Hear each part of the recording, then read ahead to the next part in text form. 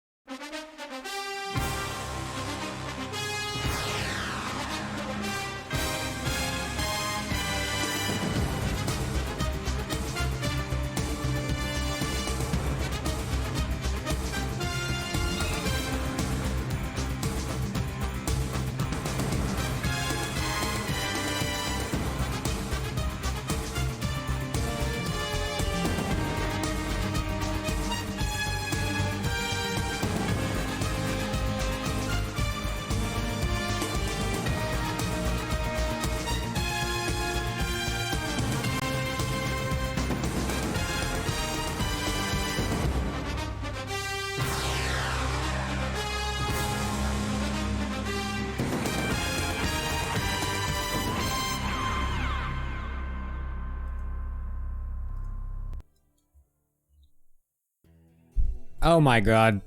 Hello everybody. Hello. Holy crapola. It is time for another edition of the All Things Products Team League Season number 3. It is me, Gemini. Welcome. It's been a long time since we've done this. A couple weeks. I was at Fuck you, Gemini. Thank you. I was at the Tasteless Stormgate Showdown last weekend, so we had to take a week break because I was doing that, and I can't actually cast 2 events at the same time in different places. It's literally impossible. As much of an amazing based caster that I am, I cannot actually do that. So yeah, there was a break in between the regular season and the playoffs. But we're back. We are back to continue and possibly also, well, eventually, holy shit, we're off to a great start, to eventually close out the series, and it's going to be absolutely wonderful. Thank you, New Horizons, for that subscription as well. Very much appreciate it. Also very much appreciate the overall prize pool you've given to the league itself. It's very sick.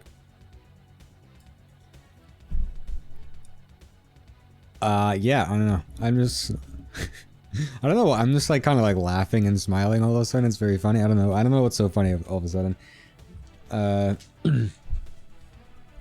Anyways, so if anyone's unaware of how the season has been going, or if you have not been paying attention, I'm going to now show it to you. And if you are somehow still not caught up after all of this, and you care about spoilers, then mute everything.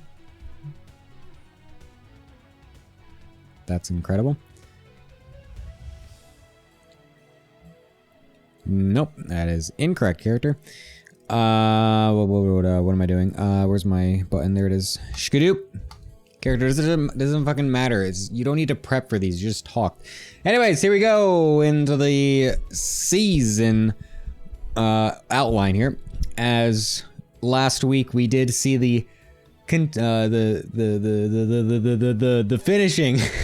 Holy shit! What is happening? I'm like giddy up for some reason. I don't know why what's so happened all of a sudden. We saw the whole season finish in the regular season. So we had Frogify, Supply Block Heroes, and Itty Bitty Banana Committee finishing out of Group B, and then Goober Strike Back, May the Force be with you, and Goblin's Bizarre Adventure finishing out of Group A. Oops. And so that means we're going into the deciding matches this weekend, which is going to be deciding who is seeded where in the playoffs. It will be a King of the Hill style playoffs where each round you have a higher placed team awaiting you, starting with the 5th and 6th players and 3rd and 4th players. So we'll be doing the 5th and 6th match, which is Goober Strike Back versus Frogify Rebellion, which is the 3rd placed team of each group playing against each other. I keep clicking things by accident. And so they will be playing tomorrow. I'll explain everything in a second, but they are playing, and then the winner goes forward into the playoffs, and the loser is eliminated from the season. So very interesting match going to be happening there. Then there's 3rd, 4th place seeded match, which is the 2nd place teams from each group playing against each other. The winner will be seeded directly into the quarterfinals, where the loser will then play against the winner of the this deciding match, I should say, to play in the first round of the playoffs. And then we will have the 1st, 2nd place deciders match, which is played between the winners of each group, and that will determine who goes into the grand finals off the start and who will go to the semifinals off the start. So a very interesting set of games to be had here. We are today going to be doing the 3rd, 4th place match and the 1st, 2nd place match. The 5th, 6th match will be tomorrow, as things were shuffled around due to scheduling things. So this match will be tomorrow, and these two are today. And that is, yeah, that's what's going to be going down here. what happens to Azora's team? They finally got blown out. They got absolutely blasted.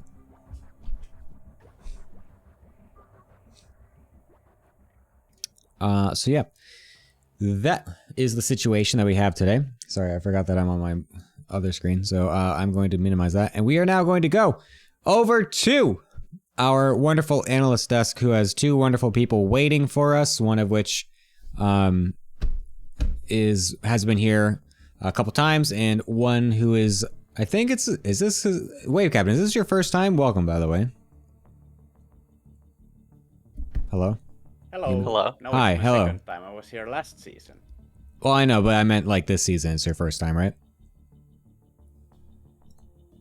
Yeah. Nice. Cool. Welcome to the desk, people. Hello.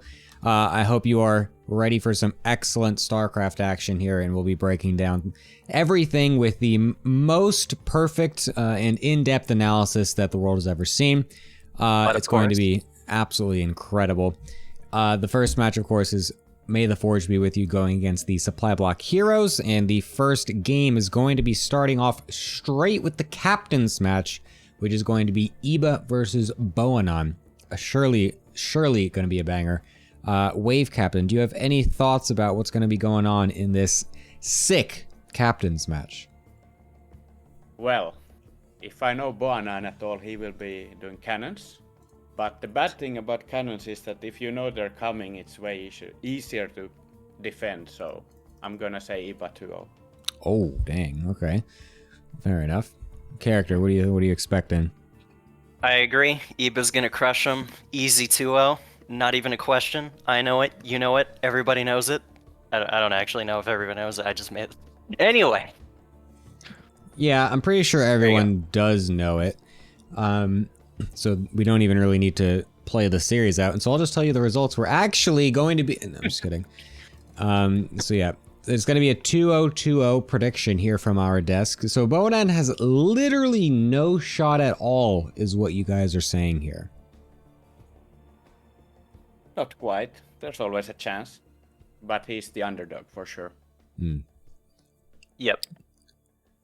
Lanzer in the chat, our future analyst, is saying that he predicts Boanan to go 2-0. So, what happens here if Lanzer ends up being right and both of you are wrong? Does that mean I get to replace both of you with Lanzer for the rest of the day?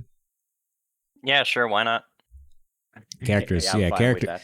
Yeah, character is going to jump on any opportunity to not be on this desk. That's for sure. Yeah, that's fine. Anyways, great. We're gonna go ahead into the first match, and I'll. What's up? Oh, I was gonna say. I mean, that's not entirely true. I only sign up because nobody else signs up, so I just fill because nobody. I know. It was a joke. I know. Don't worry. I know. Yeah. I know. Anyways, great. We're gonna come back after the first series to see what the result actually ends up being. Since yeah, I want to get into this game. So I'll be with you guys in a little bit, as we are going to be loading up here into our first game of the Supply Block Heroes, going against May the Forge be with you. I hope you guys are very excited for this absolutely incredible match that is going to be happening. And let's get right into it.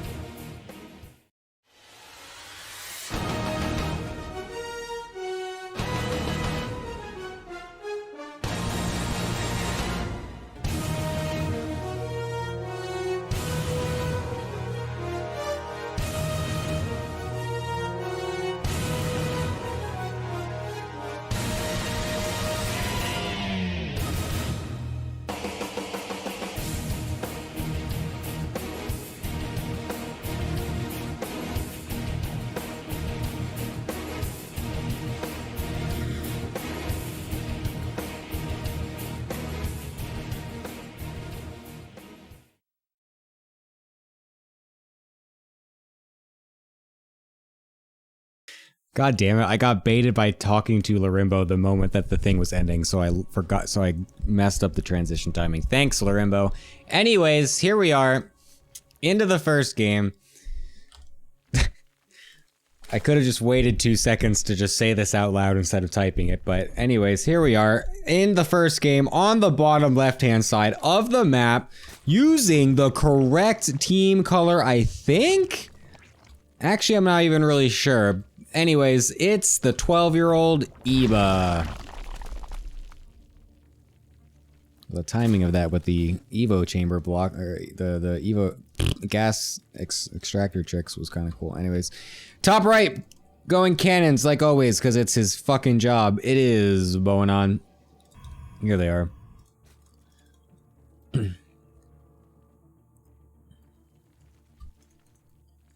right.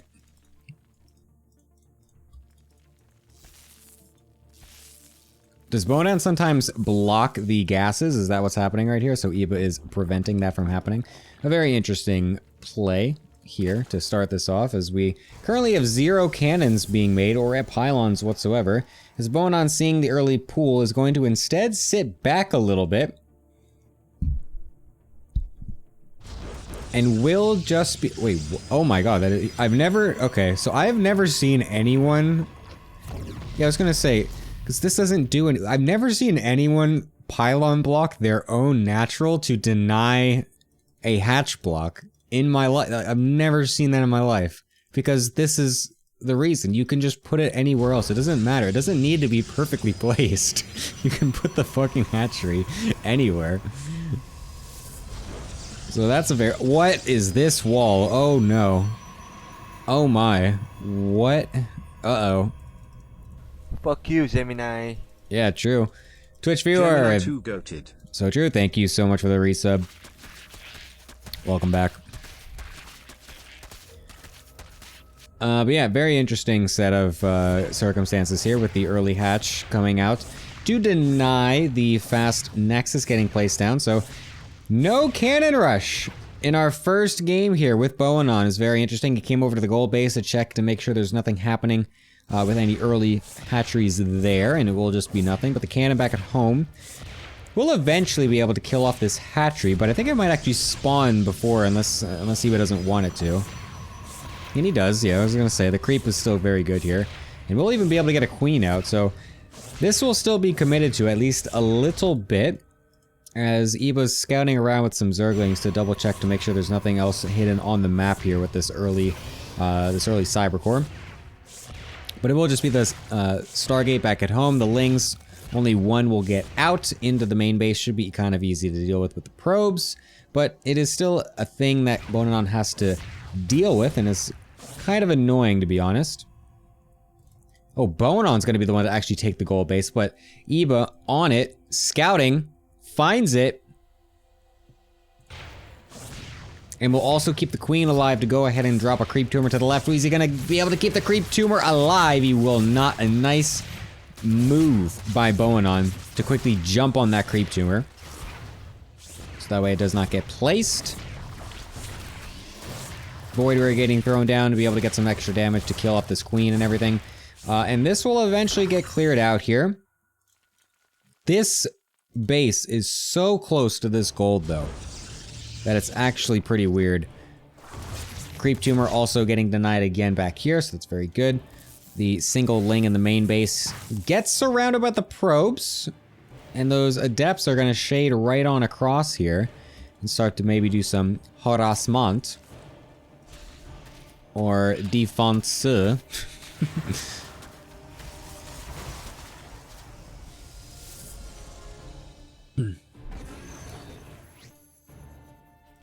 But anyways, Larimbo, are you in here? I want to just cast the first series alone. I just like doing a solo cast to warm up, and then we can do the second match co-cast if you would like, Larimbo. I was going to say that, but then things started happening right away, so I couldn't. Someone find Larimbo and pass along this information to him, please. Alright, here's our double Void Ray open here. A very interesting one. It's gonna be 3, actually, on the back end here as well. Bodon going full on into the Void Raws. As it's gonna be a Ling Queen bust attempt over at this fast gold base.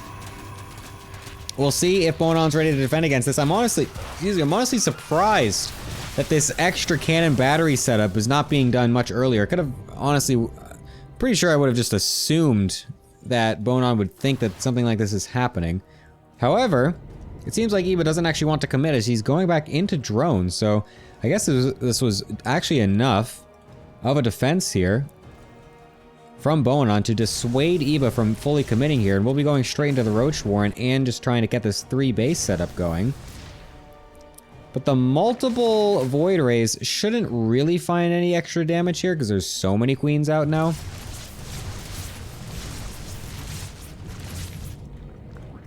And yeah, that is going to be that. Spore Crawler also here just in case there's a deep dive.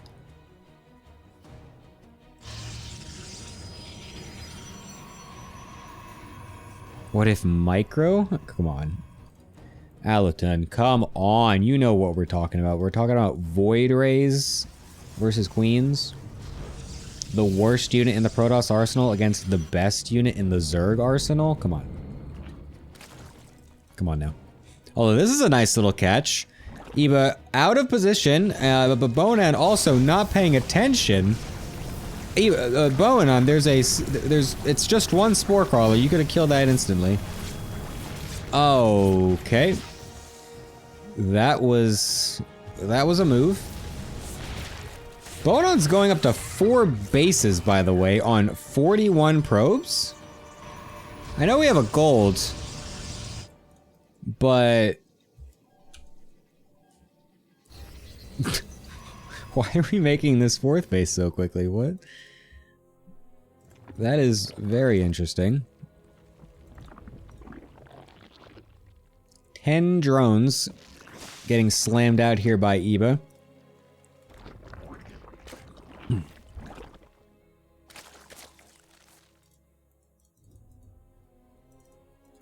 I'm amazed that Bonon is still making Void Rays, by the way.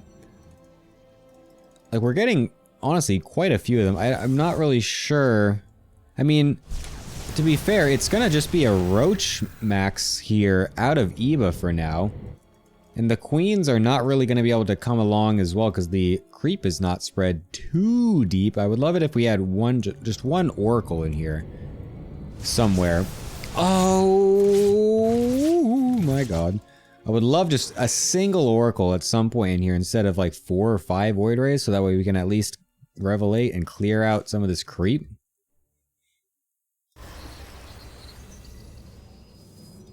So that way we can really stress the Queens.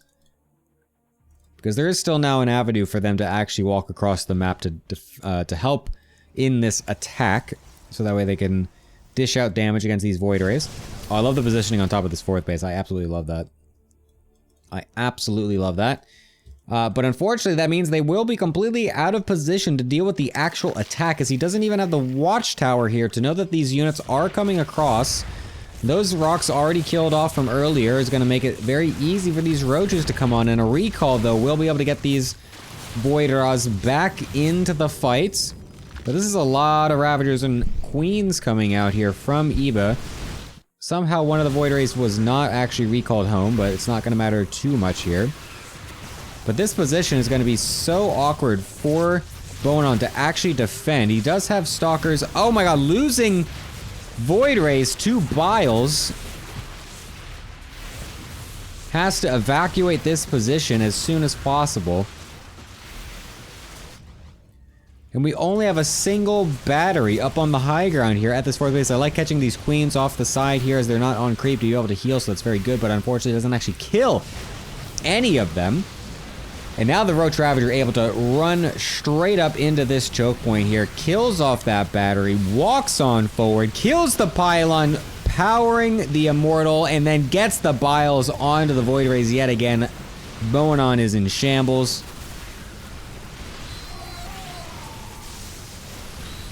As Eba is walking on through to a Game 1 victory. A lot of these units are very low, so some of these might die off, and we'll have to kind of wait for the extra reinforcements, but the writing is very clearly on the walls with this one.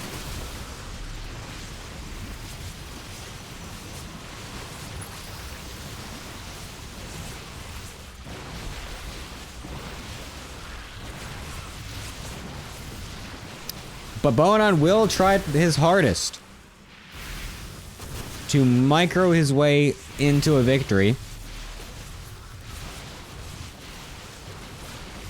However, it's not going to happen. It is literally not going to happen. His army supply, or his overall supply, is still kind of somewhat-ish high, but that's just because his probes haven't died yet. His army size is minuscule. As he tries to blink even more, but dies. And now we are recalling the stalkers back home even, but right to the third base where all the units still are positioned. Zealot charge is finished. I mean, we are coping. This is incredible levels of cope. Oh my god, there's a pylon still here. I thought that was a stalker. I was like, how the hell are these zealots still warping in? Alright, and there's the GG, finally, as Boanon realizes he is, in fact, dead and will be losing that first game. So Iba coming out for the supply block heroes strong, and will be taking the first map win.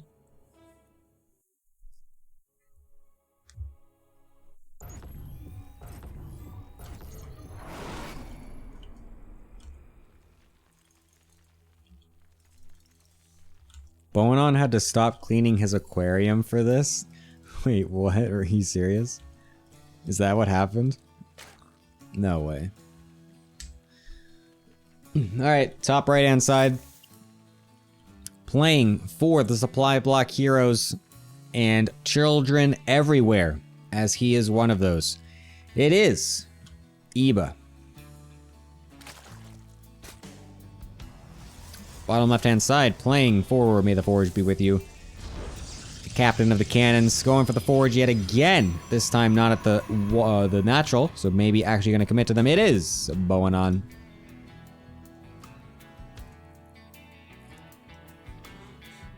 It actually happened. He was literally cleaning his fish tank and then had to play a series. That's insane. As we now have the forward pylon getting placed down immediately here by Boanon, so it will be a committal to the cannons, as Iba also on the other side of the map to a potentially hatch block.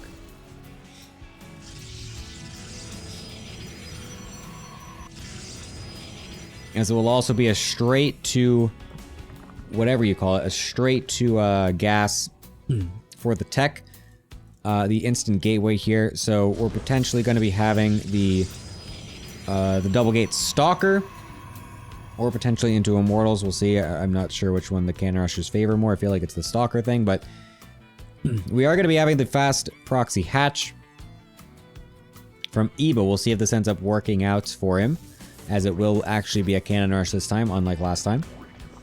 I feel like Boanon had a pretty decent spot in the early game. I think he just misread the situation and did not have all of his defenses set up properly. But I actually did like the way that the openings went for him last game. This time is going to be definitely different, as we still haven't scouted that this is actually here. We'll be able to finally come back now and see it, so that is a good piece of information to have here as Boanon. I think he maybe expected it, considering there's no natural here and everything, so...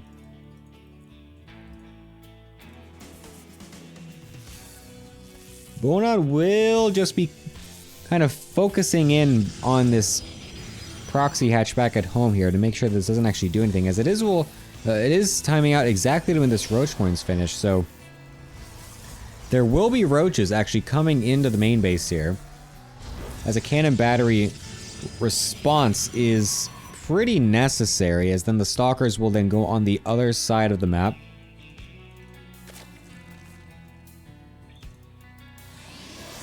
Cannon is finished here. I actually kind of love this, like,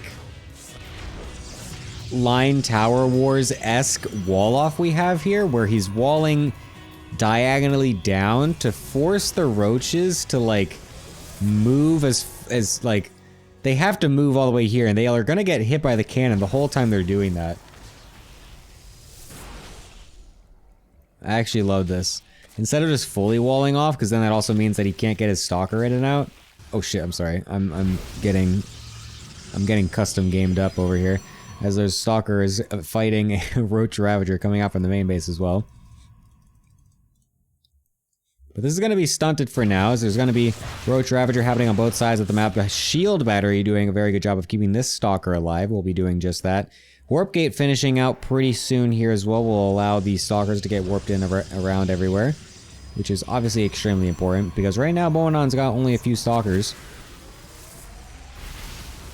And there's quite a few units back at home here on Eva's doorstep, so he will need to get some more Stalkers warped in back at home to be able to kill these off. And now that he's got 2, I think he should be able to do this pretty well, actually, because now Eva can't really walk up this ramp with the cannon still alive there as well. Trying to bust down these cannons at the front with a couple Ravagers also. Oh, I would love it if Boanon would just walk forward and maybe kill this creep tumor, but he doesn't see it. Oh, how does he not see that? That's insane. Oh, just barely walks up inside. Oh, he doesn't focus fire it though.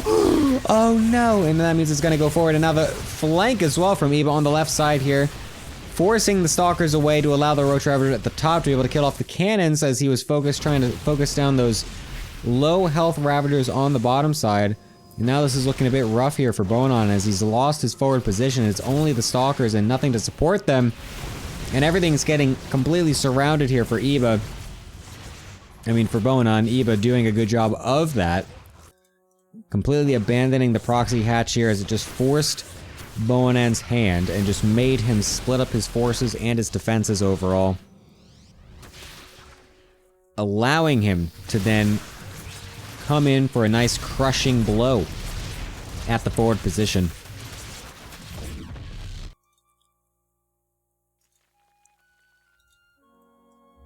A very nice move overall. As it seems to be the first cannon rusher getting blasted out of a series. May the Forge be with you, unfortunately. Not finding avenues to win here. He is going to wait for Blink at least. And Eva's economy is in shambles, to be honest. Because he still is one base. As this is not actually a base. So...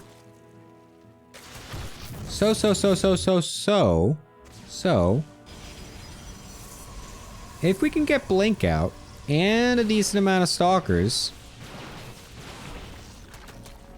there's a situation where you could actually maybe find a way, but it's going to be very difficult. Boanon continually trying to get pylons placed forwardly on the map so that way he can actually have some sort of place to attack from. The random 2 Zerglings from these larvae are going to come forward and actually see that the pylon's getting replaced here in the front. So that will key in Eva. That Boanon will be trying to continue this one base attack. The Zerglings set up in flank waiting. Not enough Stalkers yet to one-shot these Ravagers, but one more warp in will allow that. Oh my god, Stalker's getting segmented up here. A bit risky, but Eva not even really aware that's happening, so it doesn't really matter. Forward pylon getting attacked by the Zerglings. So that will force the Stalkies back.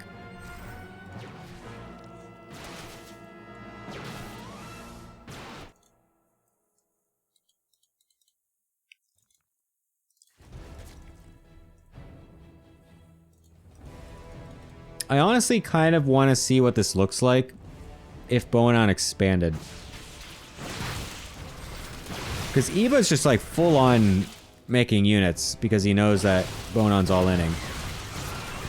The other problem is that Boanon doesn't realize that the flanking Zerglings are waiting. A couple bios getting off on those stalkers that had their blink off cooldown as well.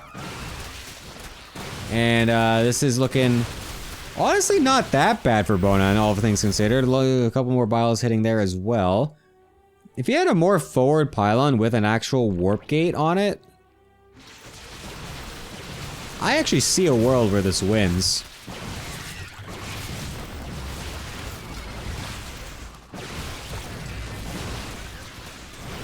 Oh, what was that, Blake? The forward stalker.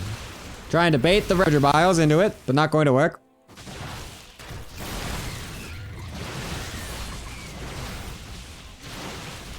I mean, we do really just need to pump Lings here as Eba, and just make sure we don't lose our Ravagers. And we are in a pretty nice position. The fact that there's no warp gate with these forward warp-ins really stalls out this push. It makes it very difficult for Bonan to get any amount of momentum here. Awesome, thank you, Larimbo.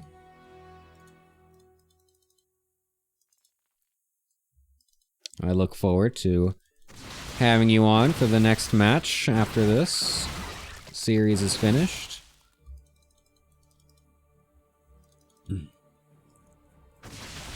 But this one looks still to be about all done and dusted here.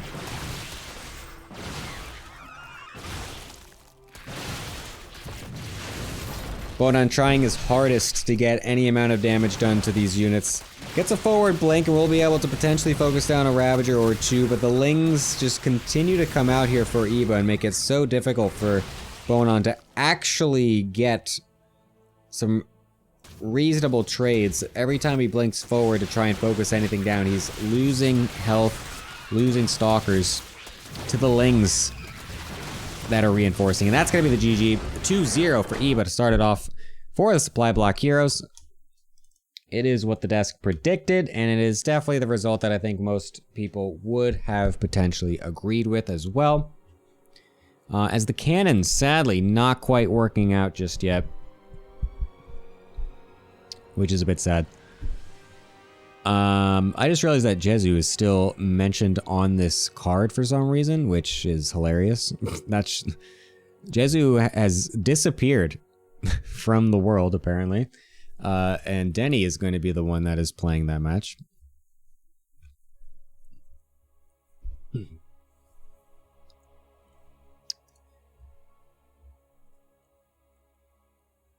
So, yeah, anyways. Alright, we're going to be going over to the desk. So that way I can join my wonderful analysts. Hello, analysts. Hello. Hi. Everyone seemed to predict it correctly. Apparently everyone did know it. That Eba was in fact going to 2-0 this series, and that's exactly what we saw. Wave Captain, do you have any specific thoughts about how this match went? Well, it seems like Eba was very prepared. He did the proxies and everything. Kind of just pushed Bonan into a situation that didn't seem too comfortable. Kind of like forced the game plan a little bit, so seemed quite comfortable for him overall. Yeah, I would agree. It didn't ever really feel like Eba was even in a threat of losing, to be honest. Character, any specific thoughts about that series, or? I mean, what can I say? Eba was playing chess while Banon was playing checkers, and this became obvious when Eba offered to draw 3 times before they even played the match, so... Yeah, that was very interesting. What can I say? Banon should have taken the draw. I mean... Yeah, no, I'm just kidding. That was a very interesting scare tactics from Eba, for sure. And then just blasts Bonan out of the fucking world, so that was cool. Yeah, a bit unfortunate for Bonan, obviously. It's going to be a difficult match going against Eba, as he definitely is someone that is fully aware of how to deal with Bonan's tricks, and that's what we saw. So I don't think there's much else to talk about for that series, to be honest, and since this is a Deciders match with 5 different matches happening, these desk segments are going to be a little bit shorter, so that way we aren't sitting here watching games for 8 hours straight. So the next series is going to be Alutin versus not Jezu, as he has disappeared off the face of the earth, and it will be actually Denny playing, so PvP. situation here for our Pool 1 match. Character, talk to me about PvP. I'm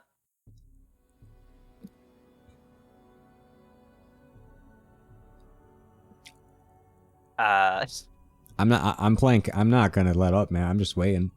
I'm a teacher, dude. I'm used to just waiting for my students sitting there having no idea what they're about to say. I just stare at them, bro. I just wait. Something's gonna happen. They're gonna say something. It is.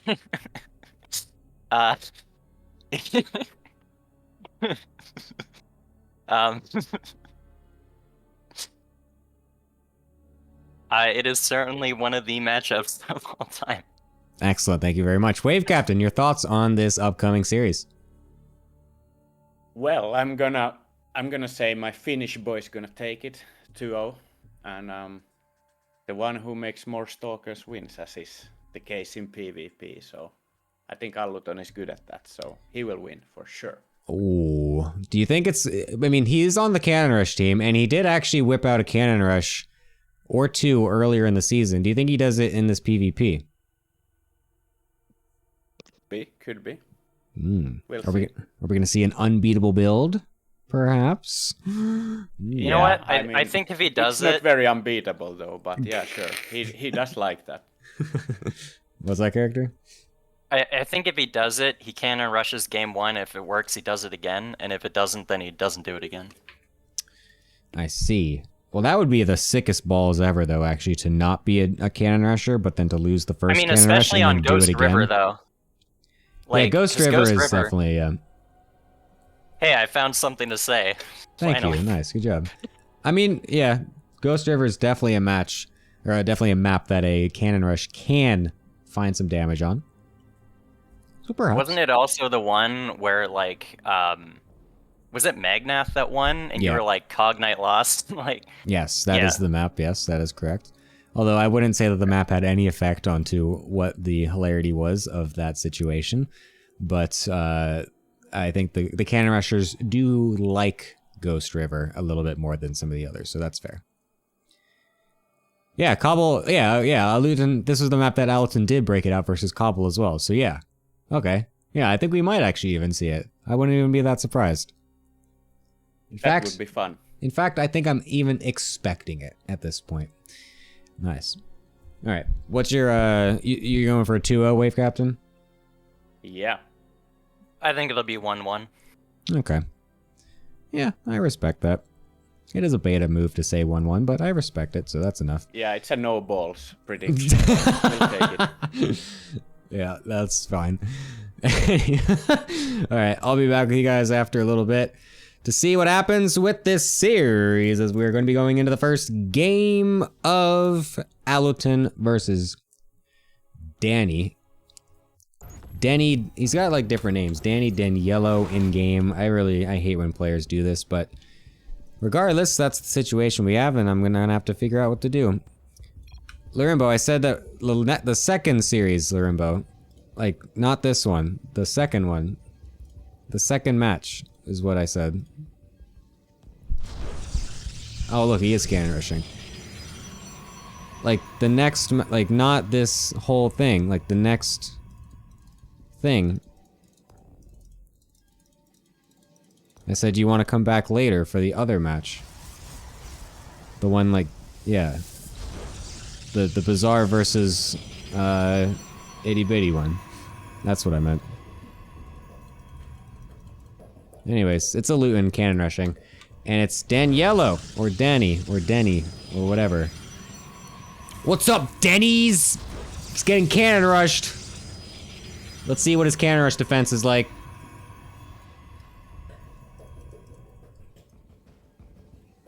Let's see it. I mean, we got a lot of probes already patrolling, but 2 on the low ground, not actually in position. So that means a cannon and pylon is going to be able to get up here. Although there is still some surface area here for the probes. Oh my god, losing the probe on the high ground as well as Luton, and then is one of the low ground also nearly about to die. But the cannon looking like it will get up as the probes are not actually attacking it, and the gateway even gets down with the probes somehow surviving. So not all tears here yet for Aluton, although losing that probe is a bit unfortunate. But the pylon still is up on the high ground as we didn't even focus fire that as Denny. So that means that we now have full high ground vision for this cannon. And then the third probe coming in here will allow it to make some more cannons as well up on this high ground as the Zealot is YOLOing itself across the map to try and do some counter damage, but there's already a cannon en route in the mineral line as well here. This is not looking very good for our boy Denny, to be honest with you, as he has already resorted to making another Nexus over on the bottom left-hand side of the map. This Zealot is going to do basically nothing here. I mean, you can even see Aluton scouting around to double check that there's nothing being made inside of his base here. Would love it if he doesn't lose that probe, but not everything is perfect, so that's okay. But the double cannon in the main base here is going to do a pretty good amount of damage as the cannons are even able to deny the left side of these minerals. Unfortunately, another probe getting lost here. So not really even many minerals can be mined here from Denny before he's going to be able to recall away. The Zealot getting sent somewhere across the map. I'm not sure where, though. As Aluton obviously is smelling something. He realizes that Denny gave up on this defense much earlier than someone normally would if they were still only on one base here or not doing anything. So he's expecting for that random Stargate or that random proxy base to be happening. Shouldn't. Larimbo moments. Larimbo moments. Anyways, it's okay. I love you, Larimbo, and I look forward to seeing you later.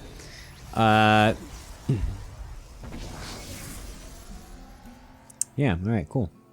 Anyways, we have another gas set up here to be able to mine, so that way we can hopefully get this void ray started here, as we do need just a couple more trips of Vespine to actually be able to get this out. But will it be out in time is the question.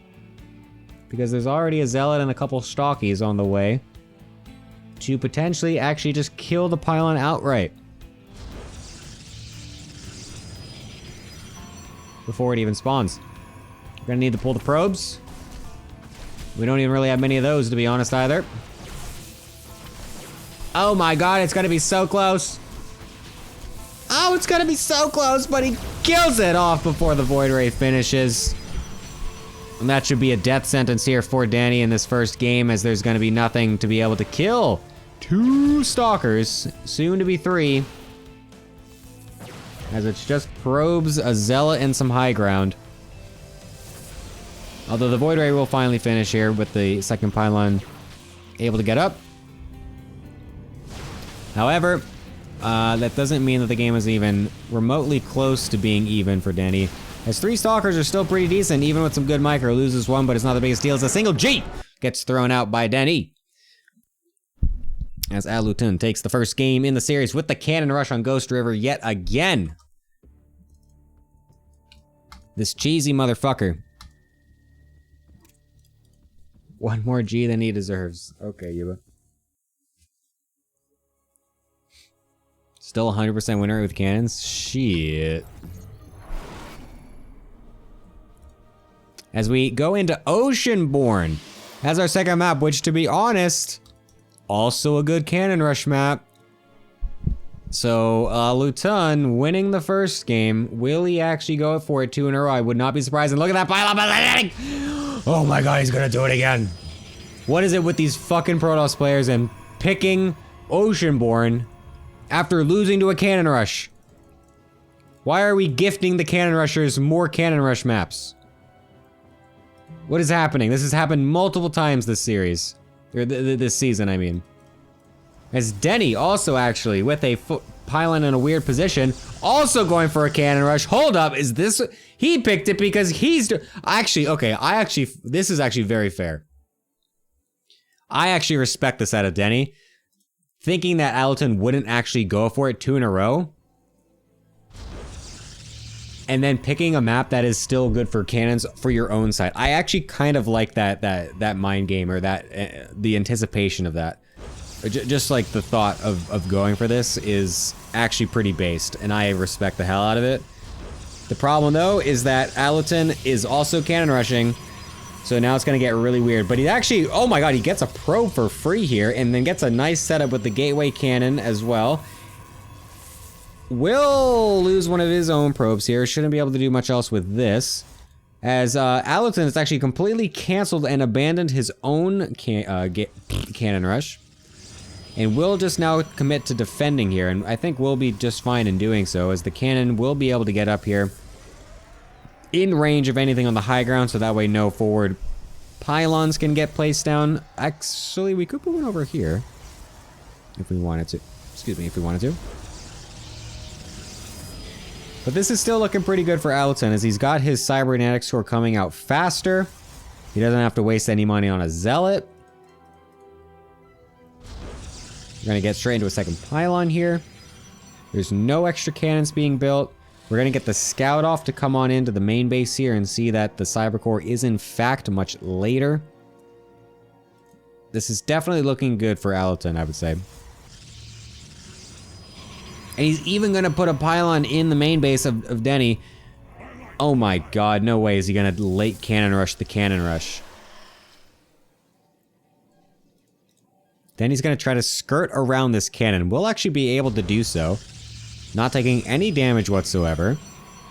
And we'll be able to get into this mineral line here. Although lets his zealot get completely surrounded is a very questionable decision. Gets one kill before some decent micro from Allerton is able to kill this off. I'm blown away that he just YOLO'd it into the middle there. Thankfully for Denny, he has scouted that this secondary cannon rush is happening, so that will get canceled off. But it is still another thing for him to worry about now. And it will definitely be very annoying, as the Stargate is also actually going to be halfway done here. So Denny, realizing he's not going to be able to get anything done with the other cannon rush on the other side of the map, and will just be going for the Stargate back at home. And Allerton is going to commit to this attack.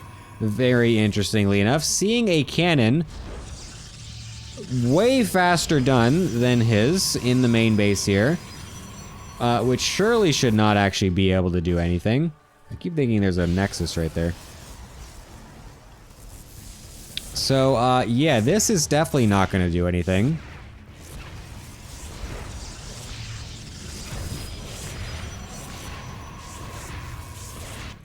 The Stalker coming back home as well. I mean, yeah, this was a questionable move. Oh, I love the last second cancel on that battery too. It was very nicely done. This is a very interesting response here from Allerton, who originally had a really good spot, honestly, getting such faster tech overall, but then kind of wasting that opportunity to then use his resources to try and cannon rush again. Have it get scouted, have to cancel, and then cannon rush again! After seeing Gemini, that everything was going to be totally in shambles. We're going Void Rays as Danny as well. I think he's just unaware. Although, wait, no, he sees that there's a Nexus getting placed down, so surely he should know. Although there are a lot of Stalkers out. So I guess he doesn't really... Oh yeah, because he lost his gateway, so he kind of just needs units in general. So yeah, no, this is fine. He just needs something. And there's literally nothing else to make. Oh my god, he's gonna just all in? He's going 3 gateway with Blink and Void Ray on one base? Is he just gonna all in? This is interesting. Oh my god, Phoenix second Stargate out of Allerton. That is an interesting call. Sees that it was a... Actually, no, he saw the Twilight Council as well. What? Did he not click on it? Did he not realize it's not another gateway? No way you go Phoenix double Stargate after seeing a Twilight Council on the way.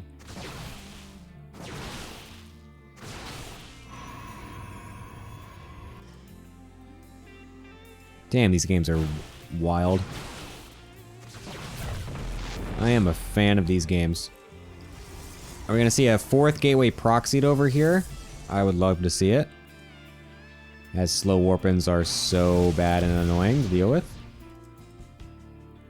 Looks like we don't quite have the money for that as we are warping in stockies. There it is. There it is. You love to see it. Alright, 3 Void Rays and some Blinky Boys. Gonna be sending them across the map here. Blink is still a decent ways away from finishing here, as the Phoenix also are on patrol. Although the gateway forward position here, scouted out by Alton, and a couple Stalkers getting picked off for free on the warp-in. Not what Danny wants to see here, but he still has quite a few units, but the Stalkers are about to get lifted, but not really able to get any damage done onto them here, as it's still very scary to see 3 Void Rays here. You can't just let your Phoenixes be idle, lifting up Stalkers in that situation. Lots of panic batteries getting thrown down here from Alton. I honestly would have not minded seeing a cannon in the mix there. As we're now going to just blink into the main, though, because blink is finished and Void Rays also do fly, and now we're going to be able to depower one of the Stargates, as the other one is still powered by this other thing over here. The early overcharge as well is going to be completely useless here, and we're just going to target down these Stalkers and then go on to the Phoenix. An excellent decision here from Denny, as he's got quite a few units ready, but so many lifts coming out all of a sudden, but no real units to actually kill anything. And the Void Ray is also still alive, dishing out damage this entire time, but somehow we're actually defending this. We're soon going to run out of lifts, but now there's no high ground vision. Hold up. Allerton actually somehow defending this. In a situation that I thought he was actually going to just flub over and die in. 2 more Phoenixes coming out as well. A Zealot. Yeah, I'm not sure what that one is. Anyways, eventually the lifts will run out, but there's still quite a few of them here. Killing off a couple of these Phoenixes is quite decent here. But I mean, we're still losing a few Stalkers more than what we would normally like to see here. How many lifts do we have? 1, 2, about to be 3. Getting a Stalker is nice, but then losing one of our own. Overcharge baited.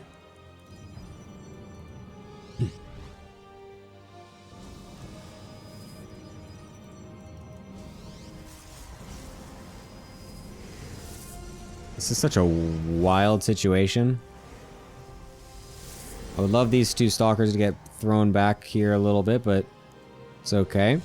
The double cannon is... Oh my god, we're just gonna blink past it. Target fire our own Stalker as well to alley-oop it for the Phoenix.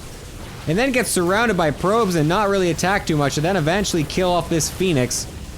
Oh, that was not the move for Denny. As we then forward blink into a bunch of Stalkers and throw out the second GG, or the second G of the whole series, as Aluton will even the score back up to make it a 2-2 situation for our first Deciders match here, the 3rd, 4th place Deciders.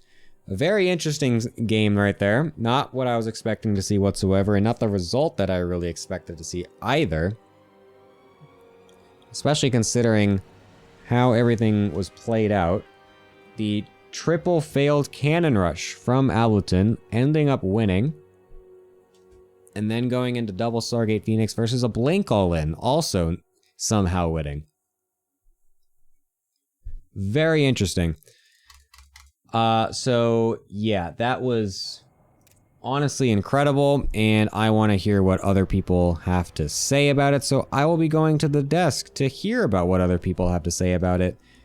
Character, definitely something that we maybe weren't expecting, but you did kind of maybe call a little bit on that cannon rush stuff. Go ahead, you can talk about it.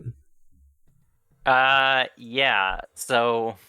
at least in that second game, I certainly thought that that Denny was going to get the kill with that blink in. I was surprised it didn't work. I mean, he even had like the tech advantage early on after the cannon rushes canceled each other out. Like, he even had a Void Ray out while Aluton's Stargate was still making, but I mean, the attack didn't work, and he had the second base up, so not much more I can think to say about it. Yeah, I mean, Wave Captain, did you actually think that he was going to be able to just punch the win out with that 3 Void Ray Blink Stalker attack? It looked pretty good, but he lost a few free stalkers before that fight, so it didn't look too good after that, but there was still a chance. The probes round was deadly, though. Yeah, the probes round was definitely very good. I think I wonder what would happen if he didn't lose those 2 stalkers on the warp in, which was pretty unlucky for him. Just kind of getting caught out in the worst awkward moment there before the warp gate actually finished. So would have had a couple extra units there and maybe would have been able to snowball it. But yeah, I don't know. Definitely a weird series. Yeah, great, awesome. The next series is going to be second what's up? game, not to make the Stargate at all. Just go blink all in. I think that would have been really good. Oh yeah. Yeah. Well, yeah. I was gonna say then he has no high ground vision, but then he can do something super base and just warp in a sentry for hallucinations, which is also sick. But I think also just battering down the front with way more stalkers could have also been good, like you're saying, if he just did it earlier. Yeah, perhaps. I think he was just scared with the Stargate. Like he didn't really know what was happening, and he thought he might die, and then he was like, well, shit, now let me just try to go blink stalkers to all in, because he's just expanding here. So yeah. I actually am curious what would happen if he just didn't go blink and just did a Void Ray Stalker all in. Imagine that. Yeah, could have worked. Like you just walk across the map with 3 Void Rays and a bunch of Stalkers, and he's got like a couple Phoenix and like a battery. That could be good. Anyways, alright. Anyways, next series is going to be Luolis versus New Horizons. As our Theory Craft has come to an end here. Another BVP. And potentially some more cannons, as Luolis is definitely a cannon rusher from, you know, that's the reason why he signed up with Protoss in the first place. But then he lost his whole bet with the cannons, and then we did see him go for some macro games as well, so maybe he won't actually cannon rush this time. Wave Captain, you think he's going to throw out the cannons yet again? Maybe not first map, it's not very good for cannons, I believe. But I think he likes them, so he maybe does it one map. I haven't seen him macro at all, so I have no clue what's that gonna look like. Is it any good? It's a lot of carrier turtle, let's be honest. Oh no. I can't root for that. Cringe. That's disgusting. I say cringe, but I do that too, so... Yeah, but I am cringe, so, you know... Yeah, you are cringe, but you are free. Character, your thoughts? I think he cannon rushes both games. Oh. Damn, okay. Despite the map. I would be blown away if he does it on Golden Ore, I'm not going to lie. But I suppose it's possible. He could unbeatable build. I've never seen a Luolis do an unbeatable build, actually. But I feel like he could maybe whip that one out as well. I've never seen the unbeatable build when... You're lying. Well, I only saw the unbeatable build once, so... That's insane. How have you only seen that build one time? That's crazy. Wave Captain, what were you saying? Yeah, he has Alut on his team. He could teach the build how to do it correctly. I think it still sucks, but Alut knows how to do it. Hey man, it is called the unbeatable build for a reason. Let's just be honest. Because it has beatable in the name? Shut up. All right, was a scoreline prediction here, Mr. Wave Captain? What do we think? This is a hard one. Let's go Luolis 2-0. Whoa. Finland is winning today. Finland. Yeah. Finlando. Finland wins again. The dirty French cannot win. Yeah, that's true. It is a Finland versus French matchup here, so yeah. Yeah, rye bread beats baguette every time. Every single time. Yeah, so true. Character, your thoughts on the match? Or the Yeah, score, I'm gonna go with the cuck answer and say 1-1 again. Yeah. No problem. We understand. You don't want to commit. You're scared of committal. It's fine. It's okay. All right, we'll go with a 1-1. Disgusting centrist over here. Oh my god. All right, we'll see how you guys are feeling after the match. Thank you as always for your thoughts as we will be going into this first game here of the next series of Luolis against New Horizons. We'll see what kind of memery we've got in store. As actually, we do have the first person to pick Actually, no, the colors were correct for the Supply Block Heroes, the last 2 series, but this time, Luolus is the one with the actually, no. Is it? Because, no, yeah, because they are dark green, but the dark green in-game looks different than the dark green on my color thing. Unless Heroku has used the wrong dark green this whole time. Unless this is a different dark green.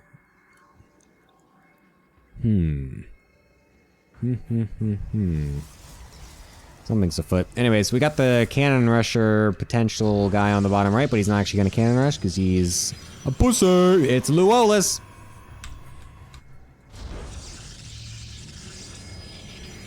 And on the top left-hand side, playing for the Supply Block Heroes, it is the Frenchie New Horizons. Because I didn't update it yet, Magna. Calm down. I'm a one-man show, casting, observing, producing, and everything, alright? Calm down. Alright? Relax. Jesus Christ. Yeah, New Horizons is the wrong color. He is purple when it should be like the dark purple navy looking color. Oh wait, is Bonan Team just green? Not dark green?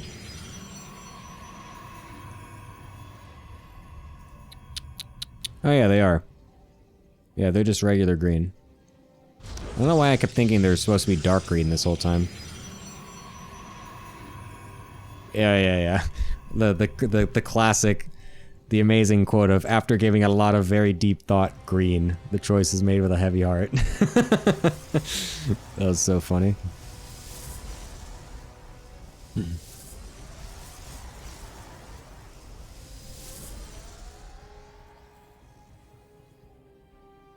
The infographic says dark green? What infographic? I don't have an infographic.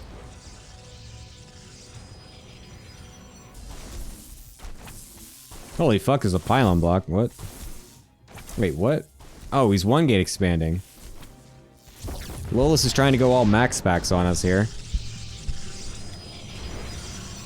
It's gonna be double Adept Stargate coming out from New Horizons to try to punish this. We'll see if Luolus has the defense necessary to stay alive here.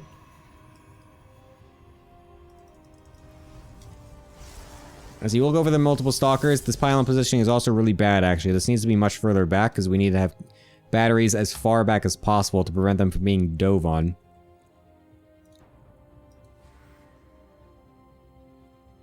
You autopiloted into one gate, you planned to open normal. RIP. Oh, we don't have the probe in position just yet. Ow! And they get through. Oh, wait, what? Why would you ever cancel that?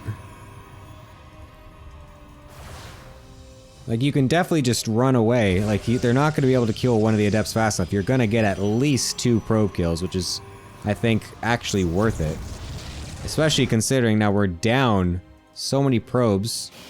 Going for a later nexus, higher tech.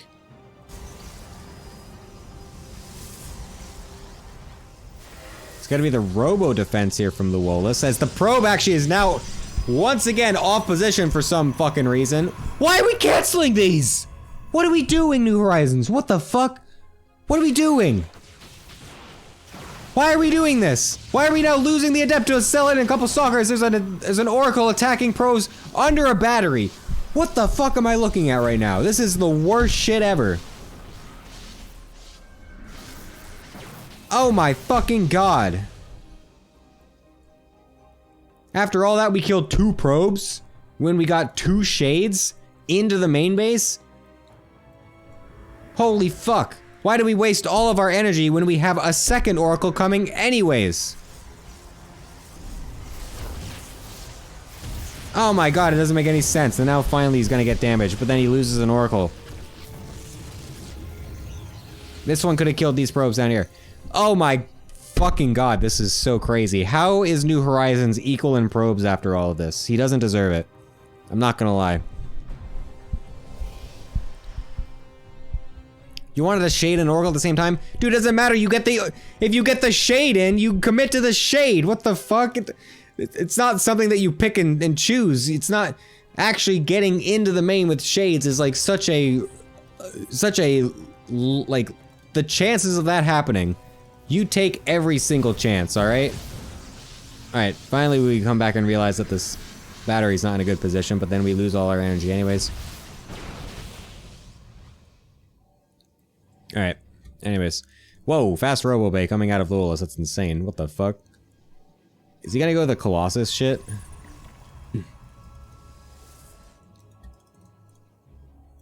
Is he gonna go for the Colossus shit? Is the question. Oh my god, this Oracle's somehow alive. Yeah, Luolis, can we just like leave our Stalkers in our mineral lines? Against an Oracle opener? That'd be so sick.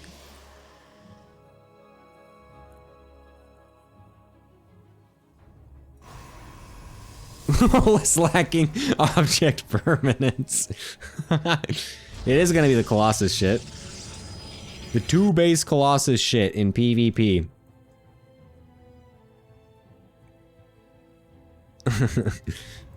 Luolis loves defending the middle of his bases. He needs to keep this Artosis pylon protected at all costs.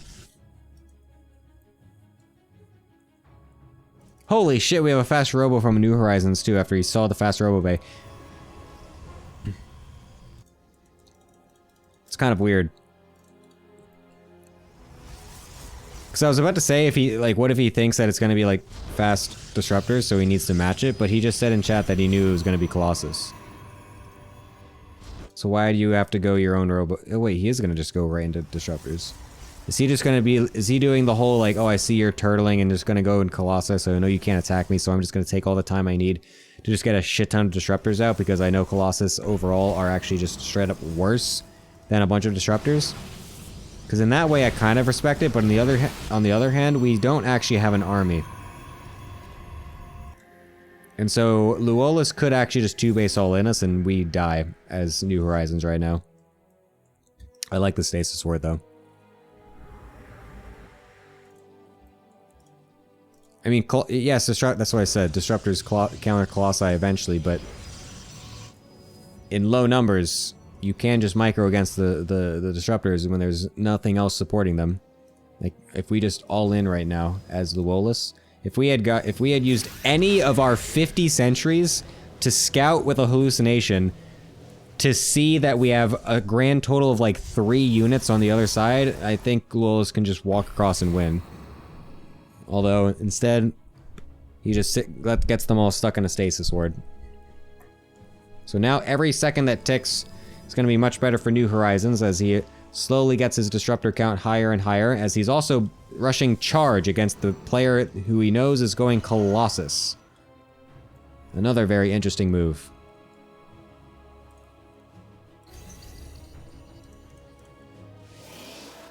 The hallucinated zealots are also very interesting. I don't even know what this is for. I can't even think about what this would possibly be. Oh my god, the disruptors. He's got the observer vision. Holy shit. It could be huge. It could be huge. It could be huge. It could be huge for the stasis wards. Okay, Luolis, that is so silly and funny. Do hallucinations trigger stasis wards? We never actually even thought about doing it like that.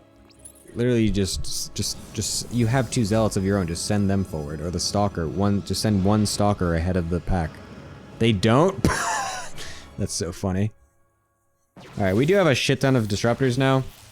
So now this is very scary for the Luolis to attack into.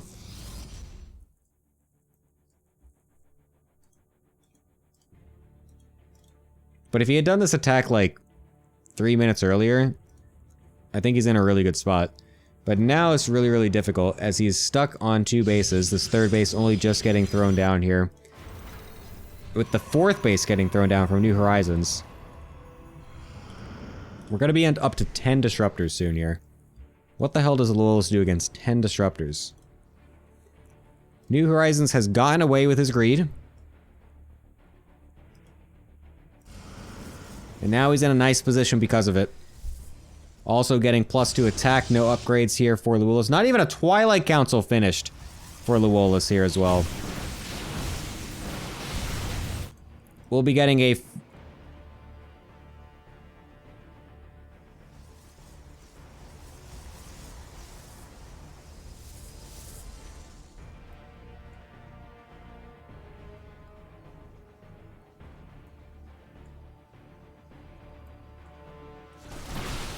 A Zealot Warp into the main. Oh, wait, shit, that's not ours. Oh, there we go. Nice, the Zealot Warp into the main. Nice. Holy shit, a nice move out of Luolis, but unfortunately the response from New Horizons, right on time. We'll be able to deal with this. Ah, damn, oh well. No, the Twilight Council is like so late. There's the double forge. Oh man, now we're going into disruptors of our own as well. His army is still very big though. He was able to still macro out a pretty decently sized army. So it's also still difficult for New Horizons to actually attack as well.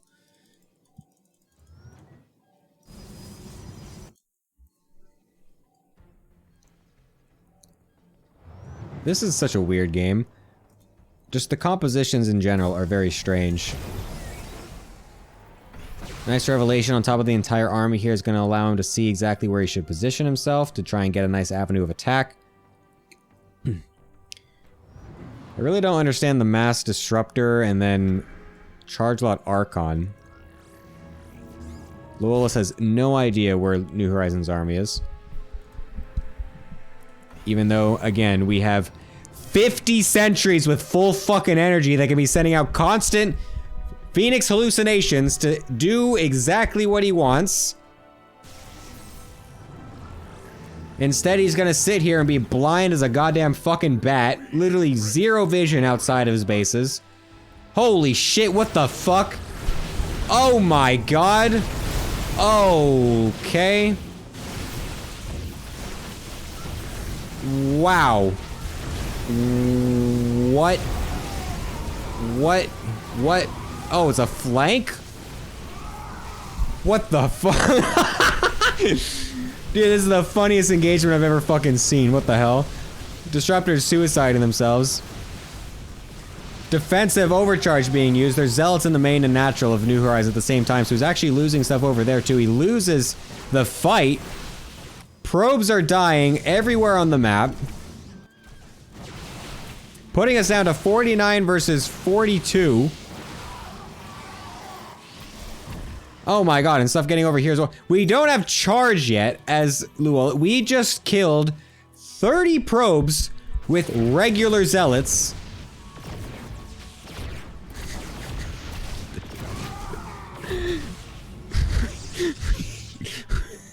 We just killed 30 probes with regular zealots. And we still didn't start charge. Oh my god. This is so good. This is insane. I mean, New Horizons economy in general is just way better, so he will just be able to macro back out. Massing Immortals instead of making more disruptors is very interesting. I'm not quite sure what the idea behind that is, but I guess having a shit ton of Immortals is never that bad.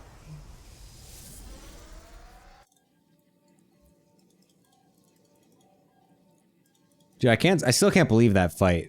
Just everything that happened. The Luolis having no idea where the army was, then the disruptor's just walking forward. He tries to blink in, kills one, and then loses like half his stalkers, but then sends out disruptors to kill the other stuff over here, and then the flanking army from the top, killing the rest of Luolis' stuff, but then New Horizons losing the fight anyways. That was just peak StarCraft. That was just insane. I can't even talk. It was so sick.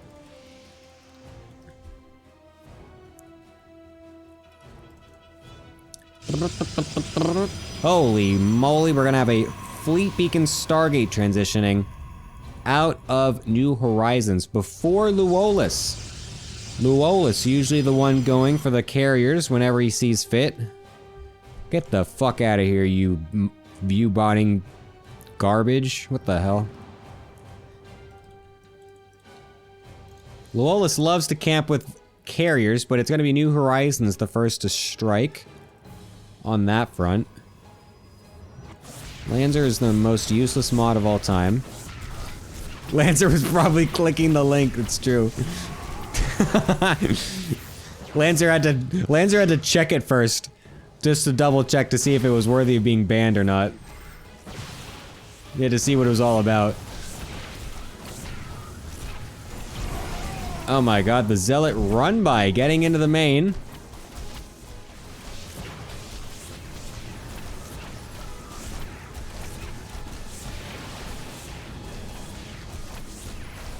Doesn't really... Oh, well, he kills the Disruptor. So after all that, we kill the Disruptor, and that was about it. I'm not really sure how New Horizons has managed to find himself back on an even army supply with the opponent that was basically dead after that attack. He really just needed to regroup his stuff and then just go for another attack, but instead he, I think, felt too scared and is now just sitting back, and it has let Luolus find a way into this game again. Although the carrier transition is definitely going to make it very difficult for Luolus. I really would love to see his attempt to blink forward to snipe carriers and then lose all of his stalkers to the subsequent disruptor balls flying out. That would be very fun.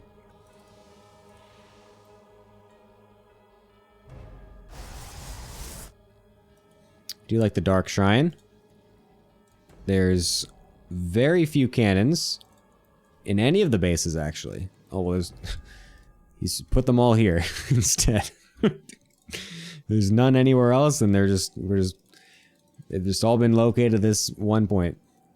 We need those alpha cannons back, the ones that can move. Remember those things? Remember the alpha cannon? Imagine cannon rushing with cannons that can phase around and move, dude. Oh my god, that would be insane.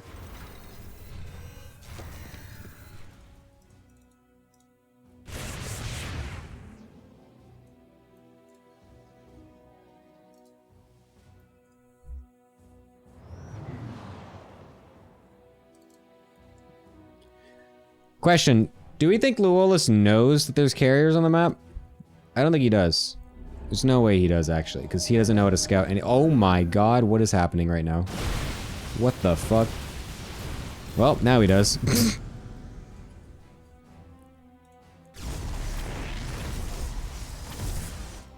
Do we have cannons in bases now? Oh, we do. Did we get a scout off on the DT shrine? Or did we just realize that we didn't have anything? No, we just realized that we didn't have anything.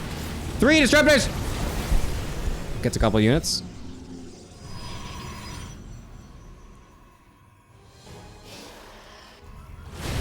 Oh my god, disruptors getting thrown out absolutely everywhere.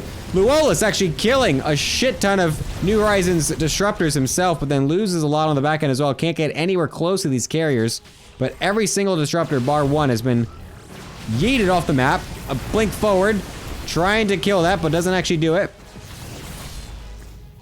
If Luolus can spend his infinite bank to make a shit ton of stalkers, yeah, there we go. He might have a chance here to blink onto these carriers, because these are going to be very far forward. There are a lot of immortals, but they're going to get hit by the disruptors. The blink forward into the carriers. Oh my god, we're going to focus them down so quickly. Never mind, we're going onto the immortals instead and ignoring the carriers. But we're going to kill everything anyways, as the DT's also doing some decent work. Holy shit, New Horizons forced to recall the carriers, but loses a lot of them except for 2. Uh-oh. Uh-oh, New Horizons. Oh, what the fuck? Another one is randomly rallied across the map as well. Loses that one. Uh-oh, New Horizons. Flubbing it in the engagement. Where are all these shitty bots coming from? Oh my god, I accidentally clicked it. You guys fucking talked and it moved up the second that I tried clicking on it.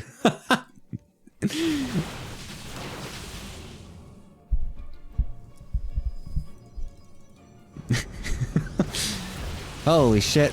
New Horizons has +2 air, by the way. Oh, okay, nice blink back. I don't know why we're still making immortals. I guess he can't micro the disruptors, so I guess he should be going for those anyways. Blink forward is very risky. Gets a carrier, though.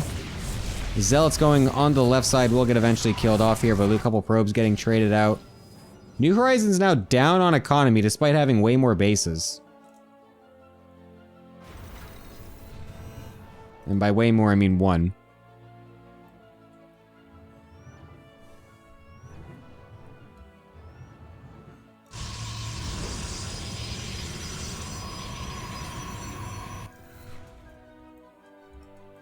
The thing is, I don't think those links are not like, they're not like virus links. They're just like, they're literally just viewbot links. I'm pretty sure they're just like, hey, come to this place where you can viewbot people, and then like you it just, that's it.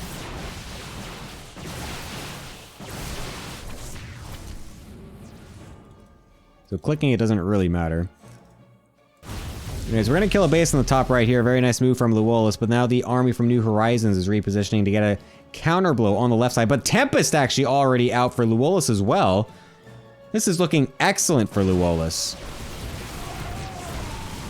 As New Horizons really actually shouldn't be on the map right now. Oh my god, he's gonna get totally flanked as well by the army. The Tempest coming out here too. Getting on top of the carriers, but unfortunately loses a couple of them. But I mean, New Horizons is just totally, oh, nice recall. But, I mean, it's just, oh, another carrier just randomly rallying to its death. The problem is that New Horizons went for this move, but he didn't actually do anything. He killed like a gateway and some pylons. He didn't actually get any damage done. Meanwhile, he lost a base on the top right when that was happening. So the move, even though he gets out with pretty much everything, it doesn't matter. Because he didn't actually do any damage either. Luolis did not cannon rush this game though, actually, Bull. This was a macro game.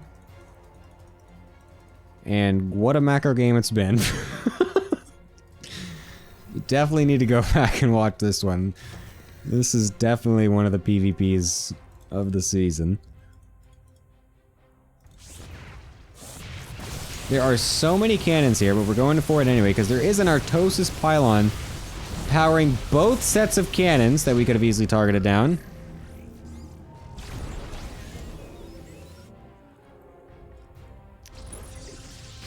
Looks like New Horizons also going for Tempest of his own. Not a decently bad play, to be honest. I would love it if either player would just get an Oracle, so that way we can get some revelations on these armies. So that way the Tempest can actually do things. Unfortunately, one yet again getting found randomly in the middle of the map. The Disruptors! Oh! Hitting all the ground units here, as the rest of the units from Luolis rushing under the under the carriers will be able to get them, and a nice win here for Luolis. Putting May the Forge be with you up in the series, 3-2 so far. What an engage out of Luolis. Excellently done by the Terran turned Protoss. And that was a banger game, not gonna lie. Starting with some of the worst Adept Oracle micro I've ever seen out of a Protoss player. And also just some of the worst engagements ever, actually. Bit unfortunate for New Horizons, as he definitely had the tools needed to be able to win that series, or that game at least in the series, and put himself up, but we'll see if he can find his way back in the second game, as yet again, the player down is picking the map that is good for cannons against the Cannon Rush team. It is New Horizons. And on the bottom right side, the Cannon Rusher the Terran player turned Cannon Rusher turned Macro Sky Toss Turtler. Going for the cannons again on the Cannon Rush map, it's Luolis. Why does everyone pick this map against Cannon Rushers? To be fair, at least New Horizons does have the gateway positioned in the correct way to deny this as best as possible, so that's still okay. Excuse me. However, the probe getting into the little pocket here, but the instant pull from all of the probes, is this going to be enough to actually deny this? I would love it. I would have, oh my god. Holy shit, how do you get away with that, Luolis? That thing just phased through a million probes and did not once get attacked by any of them. That's insane. How is this probe alive? Did we kill? No, it's over here, okay. Alright, we are full committing to this defense here with the probe pull. And to be honest, I think it actually is going to, well, it would work if we continue attacking these pylons. Okay, there we go. Oh my god, we need to kill this pylon now. We need to run away from the low ground. Oh my god, no, we're gonna get plucked out. Wait, it doesn't matter because he didn't actually go for the full block because he's not got the money, so he's gonna have to cancel him. And Luola's, oh my god, again, is he gonna lose with the cannon rush?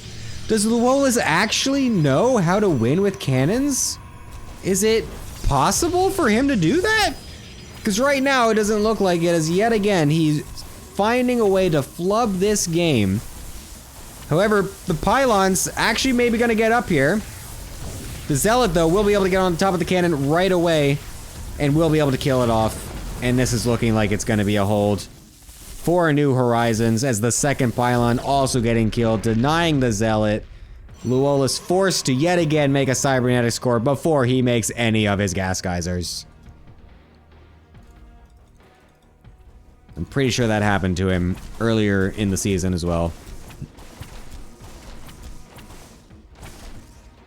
He still hasn't made any. There he goes. Oh my god. Trust the process, guys. My cyber core is faster.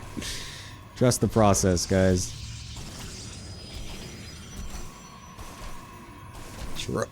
Excuse me. Trust the process.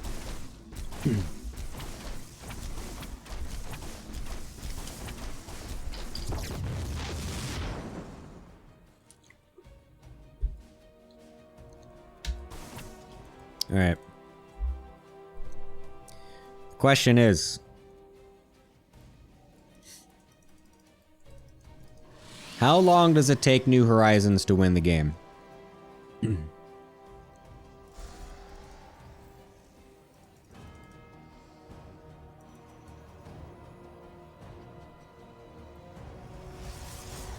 How long does it take New Horizons to cancel Adept Shades? To cancel the most potentially beneficial Adept Shades of all time. Alright, we're gonna go straight for a Nexus. I don't mind that.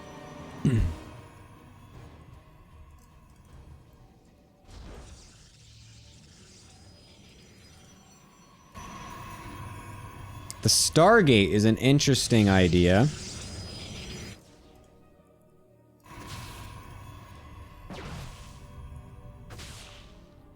I'm actually...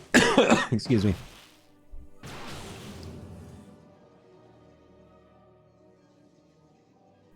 Sorry.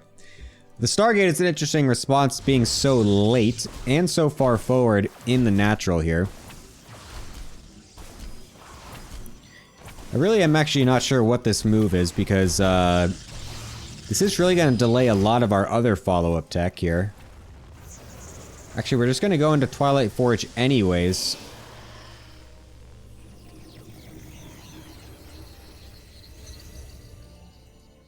Very interesting.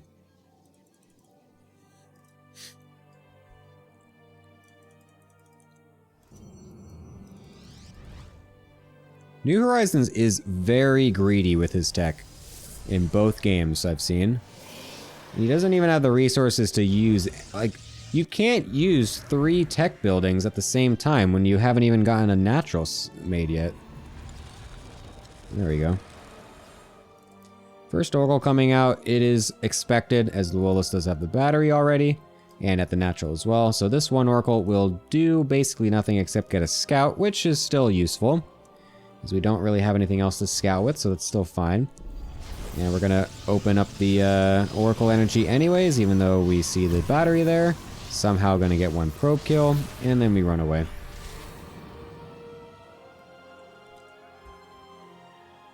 I want to see what happens if one of the players tries to Stasis Ward Luolis' Mineral Line.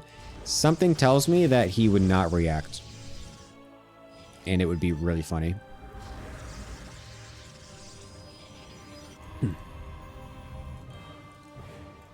Fast third base coming from New Horizons as well.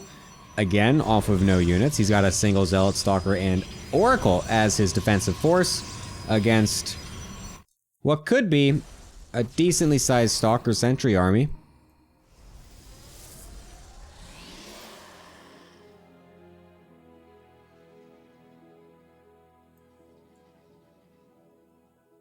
Why is Luolis 10 probes behind? That's a great question, actually. That's actually an incredible question that I haven't even noticed until just now as well. That is very strange. We are mining double gas at the natural as well. We ran out of energy on the Oracle. Wow, if only we didn't waste it all trying to kill probes under a battery. Damn. Why are we going double gas without full what? Why are we going double gas without full 2-base saturation while going for just, what is this, 3 gateways of blink stalkers? Well, so we don't need that much gas. This Smash would make a great low light reel, not gonna lie. Was that the Oracle? Oh my god, it was. The Oracle's dead. Uh-oh. Alright, let's see if New Horizons can defend with this very fast third base. And the very low unit count overall. The blink forward into a morphing stalker! When we could have just... what? And then we run away. We could have focused the battery, we could have focused the Immortal. Now our whole shindig's been given up here. Only one extra battery getting placed somehow. So New Horizons feels like he has got the tools required to defend against this. Nice... blink? Question mark?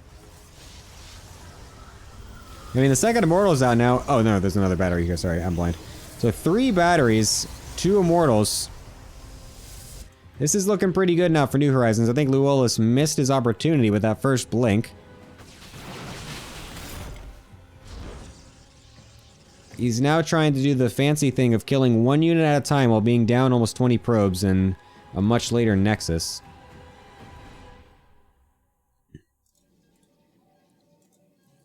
It is a tall task, I'm not gonna lie.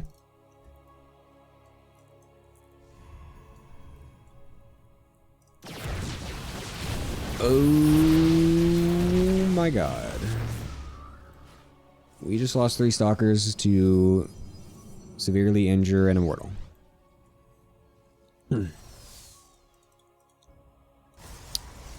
Oops, I forgot to do this. I'm sorry.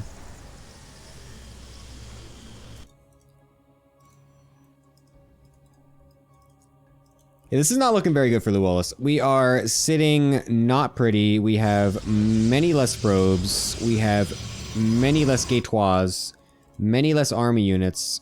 We have a worse upgrade situation.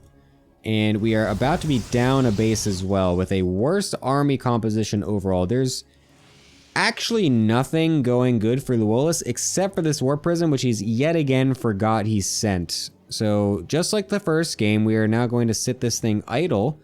And neither player are going to be able to react to this, actually, for a full 30 seconds, it looks like. Finally, New Horizons... Actually, they both realized it was there at the exact same time. That's actually hilarious. That was actually wild that they both realized at the exact same time. So that was... I feel like there's something that can be studied from this. In how long it takes naturally to notice something on the minimap that has been forgotten about. So that was very interesting, actually. The fact that it was sitting there for so long. Oof. It was sitting there for so long and they both reacted at the same time. That was kind of cool. Anyways, New Horizons suicided his own warp gate, or warp prism into a cannon, unfortunately, so that doesn't do anything. But again, it doesn't really matter as much for him because he's just ahead in general. With this faster 4th base, also mining a fuck ton of gas, even though we don't need it. And is instead going to now morph in a shit ton of Archons, which at least is utilizing that gas, whereas Luolis is just gonna bank the gas anyways.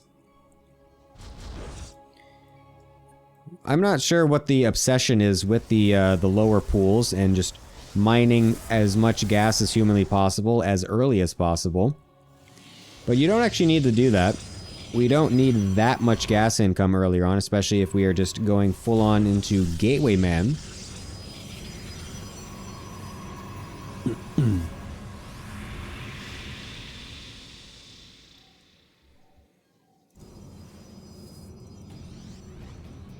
But now we're going to get into disruptors here for New Horizons as well, so his army should start to spike up a little bit here.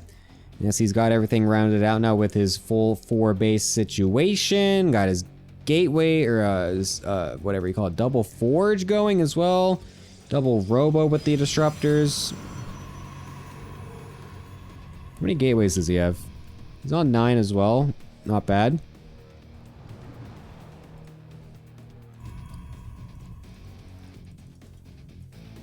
The Wolus, on the other hand, is going to be still going in the disruptors as well, so we are going to have some more dodgeball fests, and I'm very excited for that because there's nothing more entertaining in StarCraft than lower level dodgeball wars.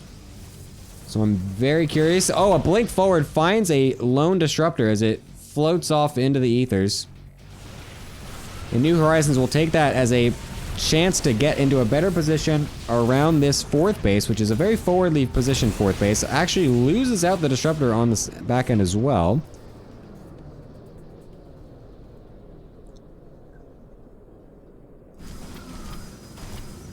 I'm actually confused as to why Luolis took this forward base, as it is a bit difficult to defend.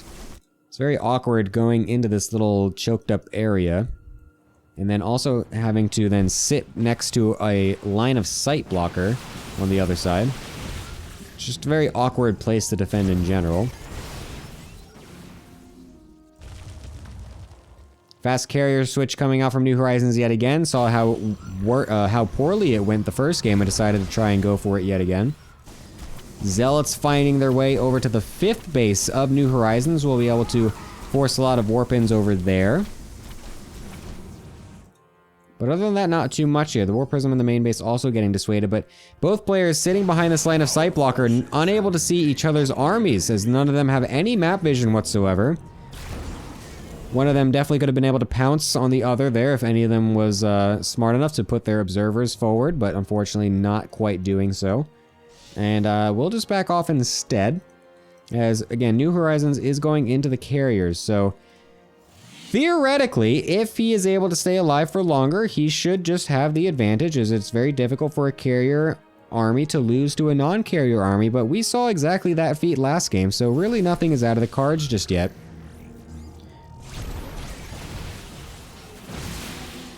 I thought he killed his own units for a second there. That would have been hilarious, but it was just a hallucinated Phoenix, as Lou Willis finally realized what those are as well.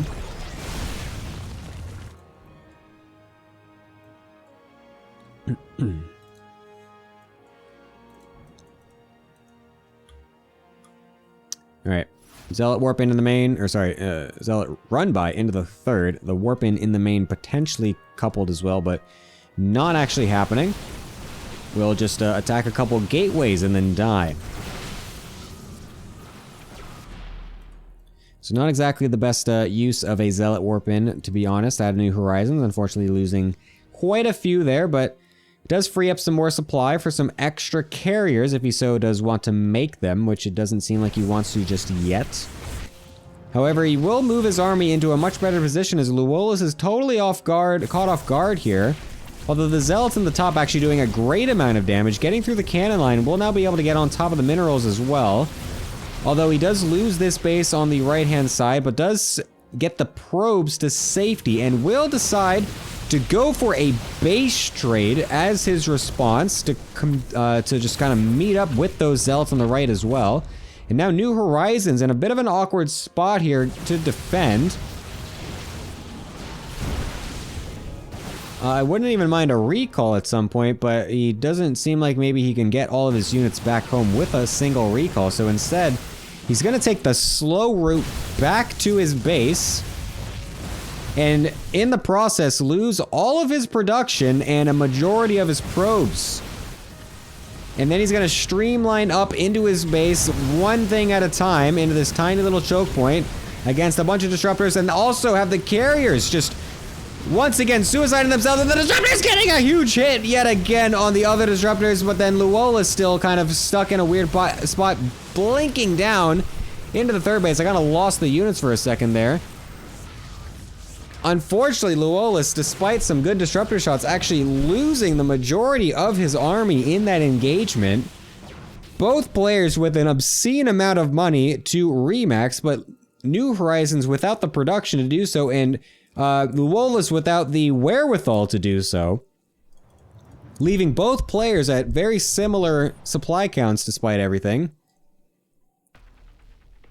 We're making another Nexus in a 2 nexuses, by the way, and a bunch of gateways. Instead of making any units, Luolus, what the fuck are you doing? Luolus, how are we losing our entire army and replenishing it with 2 disruptors and nothing else for a solid minute? What is happening right now? This is the first warp in since that attack happened. Holy shit. We could have had like 3 times the units.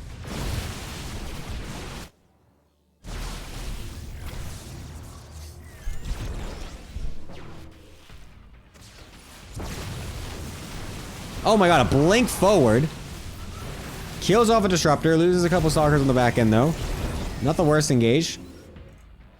Somehow these probes are surviving, so that's very good.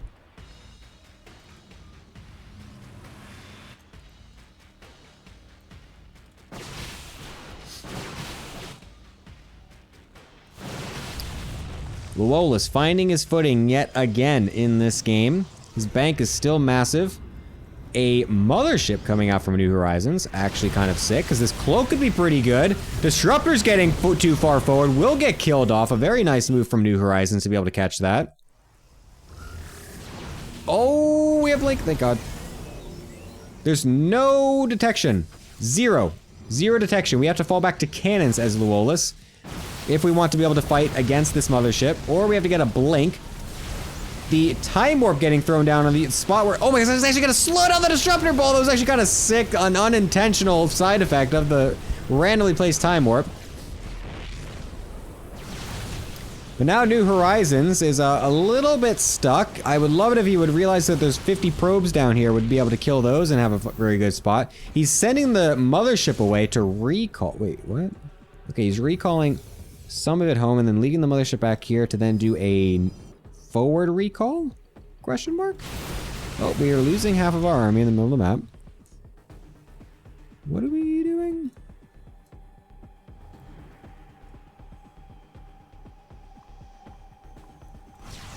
Oh my god, he's gonna do it. But unfortunately, the probes that were long distance mining gives up the jig. Is Luolus ready though? Oh my god, he's just gonna try to use warp-ins to defend against an entire army recall into the main base. Holy shit! Luolus is gonna commit to the base trade for the 2nd time this game. Oh my god, this series is a banger.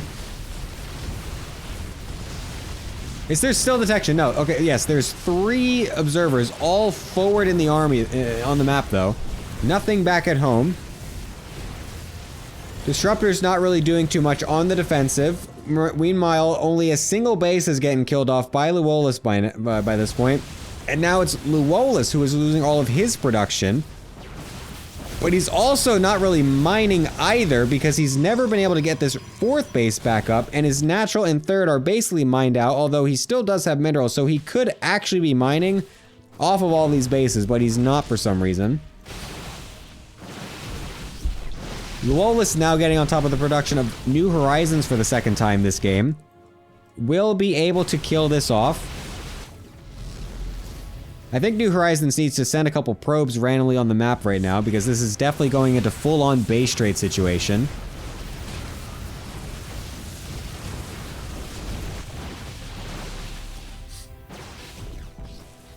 I mean, once this comes down to 2 armies fighting, obviously it will be coming down to the disruptors, in which Luolus has 6 compared to the 2.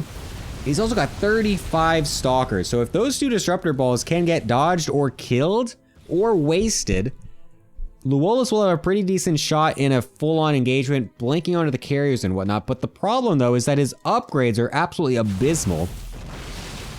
Just a simple 3-1 compared to a 3-3-3-3 upgrade situation for New Horizons, which is wild. Blinking forward 3 stalkers as if they're fucking gonna tank some banelings or something. I don't know what that was. Luolus, you can't remake these. You have to keep your units alive. This is all you have left. New Horizons is mining. You have 0 bases. Okay, you have 1.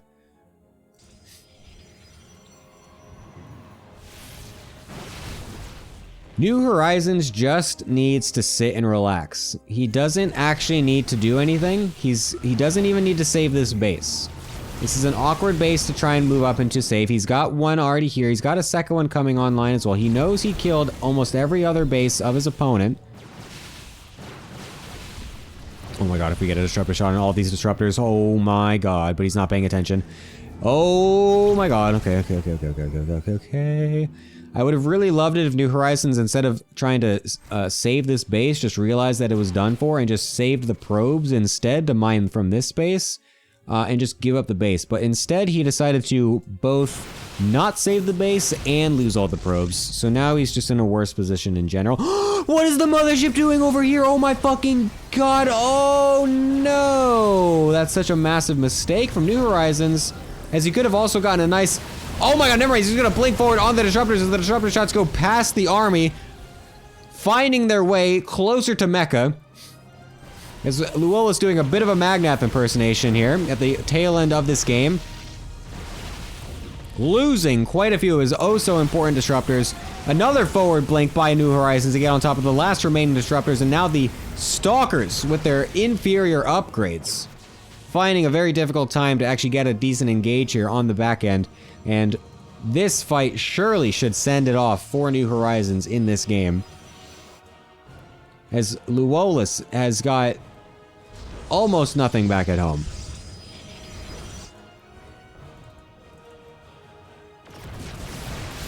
Oh my god, Luolis, what are you doing? You cannot...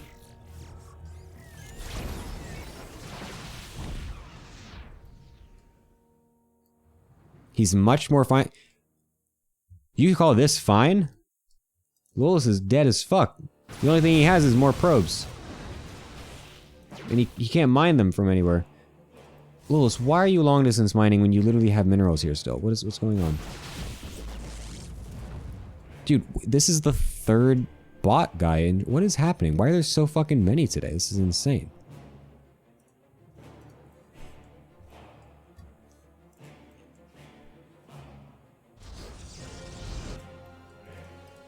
Oh, the DTs though. Hold up.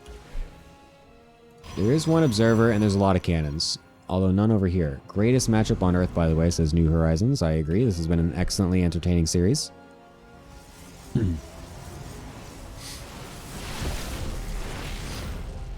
Lola's trying to do his best to split New Horizons thin here with the vastly smaller army size. Oh, and now loses all the units because he's doing something else. He's typing! Okay, and that's gonna be that. More or less an offensive GG, but shut the fuck up, Luolis. Jesus Christ. Okay, anyways, not an offensive GG whatsoever. Luolis is being an idiot as he has went 1-1 in the series to leave it at 3-3. Very nice. An incredibly entertaining series here.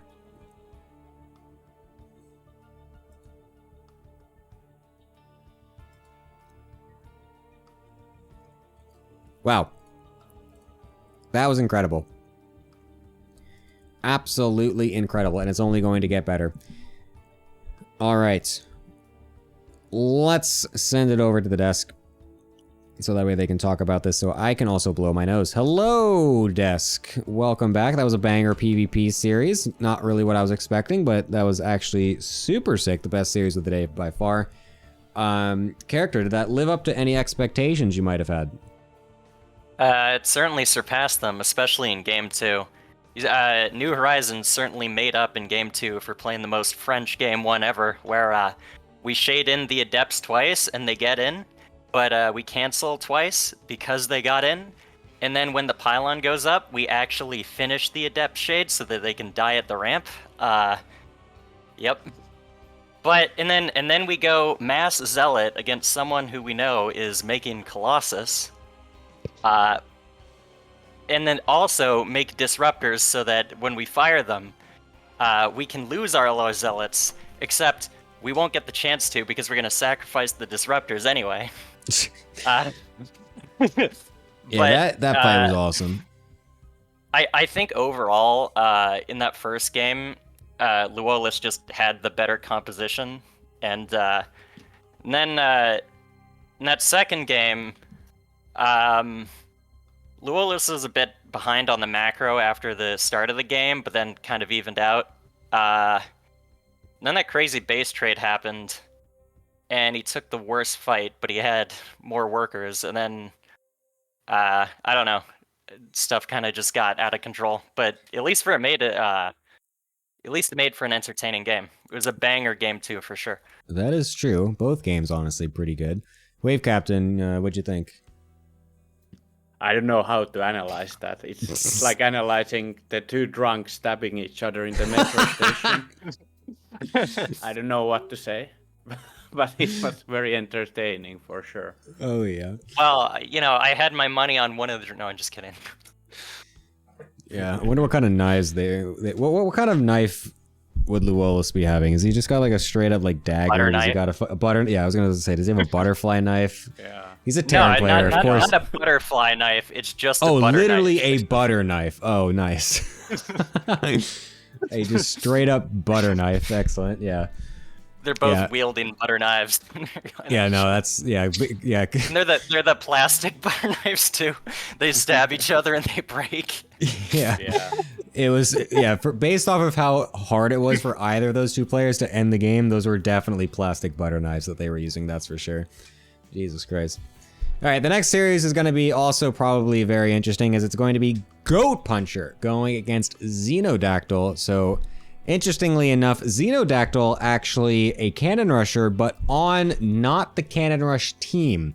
So this will be very interesting. So we did also see Goat Puncher go for a Cannon Rush as well this season. Despite not really being someone that does that, he has been swayed by the evil minds of his team to go for Cannon Rushes. Did lose the game, despite having an incredible Cannon Rush itself. Lost because his transition was terrible. Interestingly enough, Xenodactyl, also someone who can get cannons up, but then doesn't actually have a good transition. So this could be really not even a butter knife fight, but just like a blunt, it's just a spork fight. Yeah, a spork fight. Yes, exactly. A blunt spork fight is what this could potentially be. I'm very excited for this character. Your thoughts? I don't actually think it'll be a spork fight if the metaphor is Cannon Rush versus Cannon Rush, because Xeno is a committed Cannon Rusher. I don't think Goat Puncher will risk the Cannon v Cannon shenanigans, but yeah. I could be wrong. I think it just entirely depends on how well Goat Puncher is prepped for versus Cannon Rush. Thing about Xeno can either get punched up or punch up. Like, I feel like from what I know about Xeno, is like Xeno can either take games off of like much higher MMR players, maybe because they're bad at dealing with Cannon Rush or whatever, or he can also just lose to much lower MMR players. It just depends on... So I think maybe in a format like this, where there is much more time to prep against him, he might do worse, but he also plays in a lot of tournaments, so I don't know. That being said, I still think it's going to be a 1-1. I think Xeno can take a game, but I think Goat Puncher's probably prepped enough to at least shut one of the Cannon Rushes down. Unless Xeno just transitions too slowly like last time. But, yeah. Nice. Wave Captain, will you also be going for a 1-1 prediction here, or are you super based and will be continuing your 2-0 predictions? Yeah, I have balls, so I'm gonna say 2-0 Xenodactyl, because Cannon Rush is OP at lower levels, and also he will do it better than Lualis, so he will win for sure. Nice. Yeah, the lower pool is going to be doing the Cannon Rush better, is the prediction here from Wave Captain. Pretty sick prediction. Yeah, this is also now you are going to be going against a fellow Finn then, Wave Captain. Your thoughts? Well, it's my prediction. Prediction has to be brain prediction. Of course, heart prediction says that Finland wins, so I'm happy to be wrong if that would happen. Fair enough, fair enough. All right, thank you, gentlemen. I'll be back with you after the series to see what ends up going down, and we will be going right into that series, so that way we can get some more epic action on the stream here, as these are going to be some long series, as we've got every single pool playing in these games. That is the format of the deciders match and the playoffs. Every single pool plays. It is a best of 11. Wait, what? Right? Hold up. Wait a minute. Wait. 1, 2, 3, 4, 5. Yes. I was right. Anyways, bottom right hand side, playing for May the Forge be with you. It is the one who punches goats. It is Goat Puncher. And on the top left hand side is Xenodactyl. He's going for the Gateway Rush because that's what he always does. And Goat Puncher has got his gateway position in a really strange place, I'm going to be honest. Actually, I actually kind of like... do I? I don't know if I do. Because it does deny things from getting put down here and on top of here, but then it also allows this to happen, which is very awkward now, as Goat Puncher is going to have to pull the boys to be able to deal with this one. Will he be able to kill off these pylons before anything gets thrown down? The second probe also going to get brought up here, and the first one's even going to be able to squeeze on through. So now we have both probes still in position to be able to deal damage with more extra buildings being placed. But both pylons actually going to get killed off here. And the Zealot going to get croned up. We need to be attacking any of these two things. We need to be attacking both of them, actually. These probes are doing nothing. We're not going to kill this pylon in time. Oh my god. But actually, though, the cannon is attacking the probes on the low ground instead of on the high ground, so it's totally fine. And we're gonna be able to cancel this. We have pylons on the low ground getting canceled, getting killed. The Zealot is not stuck, actually, but we will be able to get this anyways. But the double pylon block on the low ground is gonna be denied, as well as a second Zealot even is gonna be on the field. Goat Puncher looking like he's going to be able to punch his way to a 1-0 start in this series. Xenodactyl's Cannon Rush getting slammed out of this game. We do need to start mining, though, as we have not been doing a lot of that. As Xenodactyl's going to go for his transition back at home. It doesn't even have the gateway finished yet. So now this is where things get fun, because we need to wonder if any player... Wait a minute. Holy fuck, we have another probe in here. We're trying it again when there's 2 Zealots out and a Cybercore finished? Why? This is a waste of money. Yeah, okay. Dude, what? Why? What? Why do we keep trying for this? We can't do anything here. What are we doing? Why did we just make 50... God, I love Pool 3. Alright, so now there's no Cyber on the way. As we are currently as Xenodactyl doing nothing. Oh, never mind, we're doing it again. Sorry. This just never ends for some reason.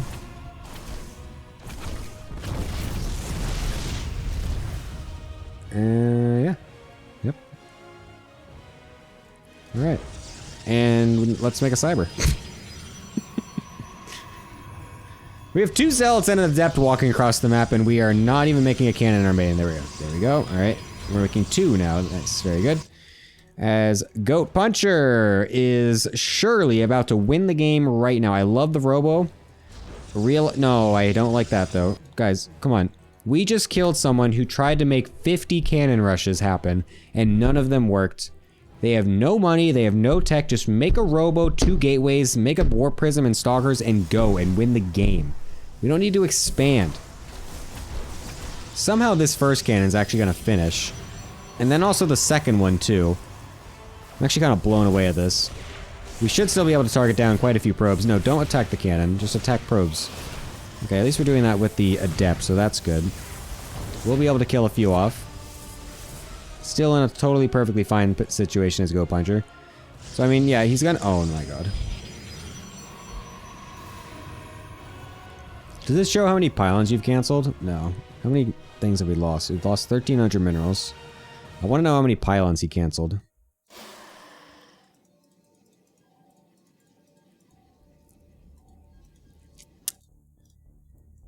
What's it gonna be?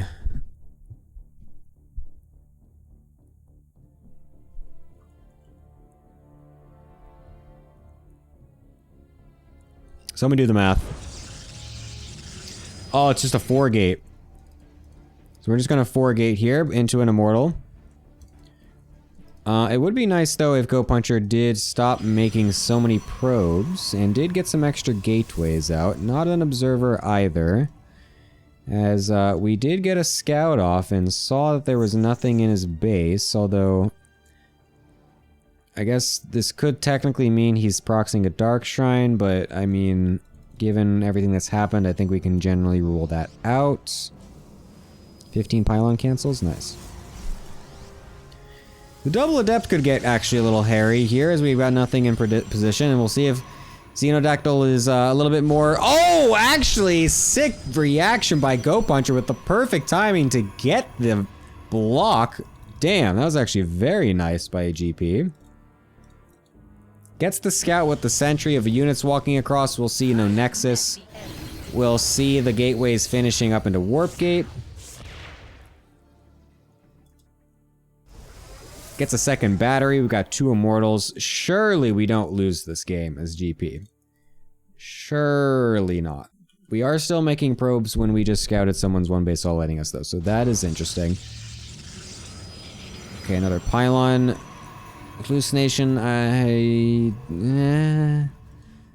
guess. Yes, I respect this. Scouting for proxy bases is definitely respectable. Oh my god, he blocks it again. Very nicely done. We have battery overcharge as well available. The double immortal in the back, a third one about to be finishing. This is looking very good for GP. It's looking very good for GP. The adept in the main base as well to kill off a couple probes. Force in some warp-ins at home instead of on the other side of the map. What the fuck? Holy shit, I'm so glad I caught that. Oh my god, that was awesome. So, Angrath just got one-upped. Angrath, congratulations. You no longer have the worst force field of all time award. That goes over to Xenodactyl. Double Adept does get into the natural here, but we are up so many probes as Go Puncher. It literally doesn't matter.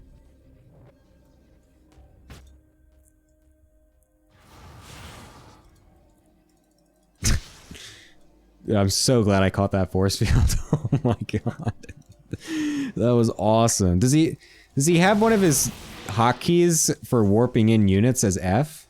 Is like his like adept key F or something? Like, I'm trying to conceive of a way that would lead to... that force field being placed like that. Alright, we are expanding, because, you know, why not? Okay, I think Xenodactyl definitely earns not only the worst force field of all time award, but also the most cope award. Every single game that he's lost has been just obscene levels of cope. Like such levels that I really have not even thought about before. Whereas like I'll see a position that he's in and just think like there's nothing else to do but leave the game. But he's just kind of always thinking of that next possible step. Which is kind of insane to me sometimes. It's kind of funny because this one isn't even really that bad as the Mars bar one. That one was really bad. Alright, these 2 adepts are finally gonna get in. GP, I think, realizing that he doesn't care, and we'll just be saying fuck it and attacking the natural here. As the adepts will get dealt with eventually from the stalkers. They're killing a lot of probes, but we're up a lot of probes, so it doesn't matter. We've got 4 immortals and a big army walking into the natural. And that will absolutely be it. Xenodactyl has found his end. In game number 1 here, Go Puncher with the successful cannon defense. As once again, we are seeing levels of cope that I've never even thought imaginable as we get the probes to safety. And warp in 3 zealots against an army that's 50 times our supply. There we go, there's the GG, Go Puncher. We'll take it. putting them up 4-3 and also putting them on match point. No, it's not. Sorry. That would be a best of 9. You need 6. I'm sorry. I forgot. It's been a long time since I've done this. Sorry. Shut up, Balloon. I realized my mistake as I said it.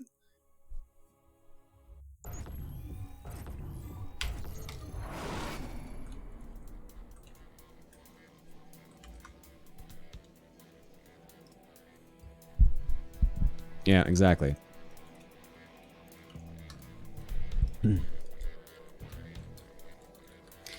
Top left-hand side, winning the first Cannon Rush game, playing on the May the Force be with you, the Cannon Rush team. It's actually the best situation to have, to be honest. Let's go, Puncher. It's actually the best situation to have, to be honest, to be on a Cannon Rush team playing against a Cannon Rusher.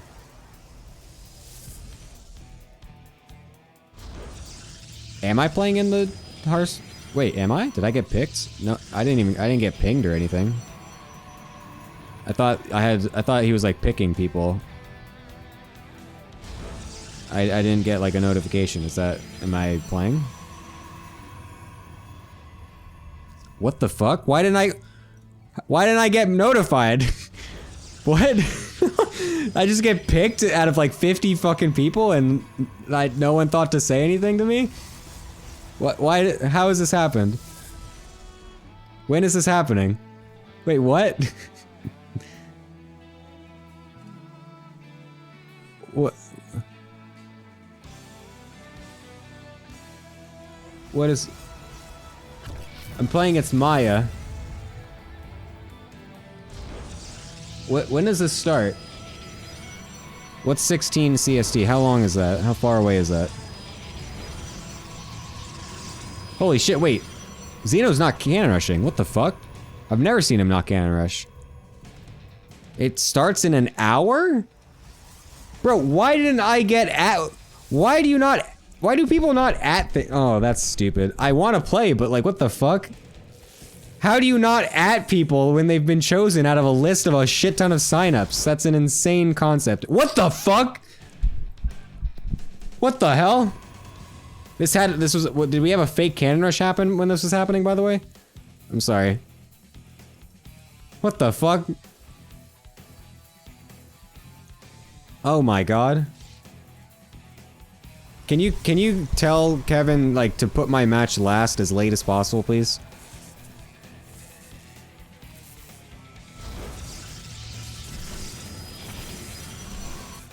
Bro, what the... How is this still happening?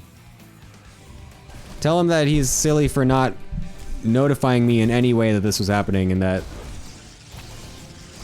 to put my match as late as possible.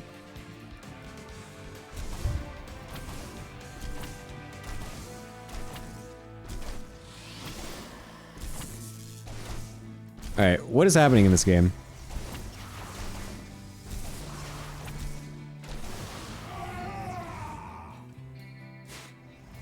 I mean, this is looking a little weird for Go Puncher, I'm not gonna lie. As he's drastically overreacted to what is not a cannon rush. He's gonna have a couple of depths in his main very soon here. I do like the emergency wall off getting set up here as well. Oh, what the fuck? What the fuck? This is the latest proxy Stargate of all time.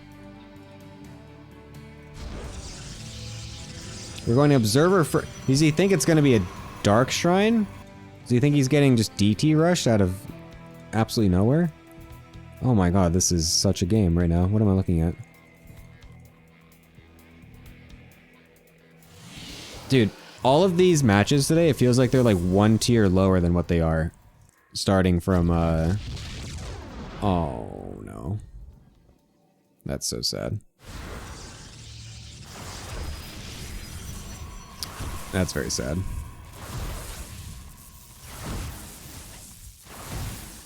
Well.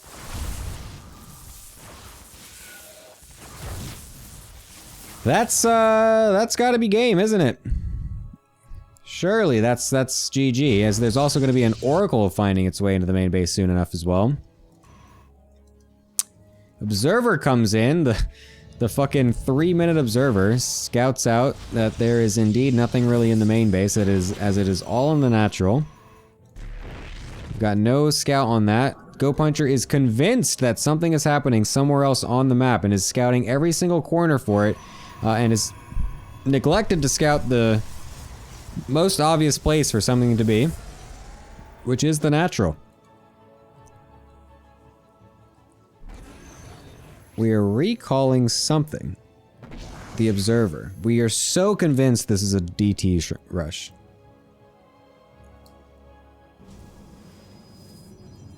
We're so convinced this is a Dark Shrine right now. And it's an Oracle. And we're about to cry our heart out. How has this not killed 6 probes already? Alright. Yeah. 4 is alright. We keep it alive, so that's, you know, respectable. Somehow we're only up 4 probes after all this.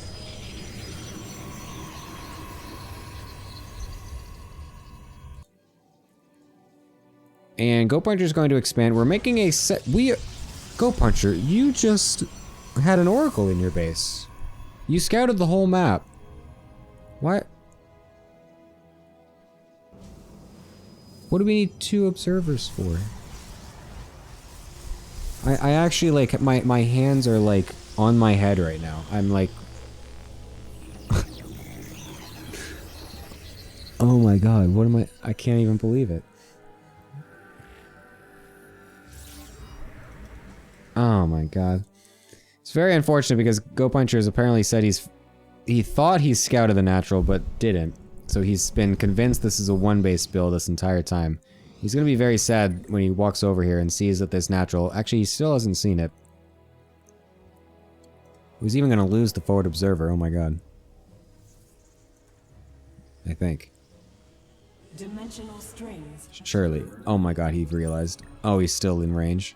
No, he's not. What the fuck? Alright, we got 2 oracles. We are, as Go Puncher, getting a Twilight Council. And warping in more stalkers. Oh my god. Alright, I need these games to go much faster now that I know that I'm supposed to be playing in a show match. Alright, double Oracle is not gonna do anything. Go Puncher. I ain't making that shit. Dude, it's so... Oh, it's so annoying, dude. What the fuck? Why didn't he at anybody to say they were picked? It's insanity. Wasn't it? What? It's like so wild to me. Why would you not double check that the people that like, oh.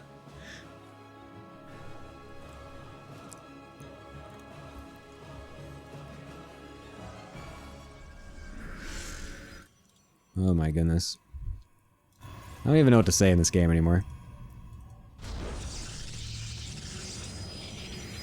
I mean, obviously it was a mistake. I'm just saying, it's just so funny.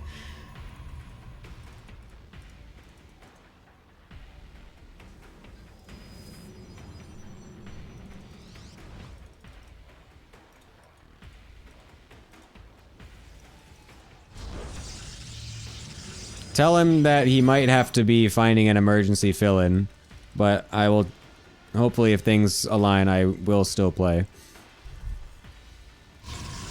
Is it just one game, or what is it? Like, what am I even playing? It's one map? I could fit one map in the middle of series if I need to. Holy shit, we somehow lost an Oracle.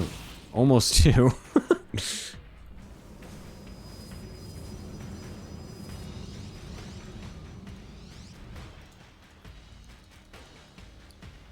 Alright, Go Puncher's got his charge. He doesn't have a War Prism, though. Oh, yes, he does. I lied. I'm spitting out false information.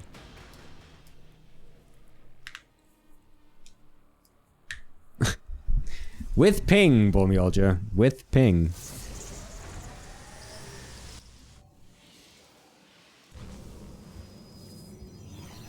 I mean, to be fair, Go Puncher's army is pretty big. Xenodactyl has not really been macroing properly behind this. He does have 2 batteries and a cannon though, which is definitely pretty good, but a bunch of Immortals versus a bunch of charge lots and 2 Immortals? This honestly doesn't look that bad for Goat Puncher if he can get a nice surrounding with the Immortals, but he's attacking the rocks! Oh my god, he attacked the rocks! No way he attacked the rocks. Holy shit. I can't believe it. This game can't even get worse. Holy shit, this can't get any worse. Oh my god. There's also a couple Void Rays, which we didn't even really notice either, and now we're attacking into a bunch of Immortals. Oh, it's over. This is cope. Oh, this is so cope.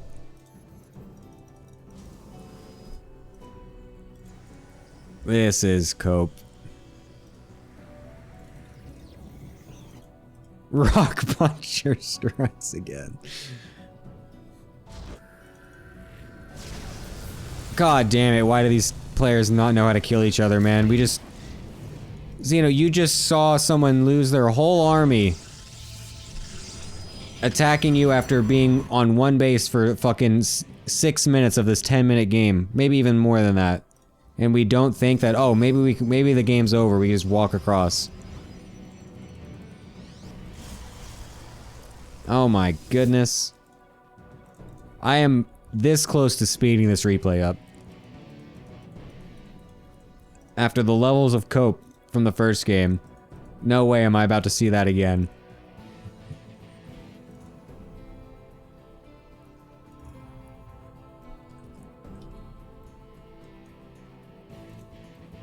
Surely these DTs are gonna end it. We have no detection. Not a single bit of detection. We've seen it. We're dead. No, maybe we haven't. Oh, now we're attacking our rocks. Alright, that's it. There we go. GG. Go Puncher. Loses it out. Will be a 1-1. Oh my god. Alright. Very nicely done. Xeno, finding a win.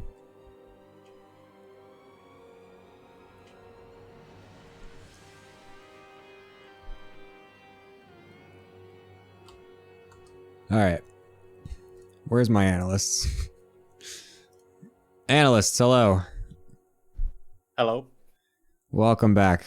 An interesting series. Very nicely done for GP to defend the Cannon Rush first game, but then the second game a bit lost in the sauce, as we say, as I didn't really know what was happening, it seemed like character. Oh, sorry.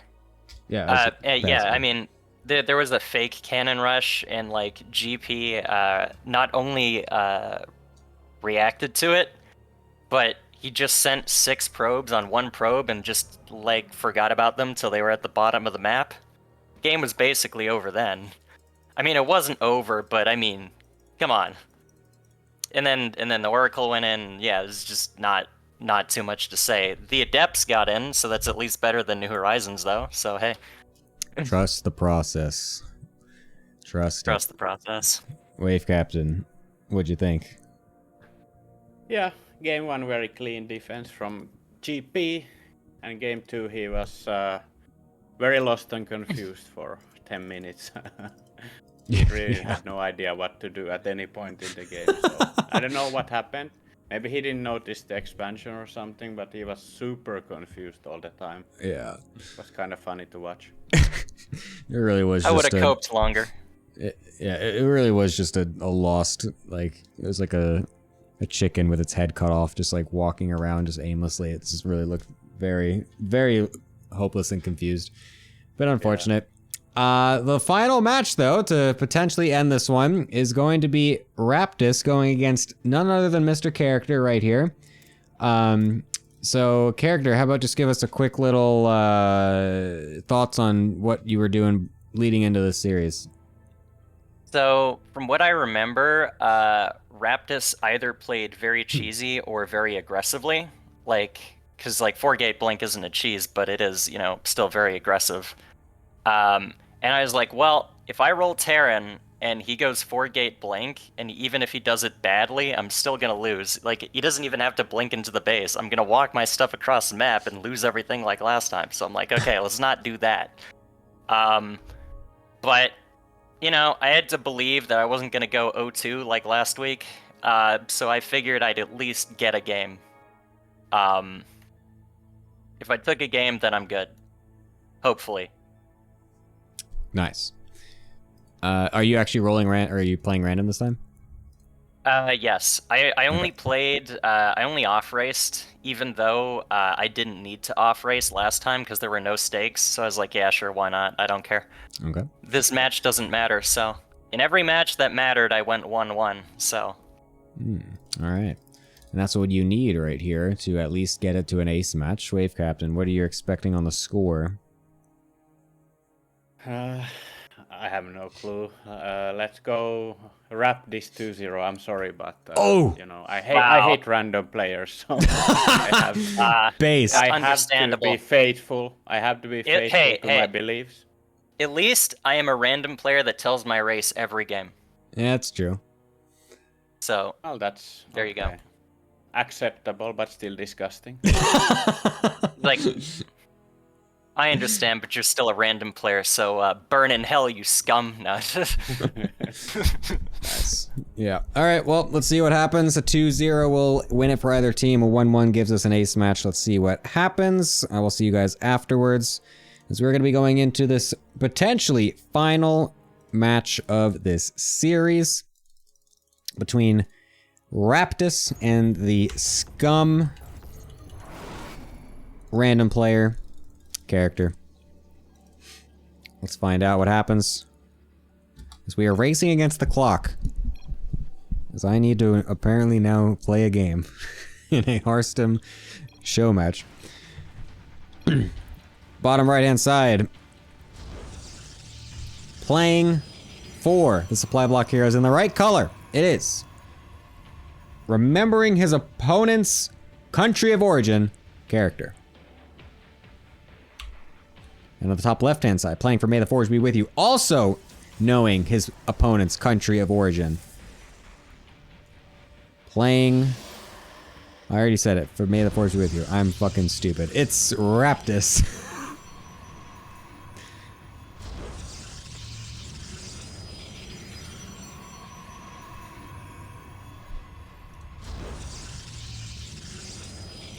Alright. Did you know... Holy shit, Raptus is so good. It's so funny. Just full on leaning into the meme and is now talking about his opponent's countries in the games. Gemini, Oh, it's so funny. Cuter than me. Oh, you know? Cranky Ducklings with a raid as well. Hello, hello, hello, hello, hello. Oh my god, is he faking a cannon rush too? That's also so based. It's pretty late to do that though, to be honest. So I respect character for not respecting this at all. This is a very late attempt at a fake cannon. I thought he was gonna let that finish for a second. I was gonna lose my mind. He might lose the probe though, which is not great. It's gonna regen shield, so we're all good here. Thank you so much, Cranky Ducklings. This is the All Things Protoss Team League Season number 3. Community-run team league with players of all different levels. We are in what is leading up into the decider, or leading into the playoffs. We have what's called deciders matches to determine placings, seedings into the playoffs. Yeah, it's a team league with 5 different pools of players split between different MMRs, so that way everyone plays equal level players each week. Unfortunately, Raptus is supply blocked like fuck, and will have to just innovate his own ideas on the fly and go for a fast Nexus. And then the 2 extra units.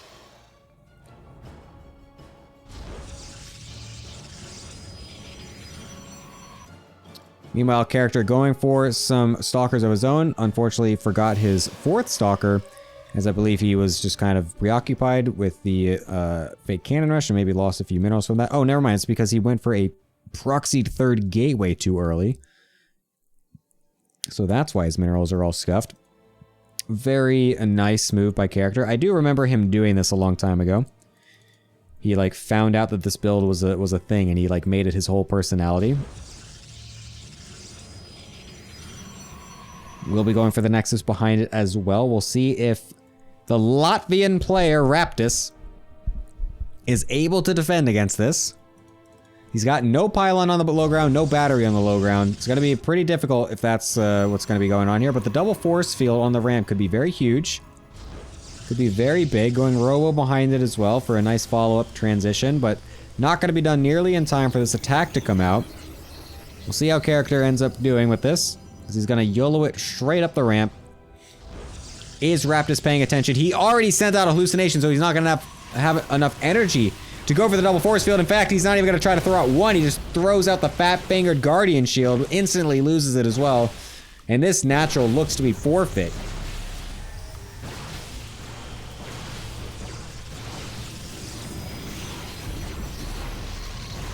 Luckily enough for character, though, he's not actually even trying to end the game with this, as he correctly realizes that there's going to be no defense here for this natural, and is instantly just throwing down tech of his own. I would love it if he would be resuming his pro production, though. I was about to say, and then he's also not even warping in, which is actually now what he's doing anyway, so... It's micro, maybe? Nope. Okay. This is the lowest pool, by the way, of the pools. Just by the way, so this is like low Master Diamond level. Character does need to actually kill this Nexus, though. And or start to make probes. Preferably both. Oh, this is low Diamond? I'm sorry, I'm stupid. I don't know my own pool MMRs. Dude, I literally don't even know. I'm serious. I don't know what the MMR boundaries are below, like, Masters 1.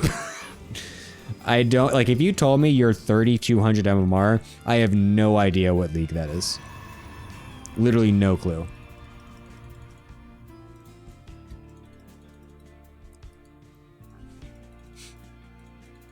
$38 is Diamond 1? Oh, shit. For some reason, dude, no joke, in my mind, anything in the 3000s, that says platinum in my head. I don't know if this used to be true years ago. I feel like it had to be. Like, I had to have gained this misconception from, like, what the MMR boundaries were. Because I used to know what the boundaries were years ago, like, long time ago. I actually, like, knew what they were.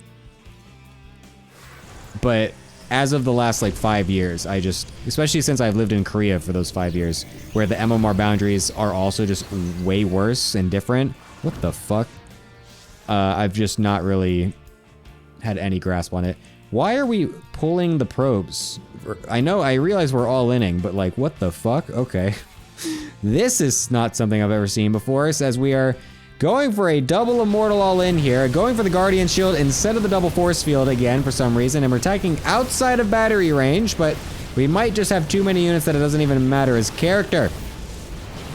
We'll be taking a commanding lead in this fight, killing both of the immortals, and now sees all the probes coming. We'll need to back up here. Doesn't want to get surrounded. Needs to go back to his battery, as these probes could potentially swing the fight, but I don't think it's going to matter that much, as the battery is going to heal up everything. And that will be a GG here. Character taking the first game in the series, leading them just one win away from finding themselves in the playoffs, a later round in the playoffs, I should say. This is not the, I thought for a second this was the 5th, 6th decider, but it's not. They will not, no one will be eliminated with this, with a loss here. Both teams will stay in it. Just one team will be further along in the playoffs than the other. The match tomorrow is the one where we will have someone being eliminated. But for now, this is all good and dandy. All right. Top left-hand side. Revealing his race again as Protoss, as he is an honorable random player, but still a random player. It is, for the supply block, Heroes, one game away from winning the series of this Deciders match, Character. And on the bottom right-hand side, losing the first game after misidentifying the early all-in, and then also after getting supply blocked on his second pylon, forcing him to go for the earlier Nexus. It is Raptus.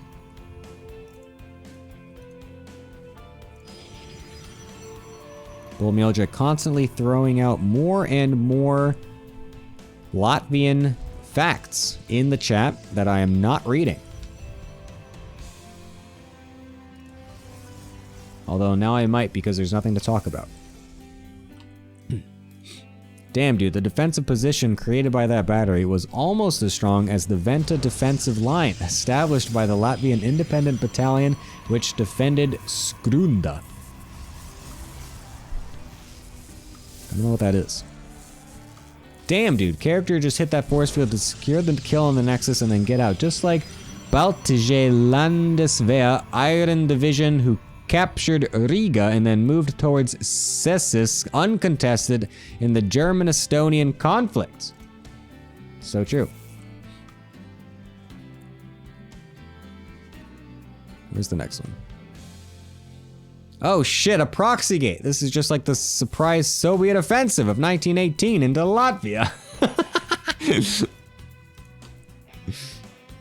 Holy shit, dude, this matchup is just like the Latvian War of Independence, which spanned all of 1919. Two culturally familiar forces, PvP, meet in battle over a dispute which is largely predicted on economic tensions. These four-pole shitters want some money. Skrunda sounds like a made-up place, it's true. Raptor's going for the double sentry opener. You're gonna have successfully bought perfectly the perfect amount of time to where there's now things to talk about. There's a proxied Stargate going on here for character who is up in this series, as I forgot to change. There we go. And a double sentry opener yet again for Raptus. A bit risky, but very interesting nonetheless.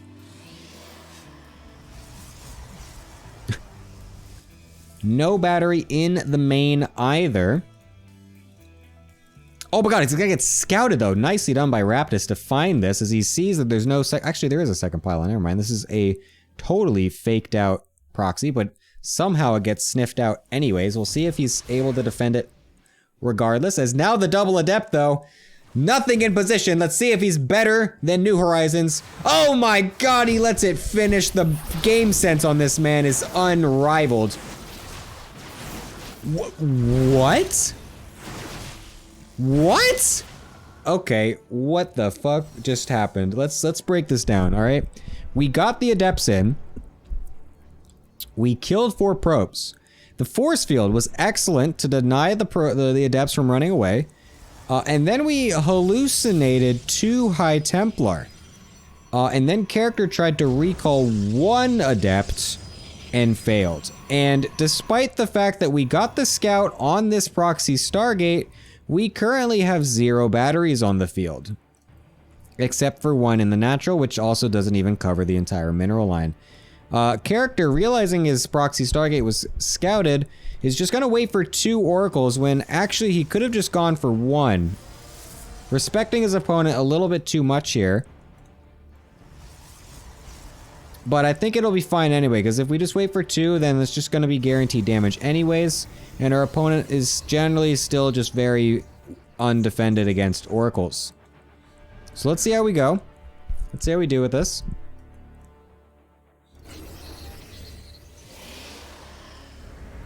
Alright, the double oracle going straight into the stalkers, and they're going to run away. Damn, that could have actually had some... I think he's going to realize that he could go in again. Nice, and yes, he is. Alright, he's just going to go in the corner. Alright. Nice. Oh, wait. But he smells blood in the natural! And he will be able to go ahead and target one of those probes. Wow, we really could have done so much more damage with these oracles. It's actually insane. Well, that's a bit unfortunate.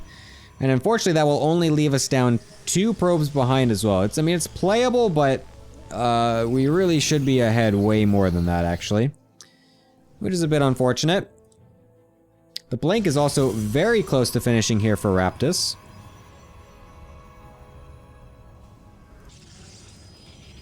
Whereas the Twilight Council not even near finished, but we do have a Robo going out for Immortal, so at least that's okay for character here.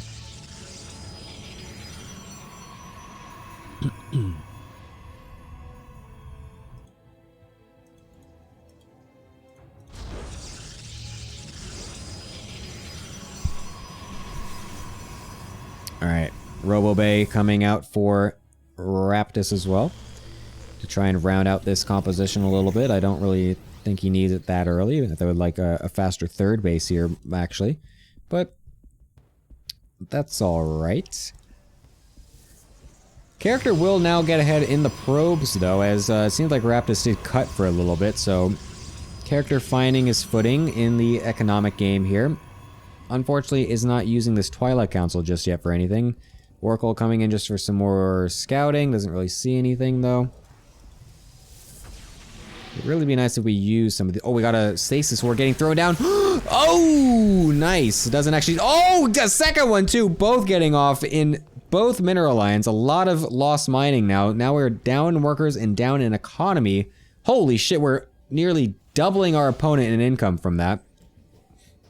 A very nice move from character. Wait, where'd the second one go? Oh, he recalled one of them. And then the other one's still over here. Interesting. Okay. Anyways, it's gonna be charged coming out from character and then a Templar Archive, so I honestly don't mind it at all. I actually kind of like it, actually.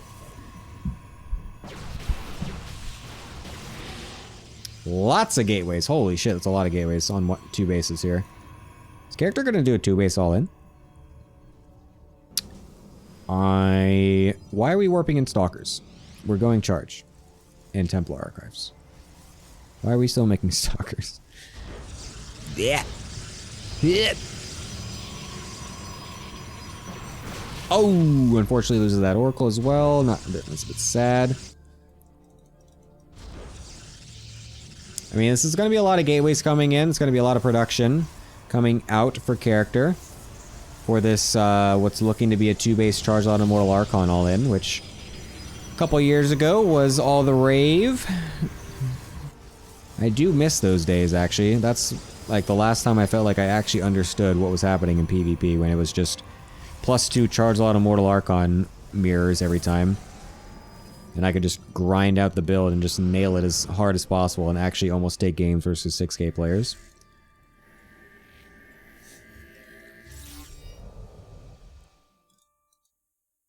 And now I lose to fucking random Russian Protosses at 4,000 MMR doing the most random bullshit builds you've ever fucking seen.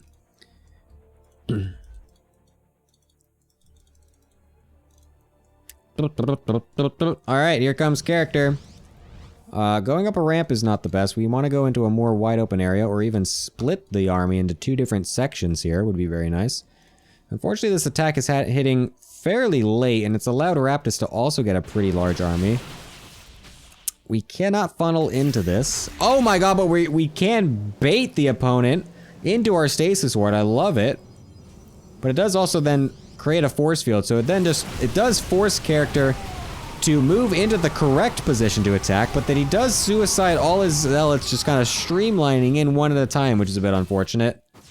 As the War Prism is also not even here. The blink forward from Raptus will be able to pick up an Immortal and also an Archon. Very nicely done. These zealots are doing nothing. As it looks like Raptus is finding a situation to actually send this to an ace match, of all things.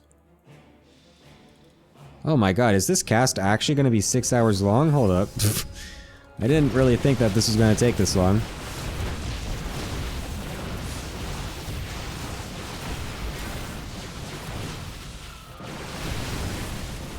Yeah, I mean, that's that. There's no way that character defends against this. Raptus with some great blink biker, actually. Blinking back all the weakened stalkers very well. It's actually a great fight from Raptus, all things considered. He does not have a Warp Prism with him, so he can't reinforce this, but it doesn't matter because his army is just so much bigger and his micro is so much better. a forward blink as well. Raptors smells blood in the water. With better game sense and killer instinct than almost every other player in the pools above him, Latvia wins again, as we will force this into an ace match. As I need to now check if there's an ace match replay, or they're here. Hold up, at here. Is the ace finished, or is it being played live? Alright, we need to get that information here.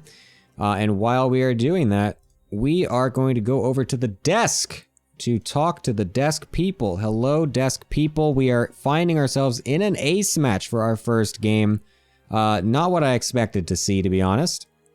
And it's going to be a live ace match as well, apparently. So, character, unfortunately, not finding the second win there, even though felt like he did have some tools to do so. But nice try, nice try. Yeah, the attack was just too late, and I should have recognized that and just taken my third instead.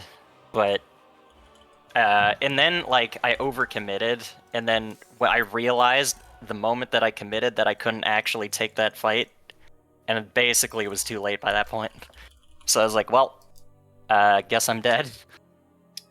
Yeah, it was a bit unfortunate. The first game, though, was actually, it was pretty solid. I'm not going to lie. It was very well done.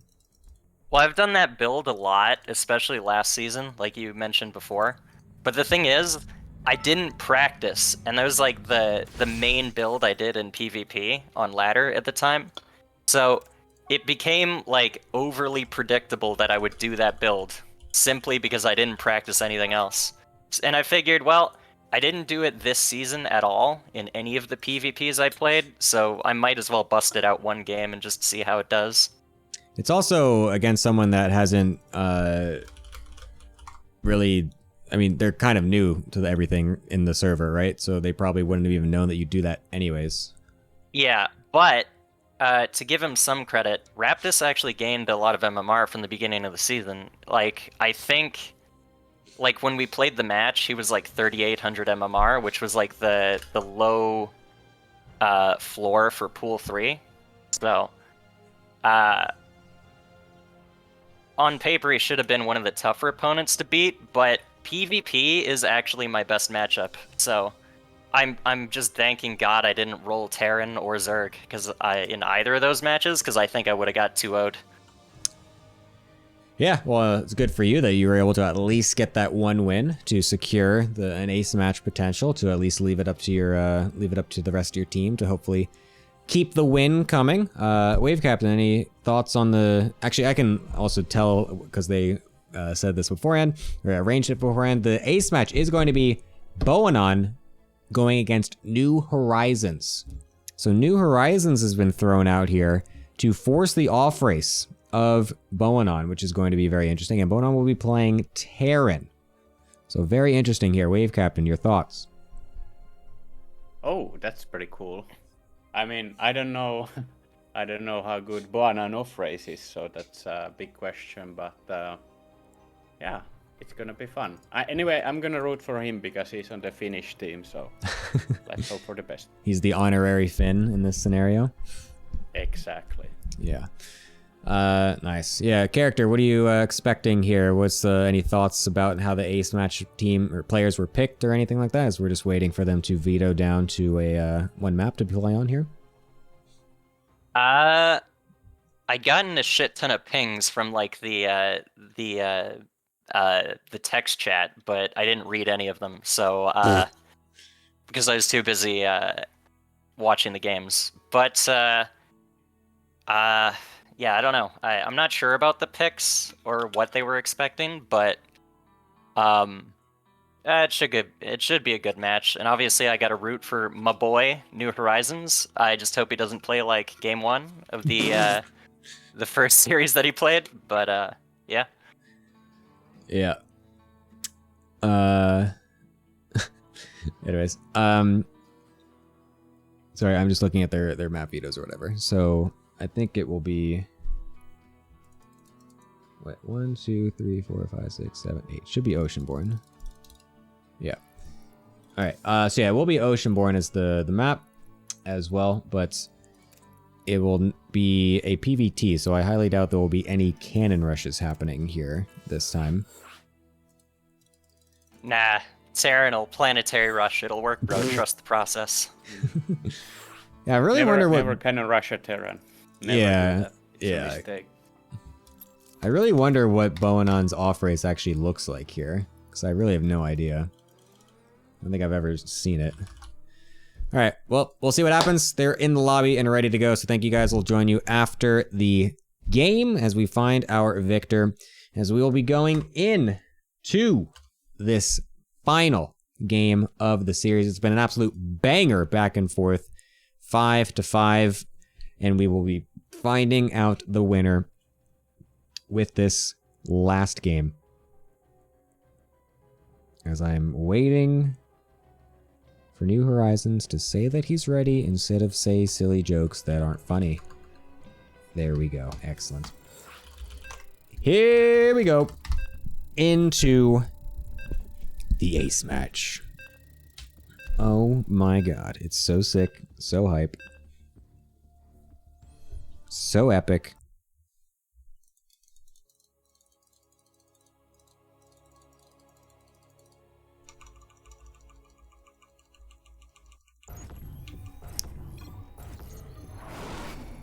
All right, here we go. Into the ace match of the 3rd and 4th place deciders match of the ATL season number 3, leading into the playoffs starting next week. And on the bottom right-hand side of the map, playing as Terran, being forced to off-race because of his team's pick, it is.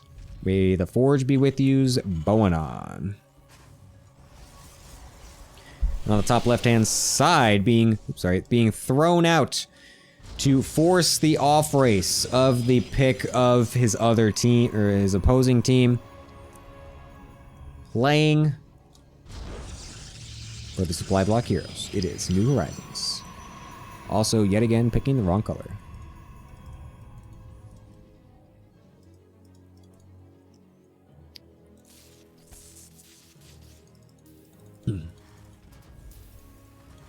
It's a double gas opener as well from Boanon. I'm not too surprised by that. Whoa, we got Zeratul on the announcer there. Kind of sick. I've never actually really heard Zeratul's voice lines in the announcer pack. What was I gonna say?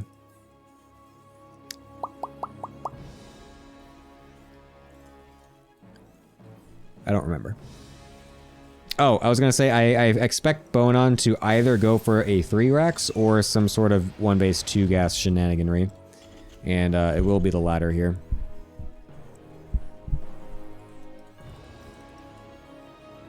So we'll see how this ends up going. We'll see what New Horizons' reaction is to it. We'll get walled in, so we will have to recall this out. Sees that it is a factory, so that's all the information that he really needs, but he's gonna stick around, and that means he might actually just lose the probe here. Actually, he is just going to lose the probe. He wants to see that it's a Reaper. Interesting. Thoughts on there being no ATL representation at the EWC? Actually, that's wrong, because the winner of the ATL, as we know from a couple weeks ago, as we announced on stream, does get invited and seated directly into EWC. So it's actually great that they are partnering with us. And we'll see the winner being brought in for the last few seeds of the EWC. So yeah, it's going to be super sick. Can't wait to root for my boys. Oh, it's a proxied starport for a Hellion drop. That makes a lot of sense out of Boanon. And honestly, will be very difficult to scout, I think, from New Horizons, as he's completely I'm actually blown away at what he's doing right now. He sees that it is a 2 gas response, or 2 gas opener, He saw it's a Reaper. He's sending a Stalker out on the map, which is insane. And he's got 0 batteries or walls or anything set up. It's like he doesn't even realize what could possibly be happening as a 2-gas opening Terran player. And this looks like it's going to be an absolute tragedy to deal with because he's only just now setting this wall up. There's no battery. Boanan, though, attacking units instead of going for the probes for some reason. I'm not really sure what the fuck he's doing. Wait, what? Boanan, these units don't kill the units fast. You're supposed to kill the probes. Oh my god, we killed 2 probes with that. Oh, what? We've got a Liberator coming into the main base, though. We'll kill 1 more probe. I am flabbergasted. I am absolutely flabbergasted, but it is going to be a 1-base tank all in anyway, so there's still hope for the Boanan fans out there. There's still room for New Horizons to yet again under-defend with the completely incorrect response, and then somehow win anyway, because Boanan just completely fucks up the attack. So that is still a potential thing to happen here.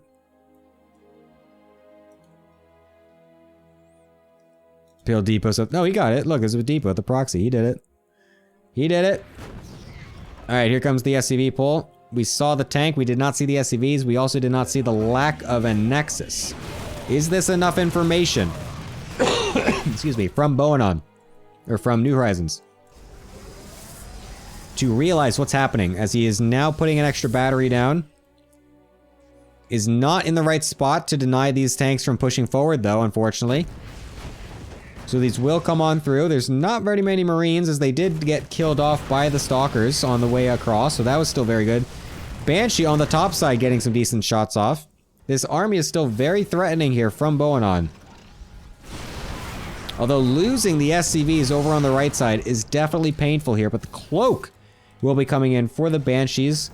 There's no Observer. So those could actually dish out quite a lot of damage, but there's really nothing to actually defend these tanks. So the Zealots will be able to get right on top. We blink forward as well. We've got a single Cloak Banshee and a tank running away. The Banshee will be able to start to do some damage here against these Stalkers. We've been getting attacked by this Cloaked Banshee for very long, and we only just now have made an Observer. We're attacking our own pylon. We're now losing all our probes.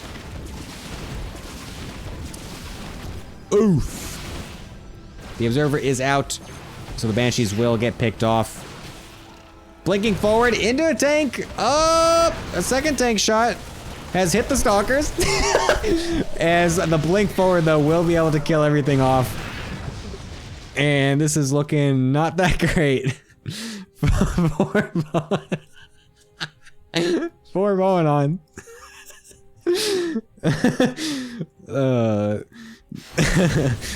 A Widowmine in the whatever is going to be able to get a shot off. As this is looking not too good though for Boanan. He's completely caught off guard.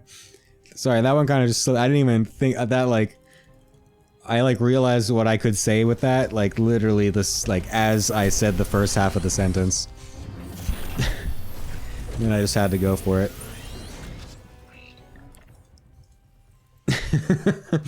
I didn't even try to do that, I'm serious. Anyways. Yeah, I mean, Boanan at this point is just going to be having to... Oh my god, he scanned for an Observer and it's just outside of range. That's so sad. So now all he's just staring at an Observer, which definitely sees that he's going to move out eventually. It's very unfortunate. This is why they nerfed op speed. Need to nerf it again.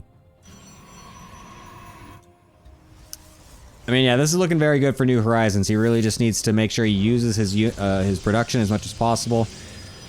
Double gas when we're only on 34 probes is so unnecessary. Same with his Templar Archives, to be honest. We really can just be making a bunch of fucking Charge Lot, Blink, and then some Immortals, and we are just A-okay.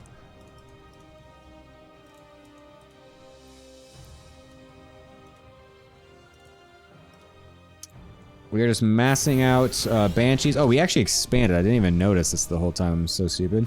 We are actually expanding as going on, but that will get scouted by New Horizons here.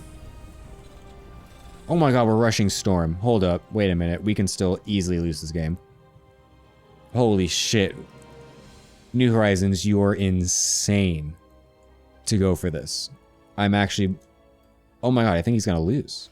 No, right? I mean, this is a lot of charge lots still. And the army split up. Oh my god, no. Bonan, no, your army, no! Oh, it had so much potential if it was just all grouped together. New Horizons realizing his mistake and canceled Storm, but doesn't fucking matter because the army got split up on the way across the map. Oh, that's brutal. Oh, that's so brutal. He's just gonna walk back home in shame. With his tail between his little legs. His little cannon rushing legs. So sad. As the storm gets started back up, New Horizons realizing he's in a better position now. Double Banshee, though, coming back into the main base. We'll be able to get some probes. Good question, Bull. I'm not quite sure. I'll have to come back to you on that one. The siege tanks are not sieged. So the Zealots will be able to just walk right in. But really not really anything to have done right there. To be fair, probe count's also not super good for New Horizons after losing those to the Banshees. But the fact that Storm is going to be done... Yeah, I'm fine with the Storm's restart. In fact, oh wait, we're losing more probes again to the Banshees. Uh-oh. Wait, now we're on equal amounts of workers. That's definitely very awkward. We're also continuing to make Banshees non-stop out of this thing here. Least stressful Bonan game. This New Horizons loves to talk in his games. But the fact that Storm will be done in large quantities as well, it's definitely going to make it very difficult for Bonan to get any damage with a forward attack without ghosts.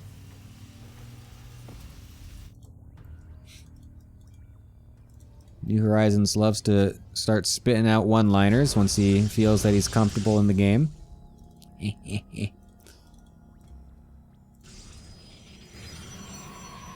A double robo as well. Very interesting. A single medevac here for Bonan as his army gets split up once again. We really need to make sure our army stays together, Bonan. This is getting a bit risky here. Oh, a scout with the prism to find the army is actually kind of nice. Oh my god, the observer over the high ground, or over the line of sight with the storms. Oh, it's gonna be huge! Oh! Over top all the Marines. There's but a single medevac to heal them all up. Oh my god. That is painful. The last couple storms, not quite as much, but it doesn't fucking matter, because that was so many units dying. Although, these two Banshees in the main base will eventually get killed off, not before killing off 8 more probes. Actually, they're not even going to get killed off. Wow. If only the rest of the game was looking as good as those Banshees were. Yeah, Bonan's got very little going on for him over on the other side of the map. His army supply is surprisingly still kind of large compared to his opponent. His opponent just doesn't really have that many units, actually, and now he's got no Storm either. He's going to make 50 billion Archons to try and bust through this tiny little choke point against tanks. We'll see if that works out for him.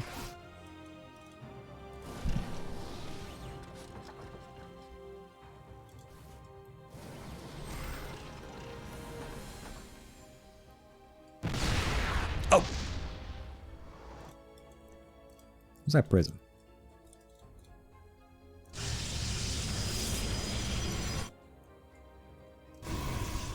Alright, double Banshee coming back in yet again.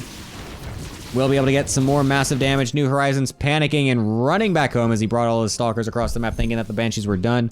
And they are still not done. We'll be staying alive. Oh my god.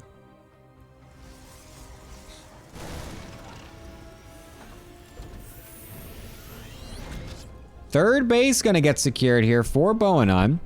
And a Ghost Academy going down. I mean...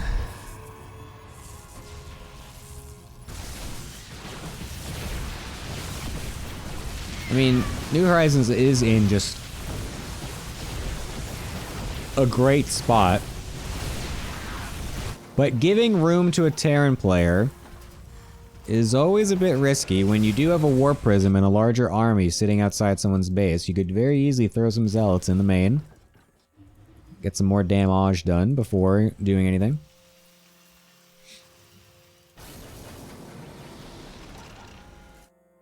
We do have a lot of Archons. Double Colossus now as well. Oh yeah, that's going to be brutal. The double Colossus is going to be very rough with 2 medevacs on the field and no Vikings anywhere close.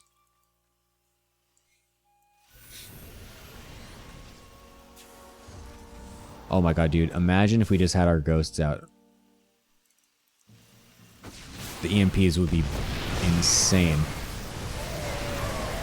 I mean, this fight is terrible. This is what I'm talking about already. What is in here? Oh, there's Zealots in the main base, so that's very good. Now that is good. That is definitely the correct play here, as that's going to be very difficult for Boanon to deal with. We'll eventually be able to kill those off, but I mean, again, that fight in the front was really not that great. The tanks are positioned in a very nice spot to allow it so that way they are not easily killed. Banshee's still getting some damage done. Unfortunately, we've been brought back down on the SCV count as Boanon.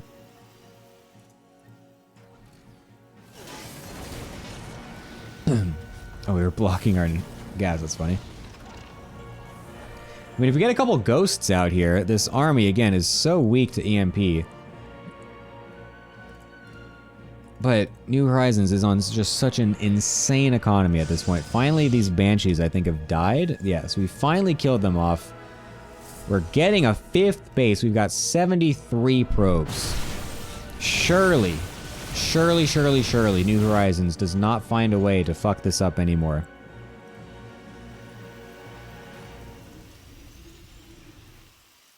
But hey man, ghosts are pretty good. Ghosts are pretty good. Oh my god, we're instantly transitioning into 3 Stargate Carrier. What the hell? That is premature and ambitious. That is pretty ambitious, not gonna lie.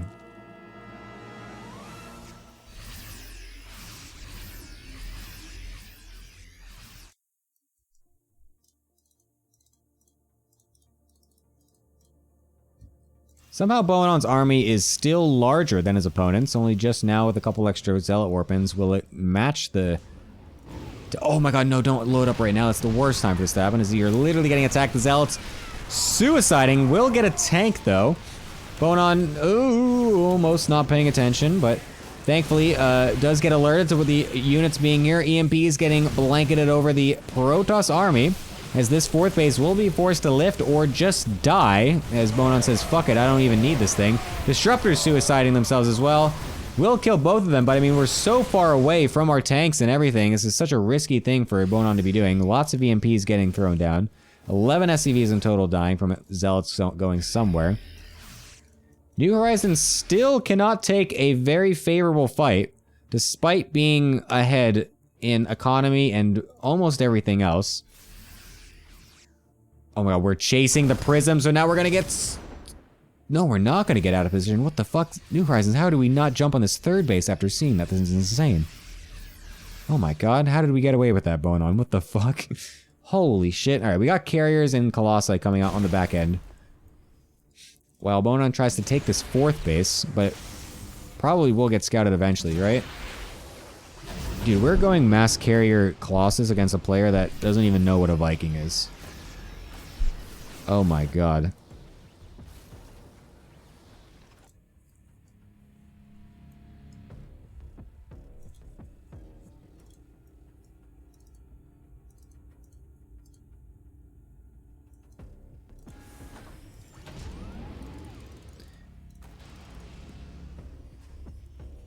Angrath, what is the status on this Hearthstone show match? What if instead I play after this is over, in the break? It literally just started. Yeah, what if like I'm like the match after or something? I feel like that would be the easiest way to do this. And then this stream is just gonna go for 6 hours. I know, Cobble, there's such a thing as moving things around to accommodate schedules, and that is what I'm asking to have happen. Because there was no alert that this was even happening today, because Hearthstone forgot to ping everybody. Huge move, though, from Boanon on the right-hand side. We'll be able to kill off the base and quite a few probes, which now evens up the economy completely, actually. What an insane move, as a single dropship forced the entire army of New Horizons over to the left-hand side and allowed Boanon to get that massive play. This base also is dead somehow. I didn't see what killed that, though. I mean, the problem is that this army from New Horizons is just insane. And I feel like it's going to be so hard to actually take a good fight against this, especially if we're a bit caught out in position, but the tank shots still getting some decent shots. The EMPs continue to blanket the army. I mean, the carriers, though, man. How do you kill carriers with this army? Oh my god, why are we engaging this as Boanon? What the fuck? Holy shit, Boanon, why are you attacking into this army? There's like no reason to do this. We have so many tanks that we could be falling back to. Oh my god, what was this attack? Holy shit. And GG is called. New Horizons will finally end the game, leaving them with the higher seed going into the playoffs. They will be taking the 3rd place overall slot. And so that means they will get seeded directly into the quarterfinals of the playoffs, whereas May the Forge be with you will be thrown down to 4th and will be playing in the round number 1 against the winner of tomorrow's match of the Goobers Strike Back versus Frogify. So yeah, a very interesting set of events here. It's very interesting indeed. Yeah.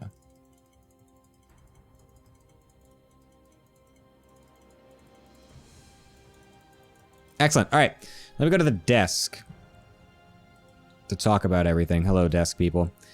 A win here for the Supply Block Heroes. You must be feeling excellent, character, with the pick that was not influenced by you at all, as you were not even reading the chat, but that's okay. How do you feel? Pretty good. I mean, it was rougher for New Horizons than it should have been. He basically crushed the all-in, but that shift-queued Liberator got 13 kills, and then there was no obs for ages, so the Banshee got 8 more kills. So, but even then he was still ahead after that, so he managed to pull it together and win the game. I feel pretty good. I at least had better games than I did last week. Well, the last week I was casted. So hopefully we can all show some good games for the fans next week versus I guess it doesn't determine yet. It's whoever's the winner of 3rd place. But yeah, yep. Yep, for sure. Wave Captain, what'd you think about the whole series overall? It was a good one. Ace match is always nice. We had some good series. I think especially the PvP, the knife fight was very fun. The butter knife fight. Yeah. Yeah. And I'm happy that the Finns still have a second chance, so it's okay. Yes, they are not dead. Forge be with you is still alive. They are. They can always try to cannon rush again, much like Xeno did in that one match. That is very true. All right, I'm going to be ending this one because this has been going on for a long time. We still have one more match to go. So thank you, gentlemen, for joining me here on the desk. Any quick final words here, character? Good luck in your Hearthstone match thing. I have no idea how this is happening or if it's what's going on with this. I think someone said in chat earlier you were going last anyway or something, but Yeah, I'm I not know, sure. yeah, I know. I'm sure. Yeah. But yeah, anyways, yeah. Hopefully that can get figured out. Wave Captain, any final closing thoughts? No, not really. Just excited to see more games and good luck with the Hearthstone match as well. Thank you. Good games for the Wonderful. fans. Yes, Of course. Yeah. indeed. Yeah, Or the haters, depending on. So true. Yeah. exactly. All right. Well, thank you Always a guys. good fun. Yes, thank you Thank you. guys. I'll see you later. And yeah, bye bye. Thanks. Bye. Nice, excellent. All right, that is going to be a 6-5 victory here for the Supply Block Heroes in the first match. We are going to be running it on over to a break here and seeing exactly what's going on. And yeah, we'll be back in a little bit.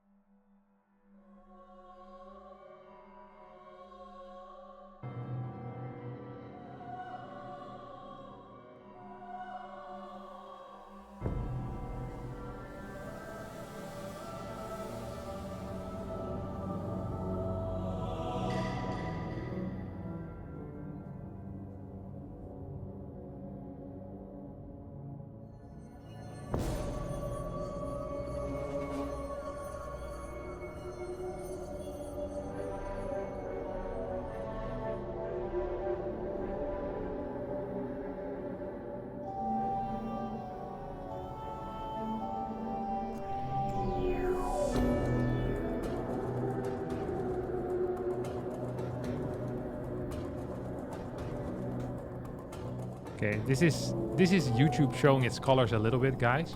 Right now we're doing tech support for one of the players who's struggling putting in his password and getting to the right chat channel. It happens to the best.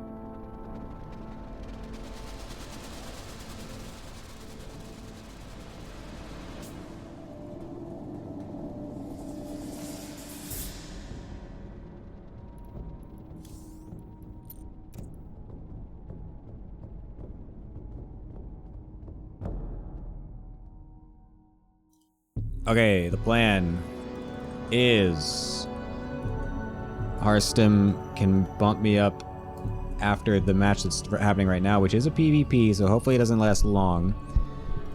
So then I'll play that one game, and then we will just go over to the other match that we are casting. So I will stream myself playing one game in this Harstem Twitch versus YouTube show match, which I did not know I was playing in until about an hour ago.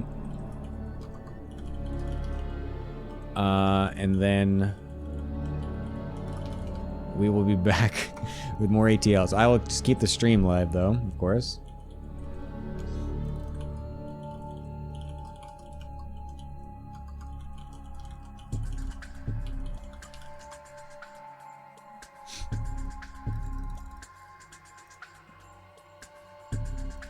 What are you talking about, Arden? What is wrong with my StarCraft 2 right now? I can't log in.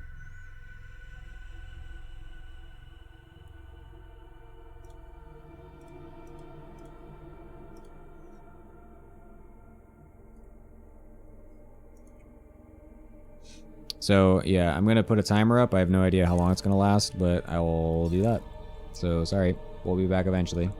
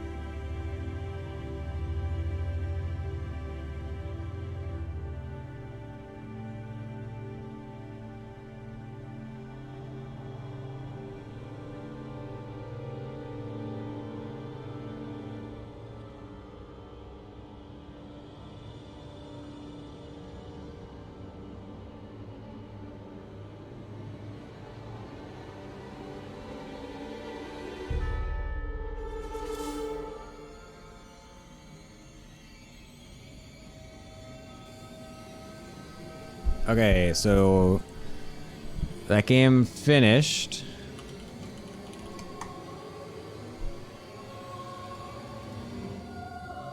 So hopefully we can get our game going, assuming Maya is here. And then we can play that. And then we will get into the second match of the ATL. And it's gonna end at like fucking 3 a.m. But those are the prices we pay for StarCraft.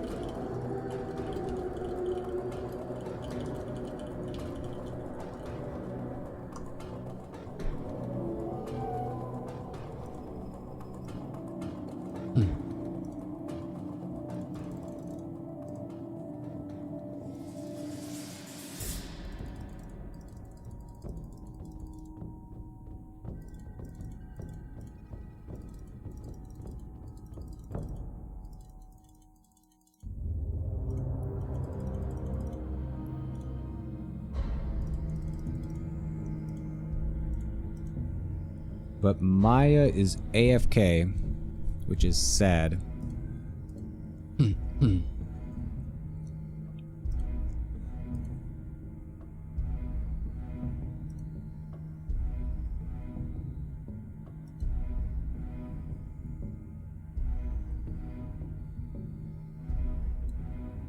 NA, Alex.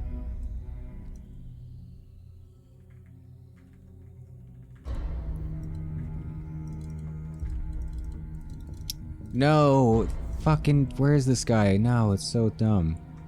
I don't want to have to like fucking leave my cast in the middle of the fucking thing and then just Do play you love me? No. a game in the middle of it. That's so lame. That's so dumb. Where is... Oh, why is he not here? Ah. Where the hell is he?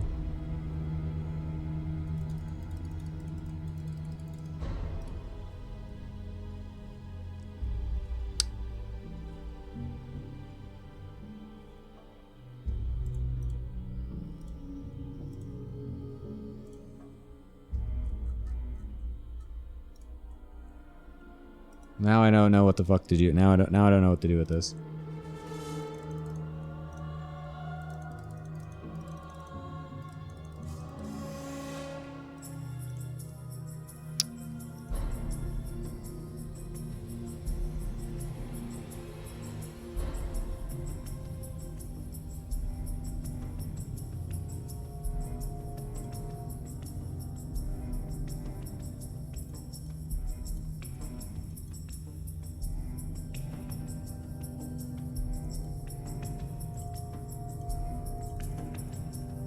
Alright, well...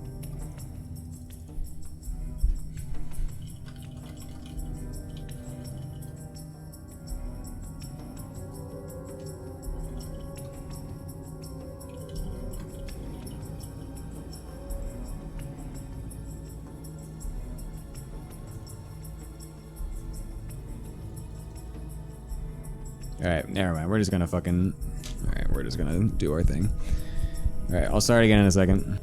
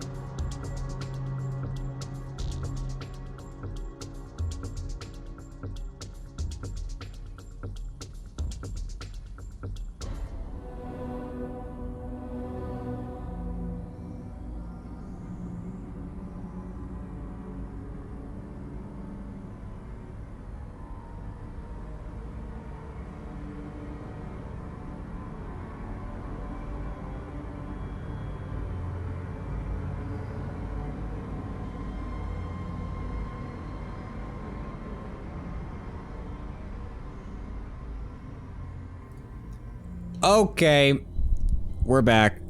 Sorry for the extended wait, as we had the confusions with Hearthstone's thing happening at the same time.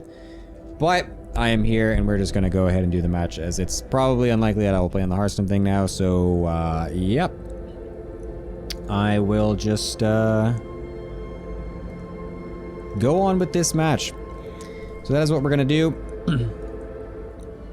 And we're going to be getting it kicked off pretty soon here because it's late as hell in Korea, and this match has the potential to go really long too. So I am going to just throw it over to the desk, and I hope that they're here and listening, so that way I don't have an empty desk right now. But it is actually Lanzer, joined by also character again. Hello, hello, welcome to the desk. Yeah, this is my job now. Yes, character is just a full-time ATL desk analyst because no one else wants to do it. I'm an so yeah, unpaid intern. exactly. Thank you very much. You didn't have to, but thank you for coming back on again. I didn't ask you to do that. You actually just voluntarily did it yourself. So don't think that I am sitting here and forcing people to go on the analyst desk. No, he is forcing me. He's got a side blade to my head right now. Yeah, don't say that. No, sorry. Anyways, Lanzer, hello. Hello, hello. Welcome to the desk. It's been a long time since I've heard your voice It's on been a here. while.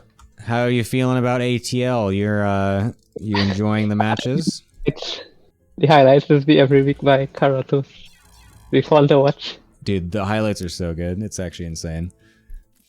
Karathos is just so goated with those. It's crazy.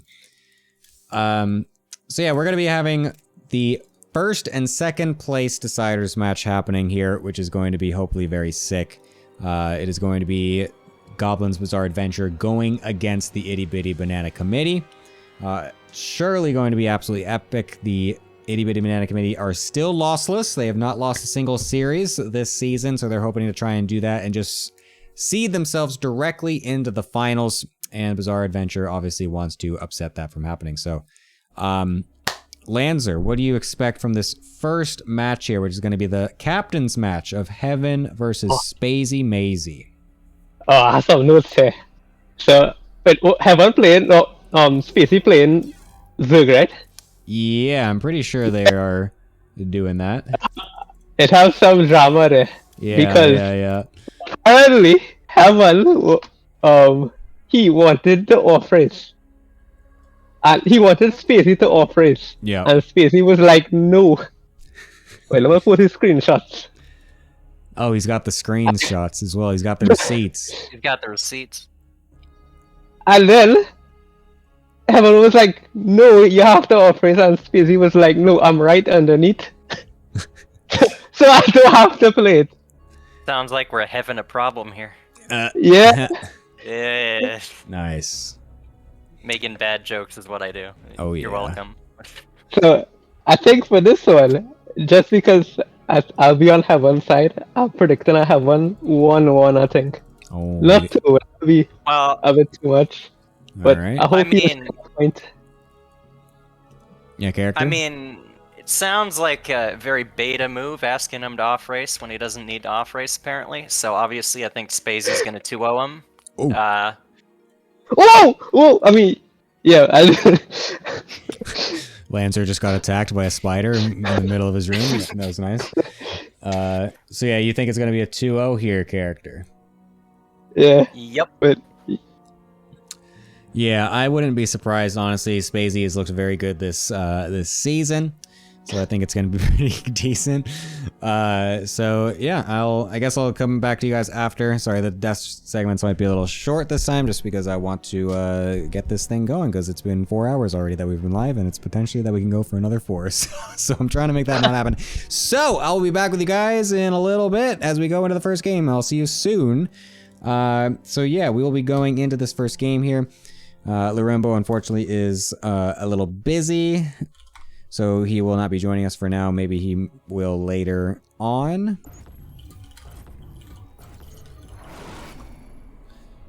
But for now, we're just going to be kicking it with the solo cast yet again. As my voice is going to be kill. This is literally harder than a day of the Stormgate Showdown, a live actual broadcast that I was professionally done broadcast that I was doing last weekend. As I have to talk the entire time instead of letting a bunch of other people talk for half the time as well. So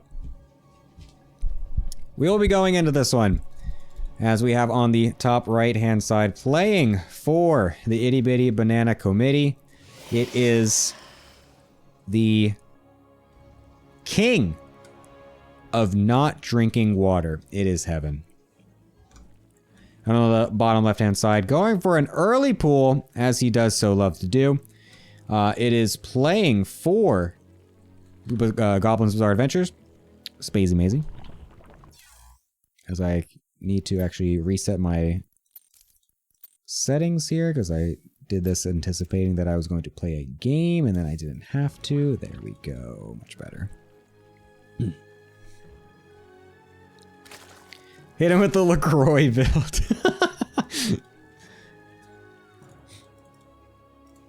Alright, Heaven's gonna come on up here and scout this early spawning pool. We'll see what the reaction ends up being here.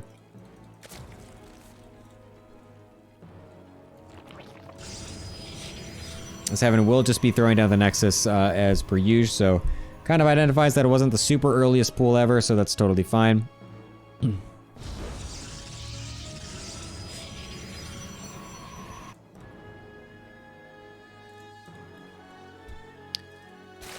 But it will be a full 6 lings coming up from Spacey from the start, and then going into some gas as well. So we'll see how... if this ends up actually doing anything. But Heaven should be fully prepared. He's got the Zealot already on the way. He's going to be able to block this with another building. Probably just going to use it as the Stargate here with the Cybercore finishing. And it'll be all good and dandy. So yeah, don't mind this at all really for Heaven. I think it's okay. I mean, revealing the Stargate is kind of annoying to have to do, but let's be honest. Zerg players just know you're going to go Stargate no matter what anyways.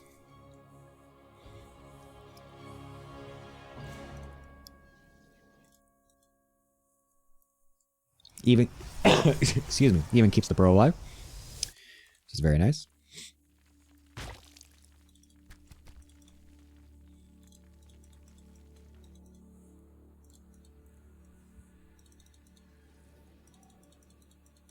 We haven't started Warp Gate yet.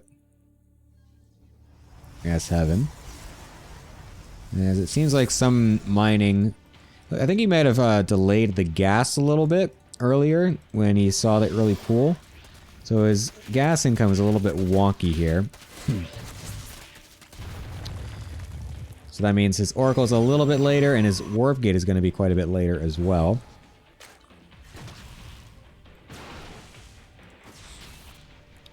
There's not an early shield battery as well. I'm not sure why he's doing that. As there's really, he just scouted as well that there's nothing really to be worried about. He sees 3 bases, he sees no gas mining, he sees no extra lings than the initial 6. So he is totally fine here, but for some reason thinks that something might be coming at him, so he's just getting that to be safe. Gets, excuse me, the double gases as well as a Twilight Council. I was even just going to say this, and a Robo, what the hell?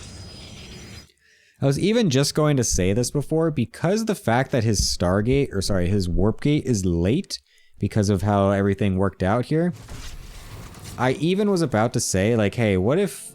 I mean, I feel like we can't go for any, like, early glaive builds, Alpha of a Stargate or anything, because it kind of is important that we actually have Warp Gate done relatively early or at a normal time so that we can actually get the warp-ins on time, but it actually is going to be an Archon drop. Now this is old school. This is the old school style of PvZ being brought back here.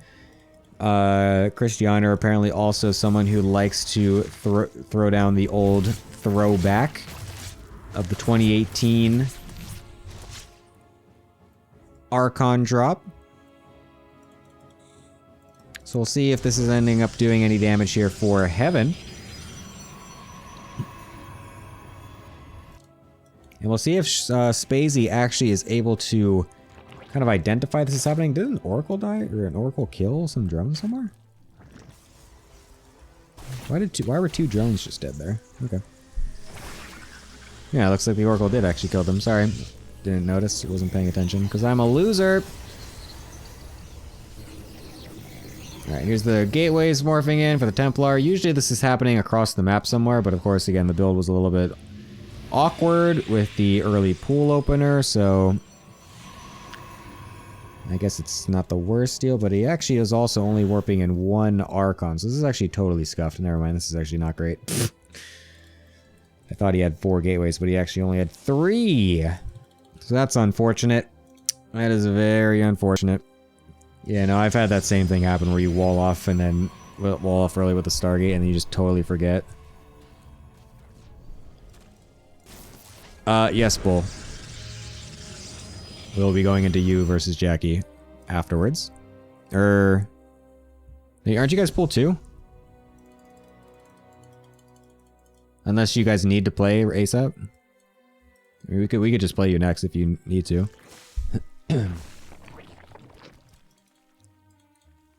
Alright, here's the latest Archon drop of all time, but it's gonna get some pretty decent damage because it's so unexpected. 4 drone kills and some lings is not too bad.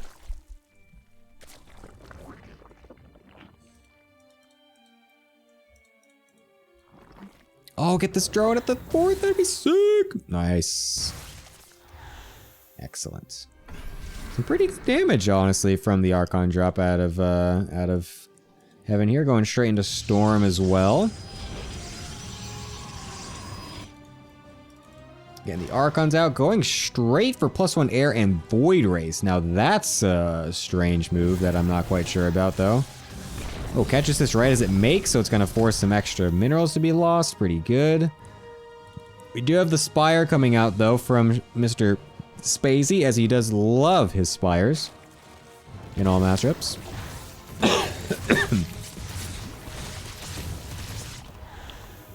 We definitely could have stayed there, actually. It was only the Lings and a couple of the Queens. Could have killed a couple of them for free, but that's okay. But yeah, there's a Spire transitioning coming down, and again, I don't know why we're making Void Rays as Heaven. That actually makes no sense to me. I mean, he saw Roaches, so I guess maybe he thought he was getting Roach all-in. But I don't really think you need to make Void Rays when that's happening. He still thinks he's getting Roach all-ins. But he's getting muted. And he's only just now gonna see it. Does drop the Archons though, so at least that is still okay. So it's gonna be still difficult for these mutants to actually dive on top of the Archons and the Prism. And it does give him a couple of seconds here to respond to these and cancel those Void Rays and go into Phoenix. So maybe he will actually be okay here. The 3rd base is totally defended, which is nice. He recalls the Archons back to the natural, which is exactly where the mutants are going. So it's an excellent defense here from Heaven so far. If he could just get these Archons actually hitting the mutas, though, and he needs to be using the Prism to juggle them around to follow the mutas here, but he's unfortunately not doing so, as he's busy doing other things elsewhere. Oh, the Stormers are forced to go into an Archon, but a nice Storm on those mutas, actually. Oh my god, a 6 Storm. Making it so that all of them get so weak to get one-tapped by those random Void Rays that were made that I'm sure Spacey is looking at in absolute disbelief. So honestly, a very nice defense of the Muta transition here from Heaven.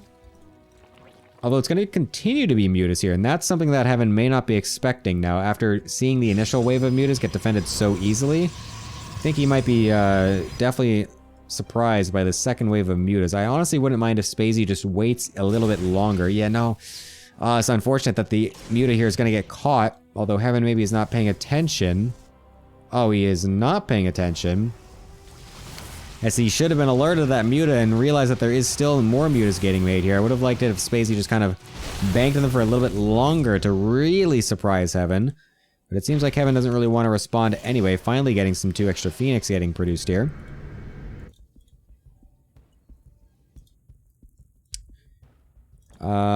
Yeah, so now we're just gonna sit and wait a little bit. Lots of spine crawlers getting thrown down because Spacey's afraid. that he's gonna die, and I don't blame him for that because this army from heaven is looking beefy as all hell, and definitely could find its way across the map soon if he wanted to, and just leave the Phoenixes home.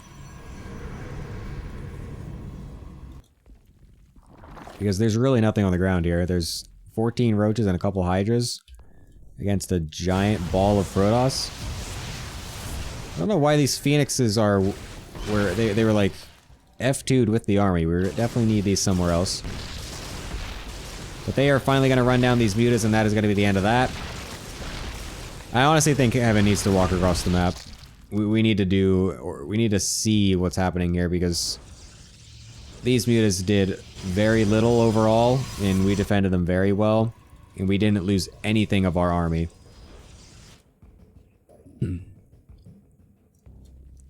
So I think he really should have been trying to poke around on the map a little bit sooner, a little bit more ambitiously. As he knew he definitely had plenty, like, look at all the shit. Like, he's got so many cannons, so many batteries, he had the Phoenix, double Phoenix production as well. I feel like we 100% could have just been leaving these Phoenixes home to defend the mutas and then just at least taking space with our army at the front. And potentially just winning the game because there's really nothing on the ground. There was nothing on the ground, now there is, but initially we had a pretty good spot to go across. But now we will just be sitting back, going into carriers, taking the much overall safer route, but also then allowing Spacey more space to do what he wants and to get back into the game a little bit.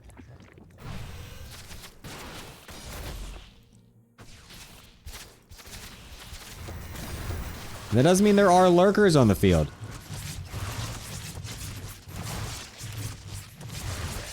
So we'll have to see how Heaven is able to maneuver a lurker late game situation. I mean, given the fact that he's already going to be out on 3 carriers coming out, is definitely very good for him.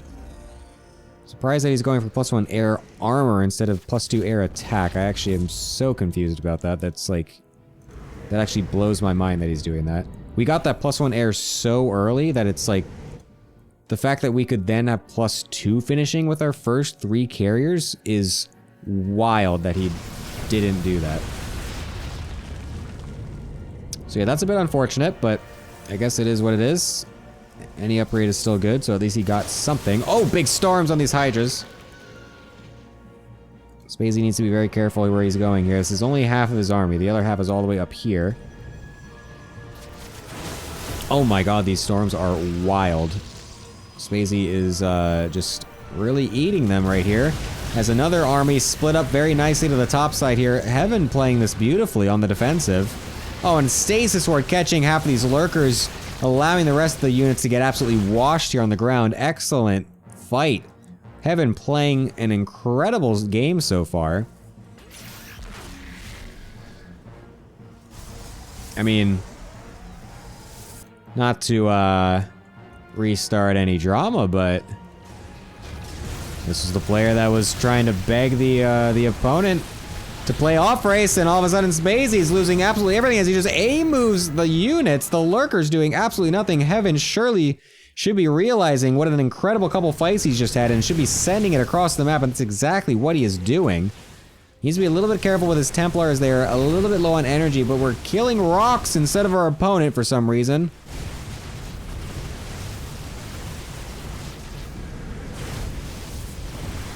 Okay.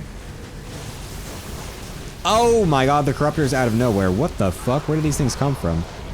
We actually just killed a bunch of carriers with that. Because we didn't really have that many Archons on the ground. This is a weird game.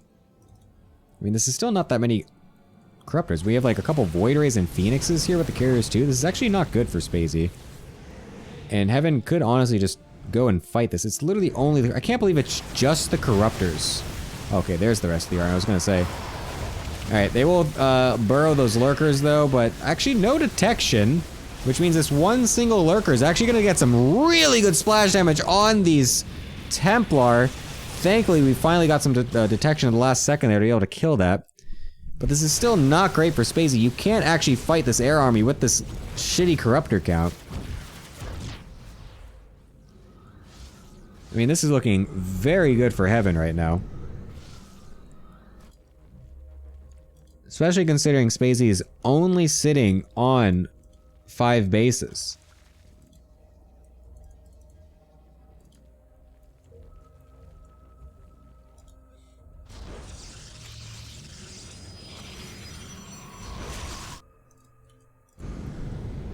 Alright, now that Evans replenished his High Templar count a little bit, got an Observer with this army, got a few more Archons to help with the Corruptors, I think he should be all set to start moving more aggressively on the map here.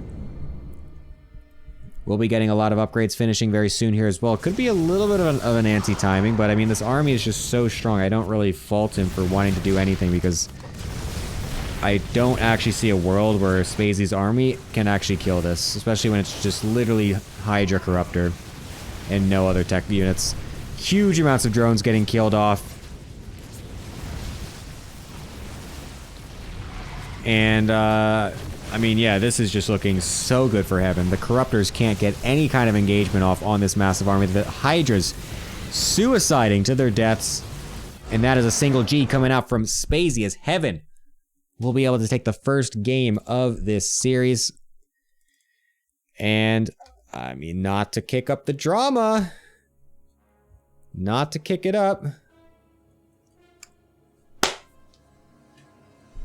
But Heaven was the one trying to make a scene about the races, and now he wins the first game. I don't know. I don't know. A little funny. A little funny. Nah, it's whatever. I don't care.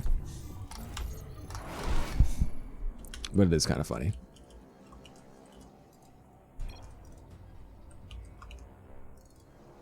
Anyways. Here we go.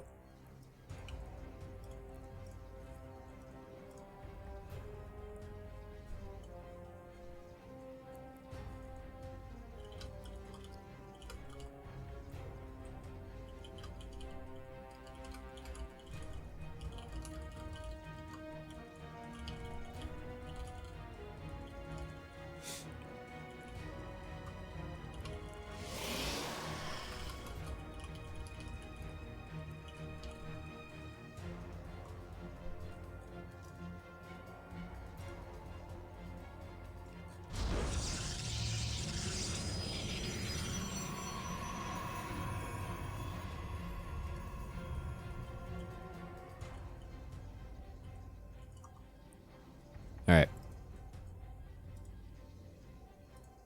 Sorry. Top left-hand side. Playing for the itty bitty banana committee, finding the first win in this series. It is Heaven. Bottom right-hand side. Going for a little bit more normal opener this time. Not the early pool. It is for Goblin's Bizarre Adventure. Spacey Mazy.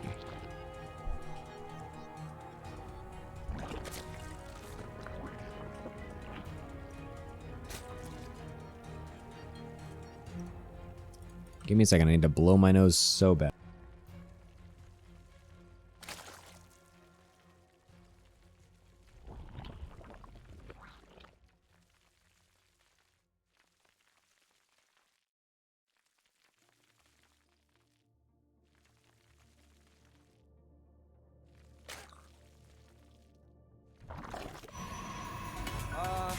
Thank you.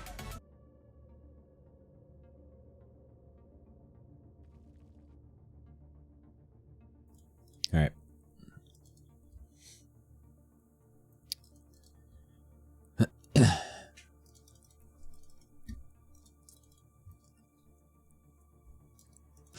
Alright, it's going to be Stargate again coming out here from Heaven. Not unexpected. I mean, he's definitely a Stargate player by and far. Likes to do this in PvZ quite often. Will he be going Fuck for... you, Gemini. Oh, yet another Archon drop. Rudolph skin coming in here with the subscription. Thank you so much.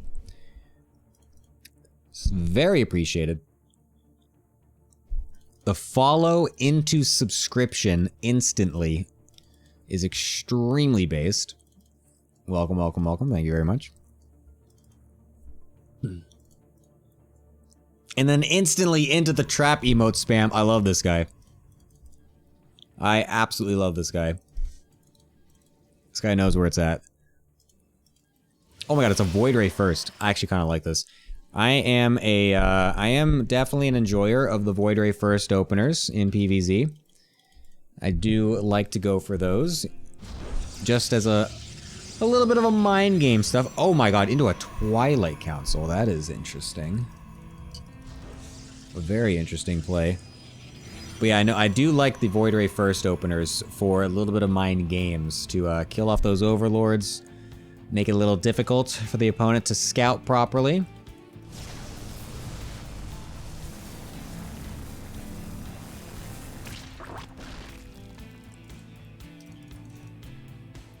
And just make it a little weird for the Zerg.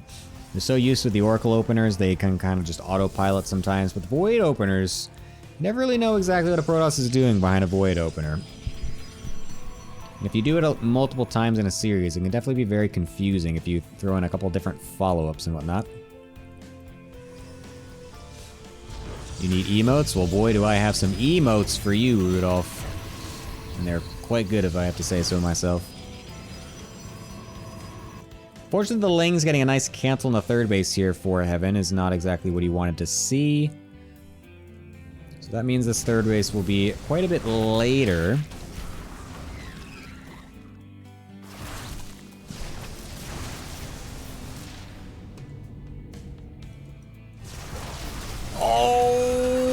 Oh, keeps it alive. Very nicely done. The deep dive from Spacey not paying off here. We'll lose quite a few of those Lings, but at least did delay the third base for quite a bit, but 12 Lings for it is definitely not a free price to pay.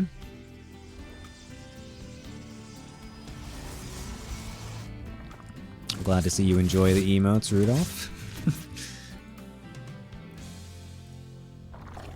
Is it Rudolph or Rudolph? Rudolph skin? Rudolph skin? Is it like Rudolph skin? Or should I be saying it like Rudolph the Red-Nosed Reindeer? That is a lot of gateways. Jesus Christ, that's so many. What the hell? A 7 gateway explosion? When do you see this? That's so many gates, it's crazy. It's gonna be straight into a charge lot attack. Oh, and a supply block, but there are still 5 more OBs on the way, so it's not gonna be for too much longer. This is gonna be a lot of charge lots suddenly hitting the field here, and Spacey going into his patented Spire yet again. Hold up. Is Heaven about to 2-0? Is Heaven about to 2-0 this? That is a risky... Oh, that Roach coming forward is so good out of Spacey. That's such a random lucky Roach to throw out there. To get the just barely a little bit of extra information that this is coming. But I mean, this is still going to be a lot of Zealots coming into this natural. The Queen transfuses are pretty good. And we are getting these quite far away into the back line here. But then that's going to allow the, actually, just only a couple of depths to go into the third base. This is not doing as much damage as we really want to, I think, as Heaven. As we're getting on top of only a couple Roaches. Here's a Warp in, finally, to get into more units on this third base. We'll be able to kill some of these off. Killing off 7 drones in total is not bad, but it's also still not great. This is a very committed attack. We need to be able to do more damage here, but unfortunately we're not going to be able to find that just yet, as the Prism is honestly really far away. That thing needed to get brought back much closer.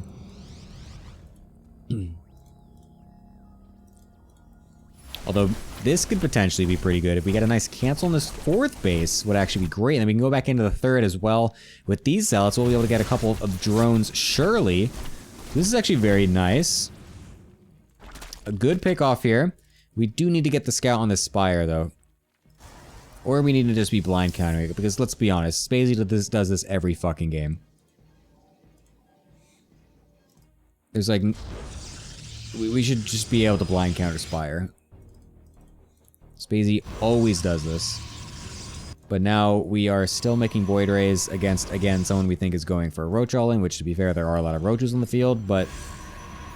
Oh, now we're sending the Zealots right as the Roaches are coming up to us. Oh, no. This is going to get a little sketchy here for Heaven. Oh my god, he's actually just gonna send it. That's insane. Oh my god, he's just sending the fucking zealots across the map like an absolute giga chad. Not giving a flying fuck what's going on. And I mean, it's gonna work. It's gonna force Spacey back, because otherwise he would be losing all of his drones. I don't really like that we just A-moved these onto queens on the left-hand side. I really think we should have just sent those into the mineral lines. Because we need to be killing so many drones here. This is a massive investment with our army. But unfortunately, we're kind of just losing the zealots to only kill 8 drones. I mean, it's still not terrible, but I don't know. And we're still not even making... We're not making phoenixes behind us, even though we saw that he's going for... Oh, we made 1 phoenix, okay. We need a lot more cannons as well. Do we even have a forge? Oh, we don't. Oh, it's so sad. This is going to be very awkward here. This is definitely going to be very awkward.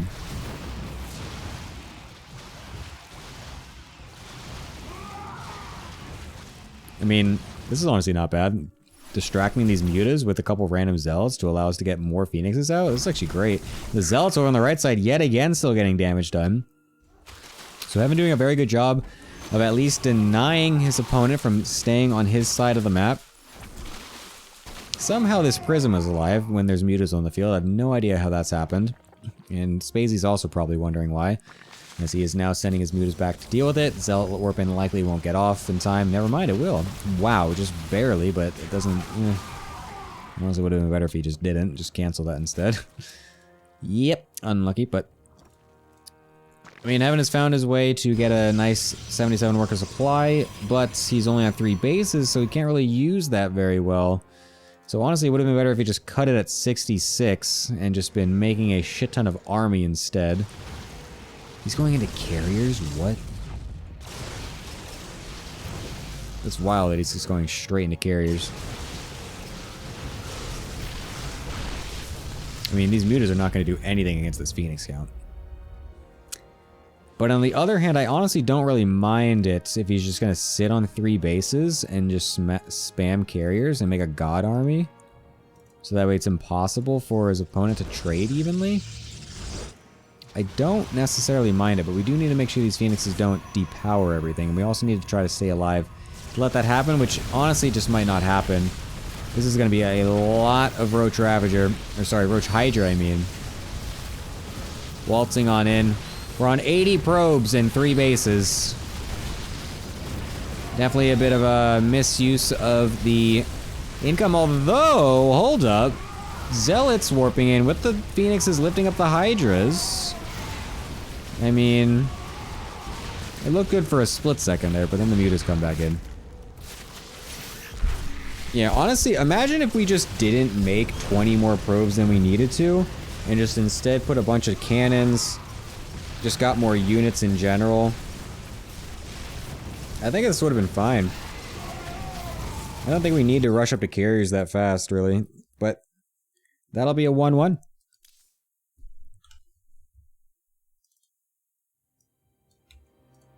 That will be a 1-1. A pretty good result considering Spacey's overall skill level being pretty sick.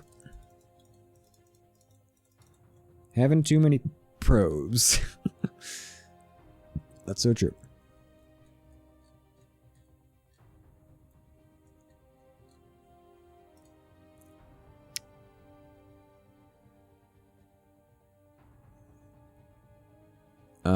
Am I not doing the next series? Is Jackie's computer not working?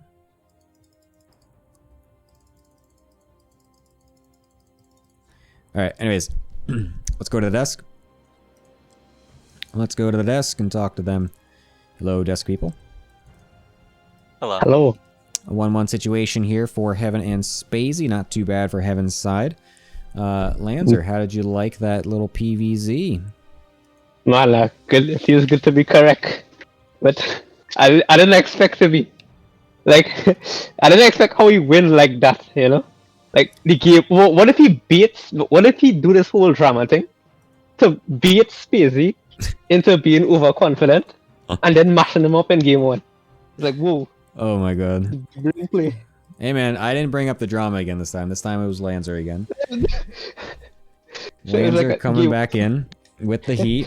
It is really funny though that he did he did just spice up that drama and then he just blasts him game 1.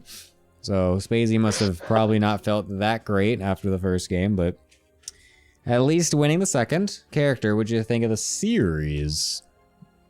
Gemini, Hi. do you realize what you've just done? What? You've activated my trap card. Oh, I redeemed the analyzer replay. damn. Does that mean you don't want to say anything? You gotta say something first, then I'll give my analysis. Okay. Heaven lost with a really weird build in the second game. What'd you think? I agree with everything you just said. Thank you. That is my analysis. Perfect. Excellent. As we are now trying to stall for time as Jackie's computer is shitting itself. And it was going to be Jackie versus Bull Mjolnir coming up next live. But yeah, so now we need to wait for that. So what do you think is going to happen here with Bull Mjolnir coming against Jackie here? I like both of them. So, I think I'm gonna say 1-1. 1-1. I feel kind of I feel like they're even in skill. It's kind of hard to predict anything. Yeah, it is kind of hard to predict this one. I would agree with that. It's kind of hard to feel where Jackie actually is this season, as I feel like he's just in general lower MMR than he should be, but that's just my take. Character, what were you going to say? Oh, I don't know, just Bull 2-0. Oh, That Whoa! analysis is entirely based on vibes. it's entirely based on vibes. Zero information. Excellent. Okay, I saw Bull almost beat Pig on stream. He almost 2 him, and I was like, Alright, wait, now it's he based well on strong. information. Okay, but okay. Retroactively. It is. I mean, I do think I favor Bull a little bit here. Wait, Bull, you beat Roddy 3-2 in that random ass show match? That's crazy. What did you do? He was just better. I didn't watch it. I don't know. Was Roddy playing serious? He died randomly in 3 games. Nice. Very good. Anyways, is Jackie ready, Bull? Because I kind of need to get into these games. Because if he's not, I have a million replays that I could be going into right now. And, yeah. Jackie's not responding. Cool. So that means I'm going to go into a different series because I don't want to wait here doing nothing when I've already been live for 4.5 hours. So instead, we're going to do Goblin versus Anticore. So this one should be interesting, maybe. So this is going to be a TVZ. So I'll be stuck here casting a TVZ by myself, and that'll be totally fun. But what do you expect, Mr. Lancer, of this one instead? Sorry. Give a prediction of the score here. I think just Goblin 2. This should be an easy one. I don't know anything about Antico, but like, I see Goblin play against Reno the other day, so I was like, wow, you almost win. So I think he's stronger. Wow, you almost win. Nice. Yeah. Excellent. Character, what do you think? I mean, isn't Terran Goblin's off race? I mean, Yeah. I don't know how good they are, but Goblin stop first? Oh. Well, yeah, okay. Goblin's main race is Protoss. Oh, yeah. let's play not PvP. Oh, well, okay. no, well, bro, this is a No, it's TVZ. TVZ. I said it's a TVZ. Lancer listening comprehension skills off the charts. Oh Nice. shit. Whoa. Whoa. Lancer well, listening about as much as I listened in math class in pre-calc 11. Jesus shit, well, Christ. I think Antico gonna win 2-0 then. Well, Yeah, Anticore 2-0, easy. yeah. Okay. Okay. Excellent. All right. Well, thank you guys for that incredible analysis. I'll be back in a little bit with the results of it. So let's see what happens here as we are going into the first game of Goblin versus Anticore. And I have some slight anticipation of what this match is going to be, based entirely off of something that I'll reveal later, but we do have on the top left-hand side of Ghost River playing as the purple for the bizarre adventure that he is named after. It is his bizarre adventure. It is Goblin. On the right-hand side, playing for the Itty Bitty Banana Committee, it is Mr. Anticore. And now we are in a TVZ, of which I am a Protoss player. And I have no idea what to do. I kind of wished Larimbo was joining for this second match. Because I knew that this TVZ was coming. So yeah. That's also great. Oh, there's another TVZ later too with Yorbrokers versus Gordhauer. Oh my god. Jesus Christ, I hope Larimbo comes later.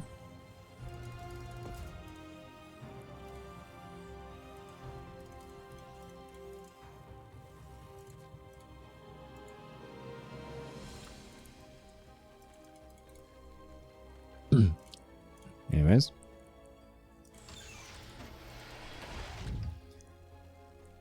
Yes. Larimbo is my only hope to survive this cast today. It is already 12:15 a.m. and we are only in the third game of 10 of this second series here.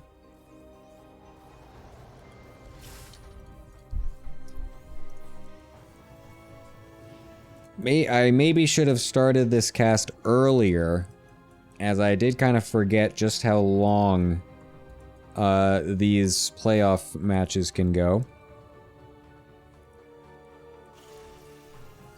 Although I guess I will use this as a moment to say that I will be also changing the schedule of the playoffs. Whereas before it was going to be the entire playoffs played in 1 week with two matches happening each day. And that is not what's going to happen anymore. I am going to do it over 2 weeks where there's one match each day. And I did decide this before realizing how late this is going, and I am very happy with my decision after seeing how late this is going. So yeah. That's what we're gonna do.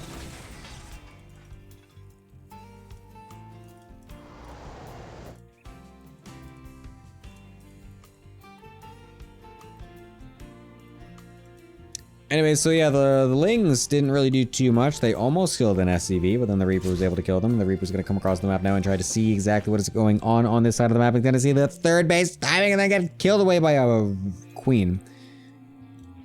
Holy shit, it's only 3 minutes 30 into this game and I'm already losing my mind trying to do Rap God commentary because I have nothing else to talk about. God, I hate looking at non-Protoss games, dude. What the fuck? Ugh. Jesus Christ. Oh, it's the Reaper coming into the natural. Oh my god, and it's gonna die. That was crazy, dude.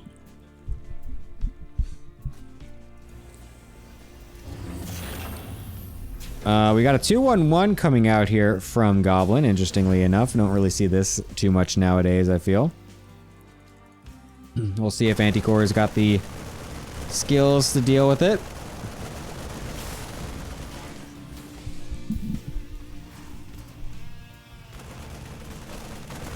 Oh, the Overlord could come in and scout this, though. And he does. He sees everything. He sees the 2, and then he sees the 1-1.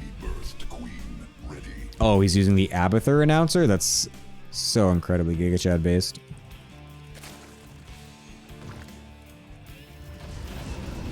Lots of Lings patrolling out on the different sides here, so it will be able to see exactly when this double medevac drop does blast its way across the map, and we're actually down 3 Marines as well, as they are just now spawning.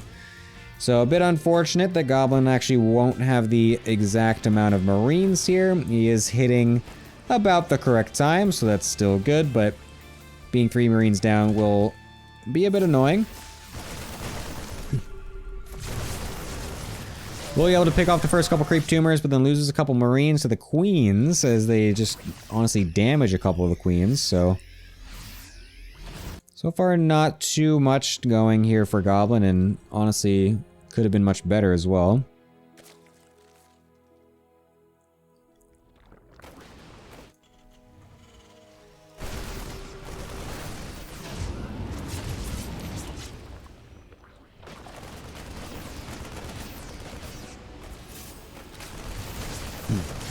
Getting into the main base, again, only picking off, I think, a drone. Yeah, and then getting forced away.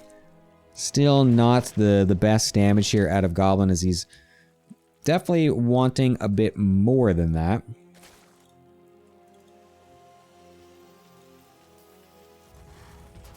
Third base will be finishing up, going into our tank production as well. Oh, losing a medevac is not great, as we're going to lose some of the Marines to go in it as well. Yeah, Goblin's little 2-1-1 here, not exactly finding the benefits he wanted. Double Evo getting placed down for Anticore as well, going into the Lingbane. No 4th base. I'm actually not sure when you're supposed to take a 4th base versus 2-1-1, because it feels like it is generally a little bit more difficult to get that saturated in setup if you are playing against something so aggressive like that, but something tells me that you are supposed to be having it by this point. And there we do finally get it getting thrown down here. We are getting a lot of Lingbane. Are we going to just try to do some big bust at the 3rd base here? Is that what the plan is?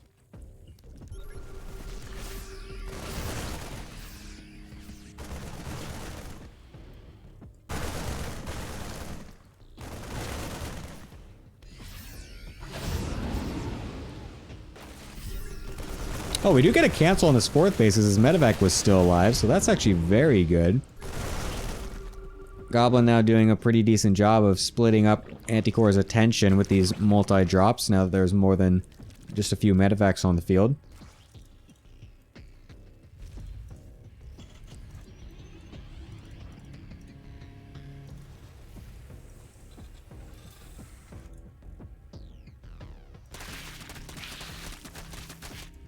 Hydrogen finishing up here for Anticore as well. It's going to be going for the Lingbane Hydra. I feel like I just don't see this that much anymore in ZVT. It's like such a... This is such like a throwback game in general. I feel like we don't really see 2-1-1 anymore, and we don't see the Hydra Lingbane as much, I think. I feel like it's been a lot of Roach stuff. Or just Lingbane into, like, later stuff, like Ultras and stuff. I mean, I guess we do go into Lurkers, is the thing. So we see the Hydras for the Lurkers, obviously, but seeing the Lingbane Hydra as a full-on army earlier on, before Lurkers, doesn't feel as common. It feels like we just kind of rush into the Lurkers nowadays as Zerg. I could be totally wrong. But that's my overall feeling.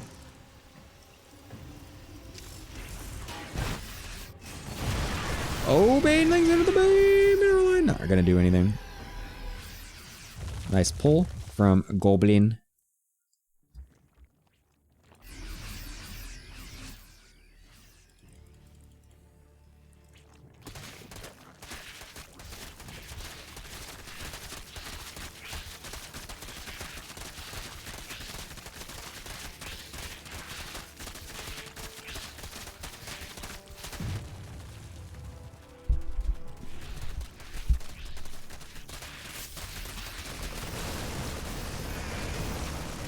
Oh. Damn, very nice clear, creep spread clear there with that one scan. Got a lot of creep with that. And should be able to get out without really losing anything. Also very important here. Anticore having a really hard time to actually kind of spread out on the map here. His army is giant though. So that is going to be good for him.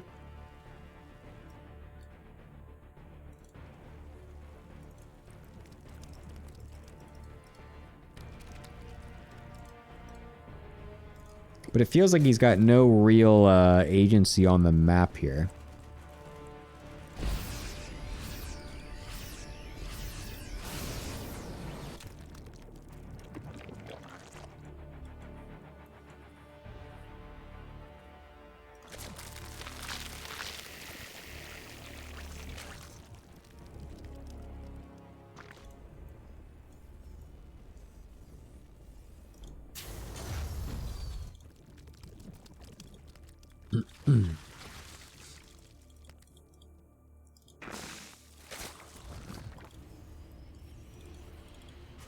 We are bunkering down now as the Terran. We're getting Liberators. We're getting Sensor Towers. We're getting our Ghost Academy done. 3-3. 4th base.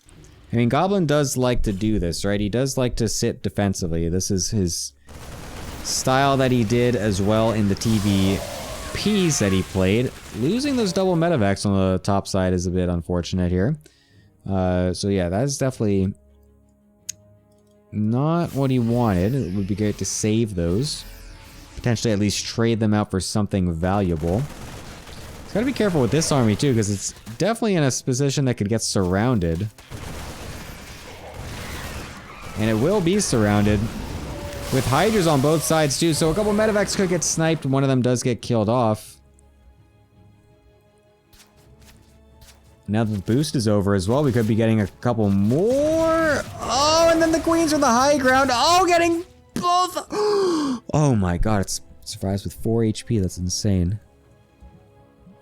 But yeah, that is a couple of unfortunate moves here from Goblin. Losing quite a lot of his army supply. And now Anticore potentially with some momentum on the map to find some damage, but this defensive setup that Goblin's got here is pretty insane. Look at that, he's got like Widow Mines all spaced out and everything. Amazingly, Anticore realizes this and splits off some Lings ahead of time, which is kind of crazy as well.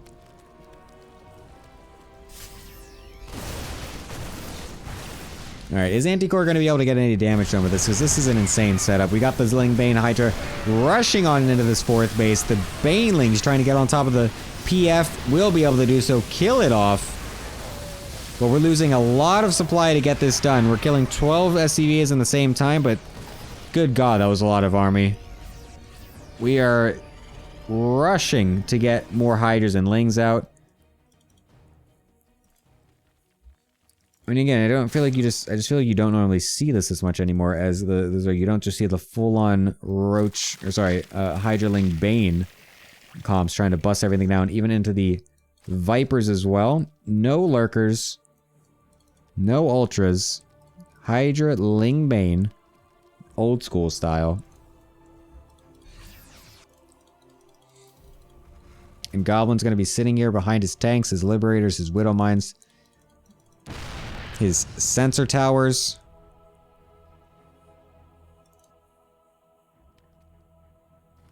You do need more eco. Yeah, that's also the problem here as Anticore. He's sitting only on 68 drones. And so there's only so many times you can do this as a Zerg player. Oh my god, these Widow Mines. There's only so many times you can do this as a Zerg player with so little drones. So this is going to start to run thin pretty quickly if he's not able to actually get some real heavy damage. We'll suicide the Banes for the 4th again, but not actually get it. Oh my god, it barely dies. That's crazy that it actually got saved right, or didn't get saved right there. There's so many SCVs and mules around it. So a second 4th base does get killed off here. Making this still somewhat... If he didn't kill that, then that would have just been awful, but killing it at least makes it somewhat worth it. But again, we're still just sitting here on 69 drones. Nice. This is like such a low drone count to be doing such a aggressive strategy on. We have all the bases as well. The problem at this point is that you can't even like take a round of larva to just max out on drones right here, because then your next attack wave is going to hit so late. It gives the Terran so much time to recoup. And so then you won't actually be able to do anything, and then you're just stuck. So then you're just forced to transition. So if Anticore wants to win with this style, he needs to win with it as soon as possible. But that's going to be really difficult,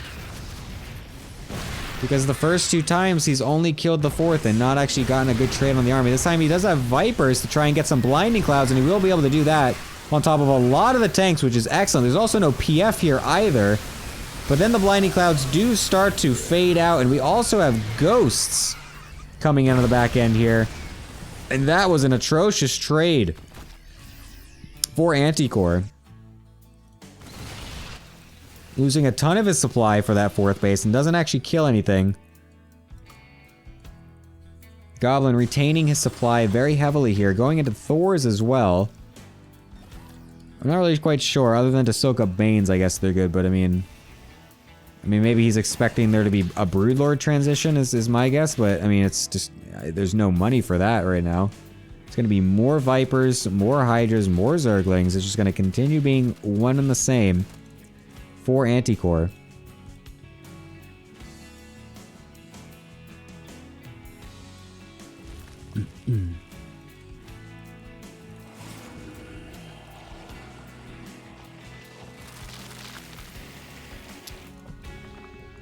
And yeah, I'm gonna throw out a little bit of a spoiler here, because I just want everyone to brace for impact in the way that I am currently trying to brace for impact, because when I was downloading these replays, I did happen to notice that the size of this replay was abnormally large.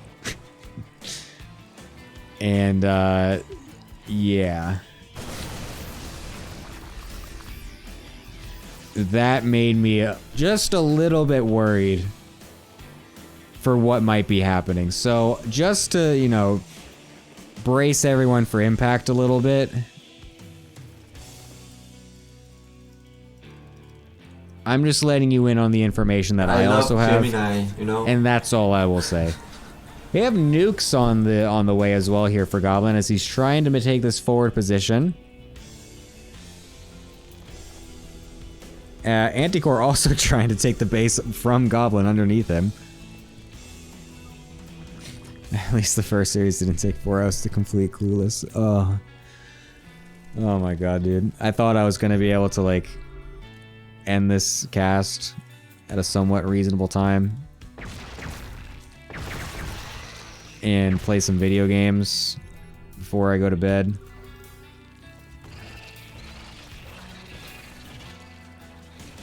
I'm gonna be lucky if this cast ends before 4 a.m., bro. Dude, that's what I'm saying. The fucking... It's the Cannon Rush series. I was so sure the Cannon Rush series of all series was gonna get blasted through. So that way this series didn't matter how long it took. But no. The Cannon Rush series of all series lasted 4.5 hours. It's insanity. Well, more like 4, but whatever. Still. And now everyone's just kind of sitting here doing nothing, so there's nothing to talk about. So chat, this is where you come in, as you will need to be providing me with extra entertainment to respond to, because God help me if I'm going to actually cast a real TVZ late game Turtle Fest when literally nothing is happening. Because we all know what's going to happen. Goblin's going to sit here, he's going to turtle, he's going to slow push, he's going to throw out nukes, he's going to try to spread Anticore out a little bit. Anticore is going to try to defend it, and then inevitably probably lose a bunch of his armies, as he's going to try to now. As he goes in, I'm trying to do the correct tab thing and zoom out, and I didn't for a little bit.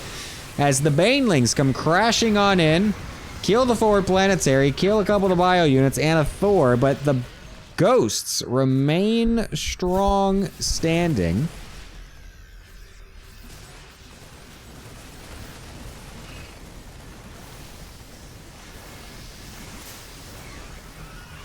And yeah, I mean, this bio is still doing very good work. I mean, the couple of random Banelings also not really doing anything here. Oh my god, the snipes. I can't believe that Anticore is still sitting on 64 drones.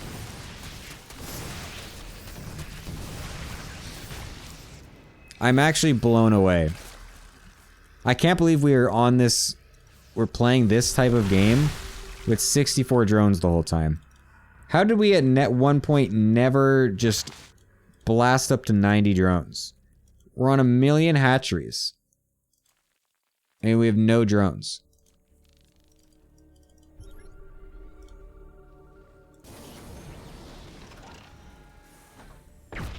Oh, the snipes. Oh my god, I think we got a Viper in there too.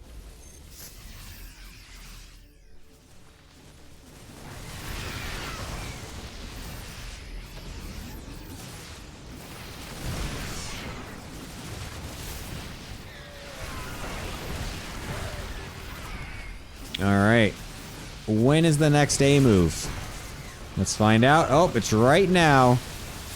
As we are going on in with the Banelings on the left-hand side into a tiny little choke point. We'll be able to kill some of it. And actually, honestly, probably the best fight that Anticore's had in the whole game, to be honest. Because we do have Infestors out now as well.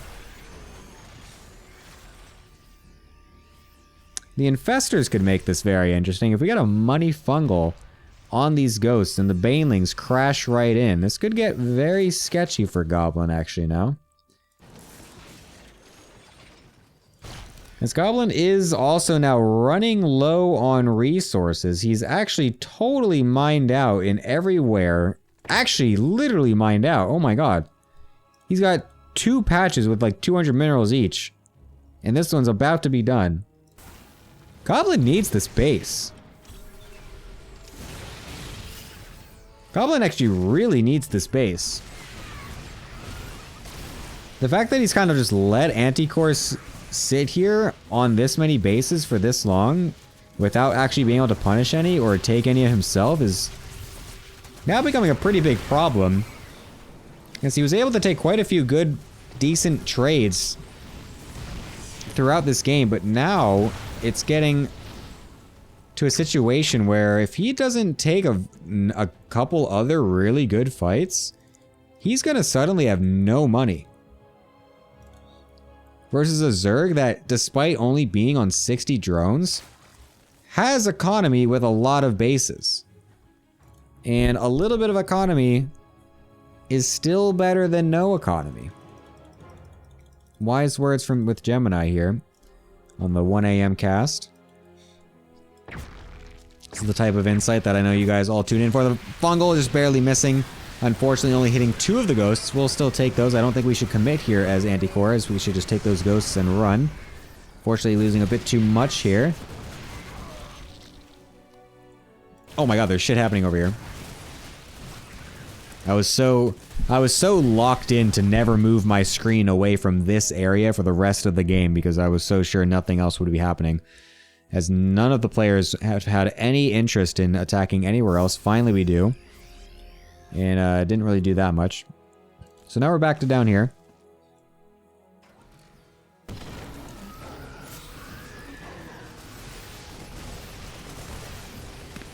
As it seems like Goblin is finally going to be able to take this forward position here. Knight is getting set up on the bottom left in case we need to make an emergency escape, I think. As the massive conga line of SCVs, holy shit, from all corners of the world, convene in this one location to try and just mine this out as fast as humanly possible.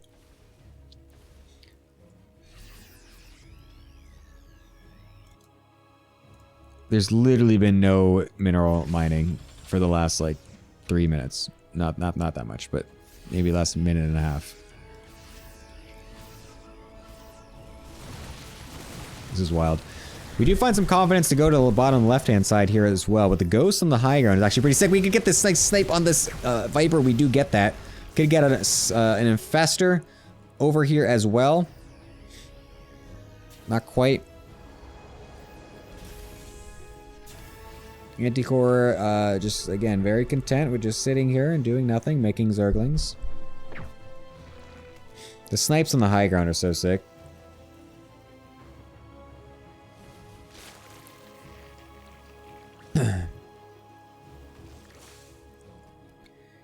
This is kind of the problem with this game, with this map late game, is that these little high ground areas are actually just so well defended with these little choke points everywhere that it's so difficult to actually bust up into them. So it really does create these big stalemate games. As a nuke goes in the bottom left, as a Zergling run by will be going into the natural here and then eventually into the main base to try and kill off some of the production here. Goblin will have to respond to this in some way. Send some bio out back to deal with it. As the reinforcing units probably won't be enough. The nuke actually landed. I'm sorry, I just expected that to not land. I'm stupid. I'll go back to look at it. Okay, it didn't kill anything. Okay. Fungal, Widow Mine. Ooh. We are committing here.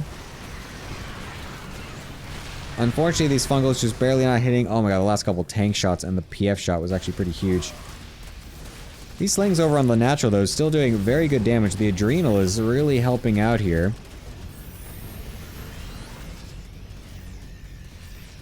It's going to force the orbital to lift. It will die, actually. It's going to burn down. It's actually very good for Anticore. I like how we're having the classic moment here where no matter how boring a game is, as long as it goes really, really long, the Twitch viewership always gradually goes up somehow. And that's what we're seeing. As we've gained 15 viewers ever since this game decided to have nothing happen in it. You're welcome. Yeah, thanks, dude.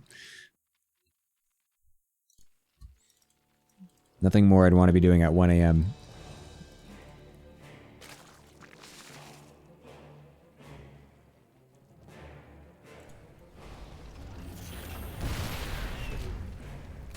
Massive Ling run by trying to come up here, but now there is a tank ready. So it's going to make it much more difficult to get in, but they do get in and will be able to kill the tanks. And now this is going to get really awkward here for Goblin because he still needs to deal with this. We have a lot of units that can just start funneling in onto this production here. I like this little position that he's got set up here to help try and defend from the low grounds. Scan over on the bottom. Liberators slowly trying to make their way forward here. Honestly, what if we just send a couple Liberators to each of these bases? I feel like that would do so much damage. And just totally fuck with Anticore. I don't think he's in the headspace right now to be able to send Hydras or Queens to each base. And then we just push forward with our tank Ghost at the same time. I feel like that could do so much.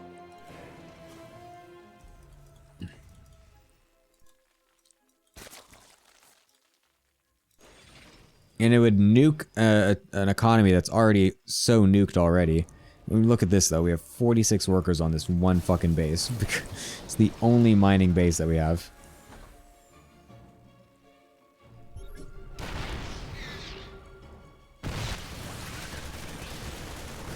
Imagine Bane drops. Holy shit. Dude, imagine just a fungal. Although I guess it's hard to get across these tanks and liberators, but whatever. Alright, Hydra Ling going into the main base here yet again as it's completely undefended. Save for a single tank. We got the Bio and Ghost moving forward to the left-hand side here as this army continues to just stay choked up behind this little spot into the very corners of the map. We're going to try to bust out a little bit here as Anticore, as he's lost his patience. As he really doesn't need to be going for this, honestly, at all. And he's going to lose almost everything for it in one of the worst trades of the game. And then he loses the hatchery anyways as well. Really no reason to go for that. Could have just saved it all into the Nidus. and just killed everything off with this other attack over here and then regrouped with everything coming out of the Nidus over here. But instead we lose a large portion of that army.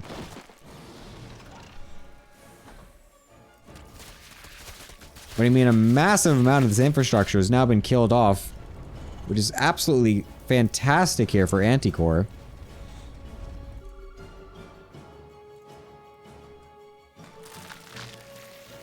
Oh my god, it's just more banelings, more lings, more hydras, more vipers. I've never seen someone stick on one comp for so long like this. This is crazy. Oh my god, the tank shots. Oh, this tank's got like no health as well. Where's this? The units here. We got 12 ghosts, 5 tanks, 4 liberators, and 5 widow mines, and a Thor.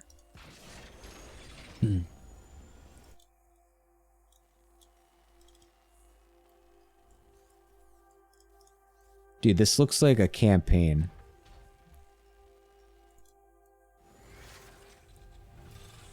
Oh no, they accidentally changed into things because they saw the units instead of the widow mines. Lol. The widow mine bait attempt didn't work this time. Gonna have to use Zerglings this time. I mean, Anticore's army is massive. I think once we get these Vipers over here, we'll be able to send a lot of blinding clouds out. And despite how choked up this whole area is, I think we will eventually be able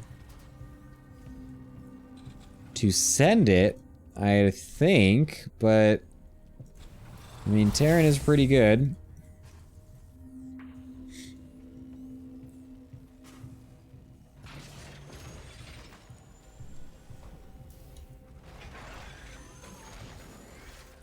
These 2 PFs are going to be so brutal.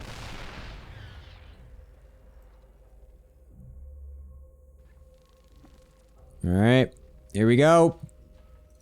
The Ghost's getting into position as well. Here comes the units. I feel like, honestly, the Blinding Clouds needed to be a little bit earlier, but we will get them off anyways. Yoinking the Ghosts into the units as well is an interesting move, but I mean, these PFs just don't die. Oh my god. Holy shit.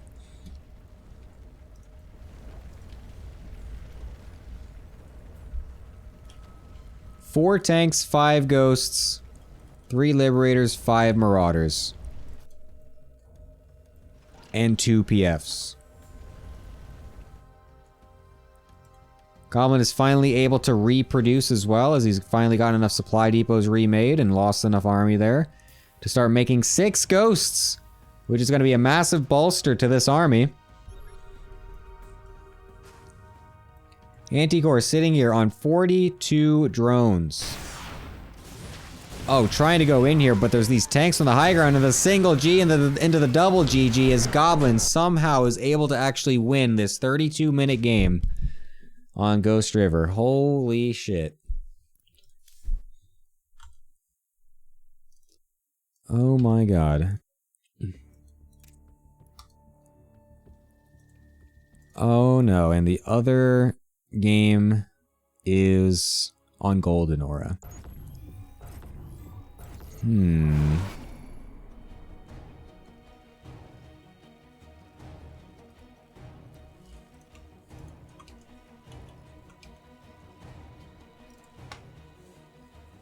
Alright.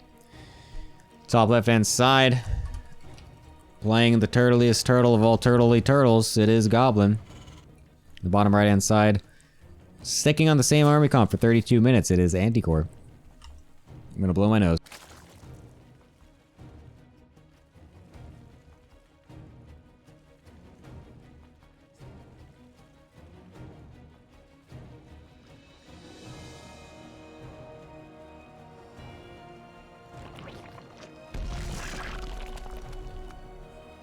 Please, God, tell me that this game is not as long.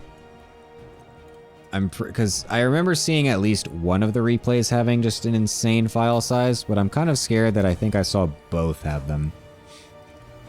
I'm very scared. if that's the case. I think we need to appreciate the strategic genius of Goblin here. He realizes he needs to make ghosts, but when he realizes that it's Lingbait Hydra, he switches into ghosts. As the game goes longer, ghosts become the play when Anticore begins to turtle. Once most bases are mined out, Goblin identifies a niche situation where ghosts will get him value. This allows him to survive long enough to make some ghosts and close it out. Impressive. Very true. If you guys could keep making more copy pastas that I can read in chat, that would be sick. Because God knows if I will actually be casting a real DVZ here alone. At 1 a.m.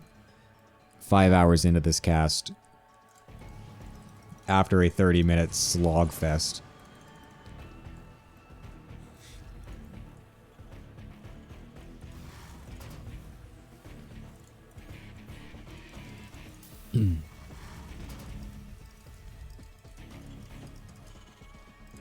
Gemini likes pain. If only I'd learn, dude. I was so hoping Larumba would join for this.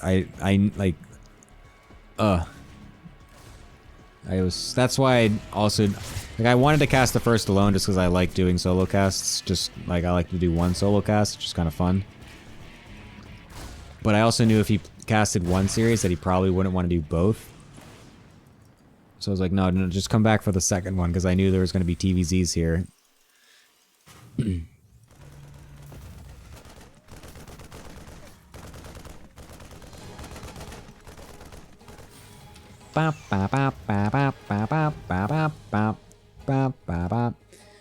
you need me to hop in? If you want to, you can, because honestly,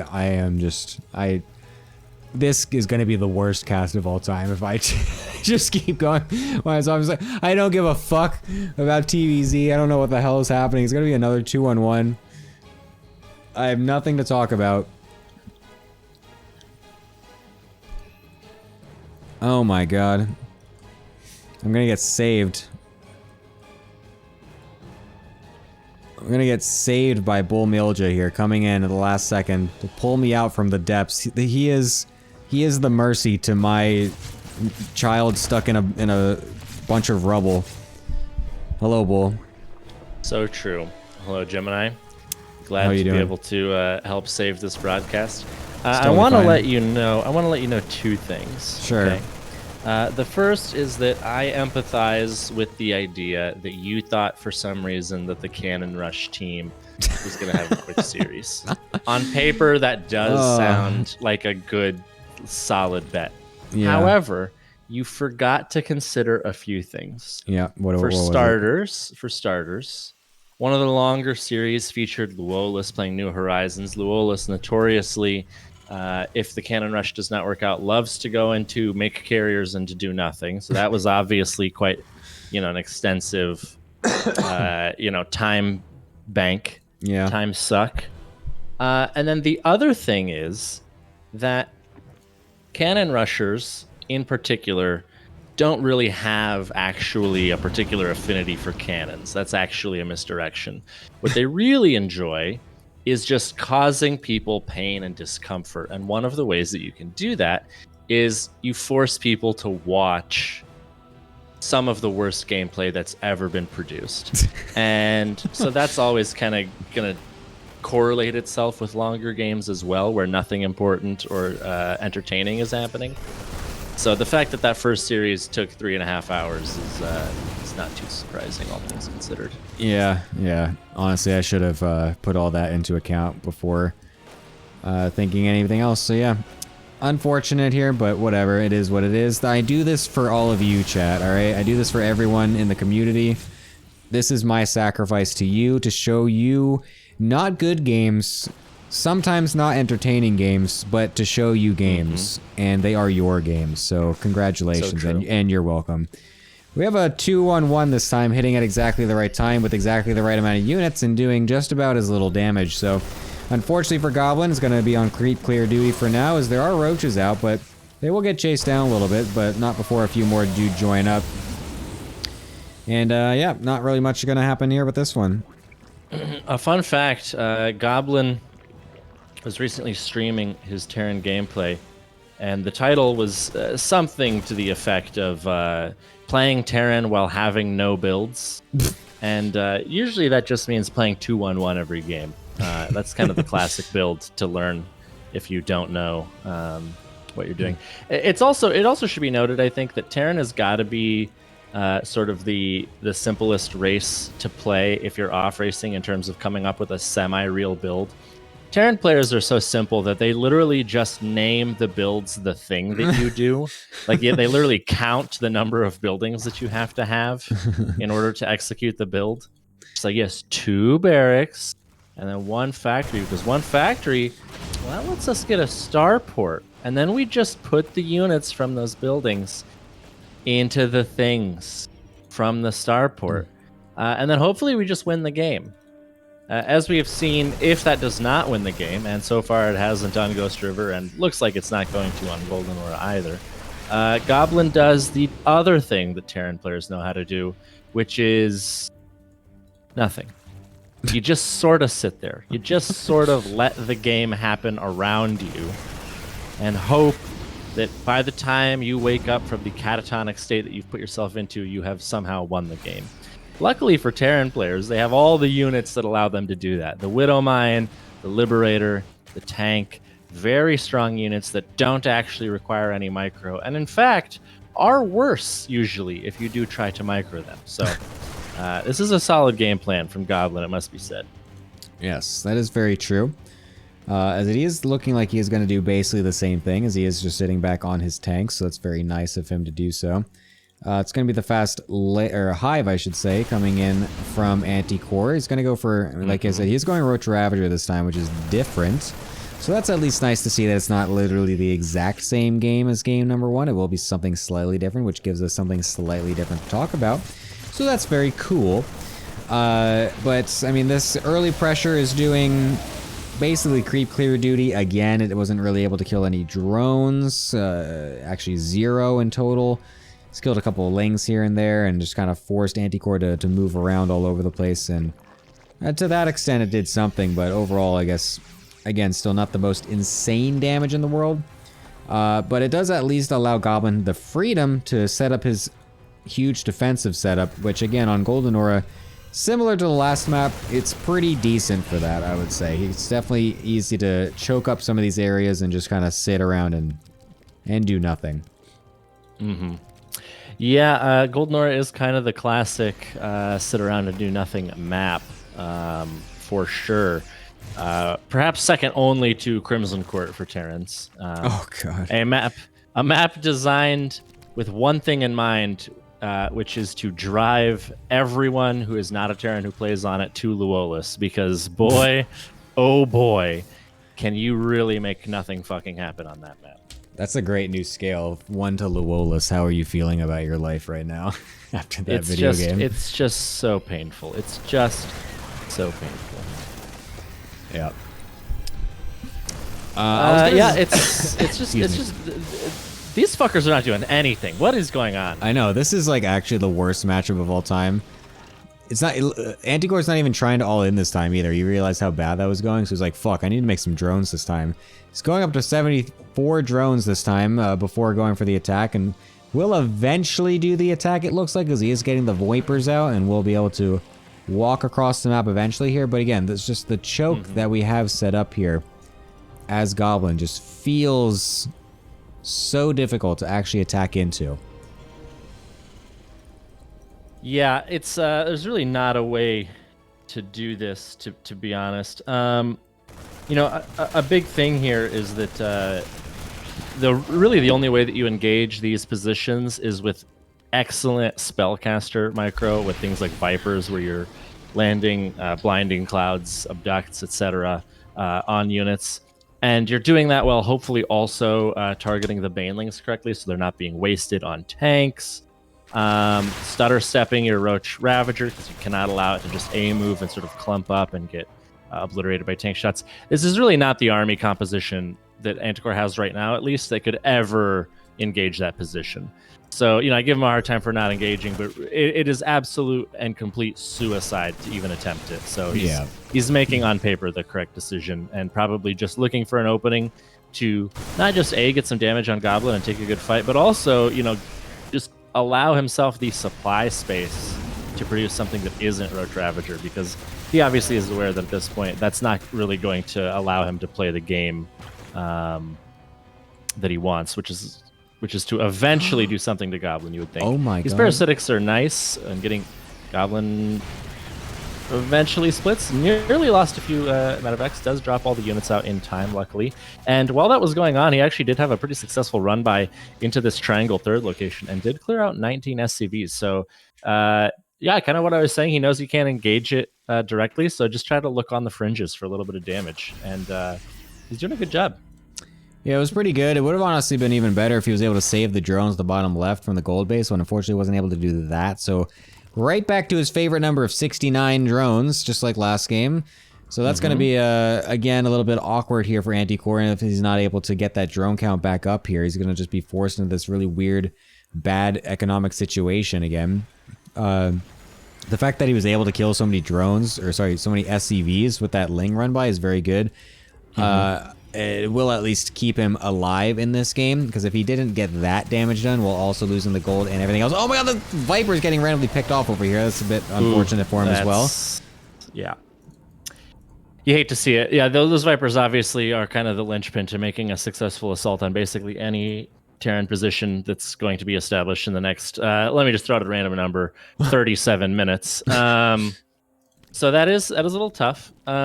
Also, Fiont is asking a smart question here earlier, which he's saying, why the hell is Anticore making Hydra range? What is he cooking?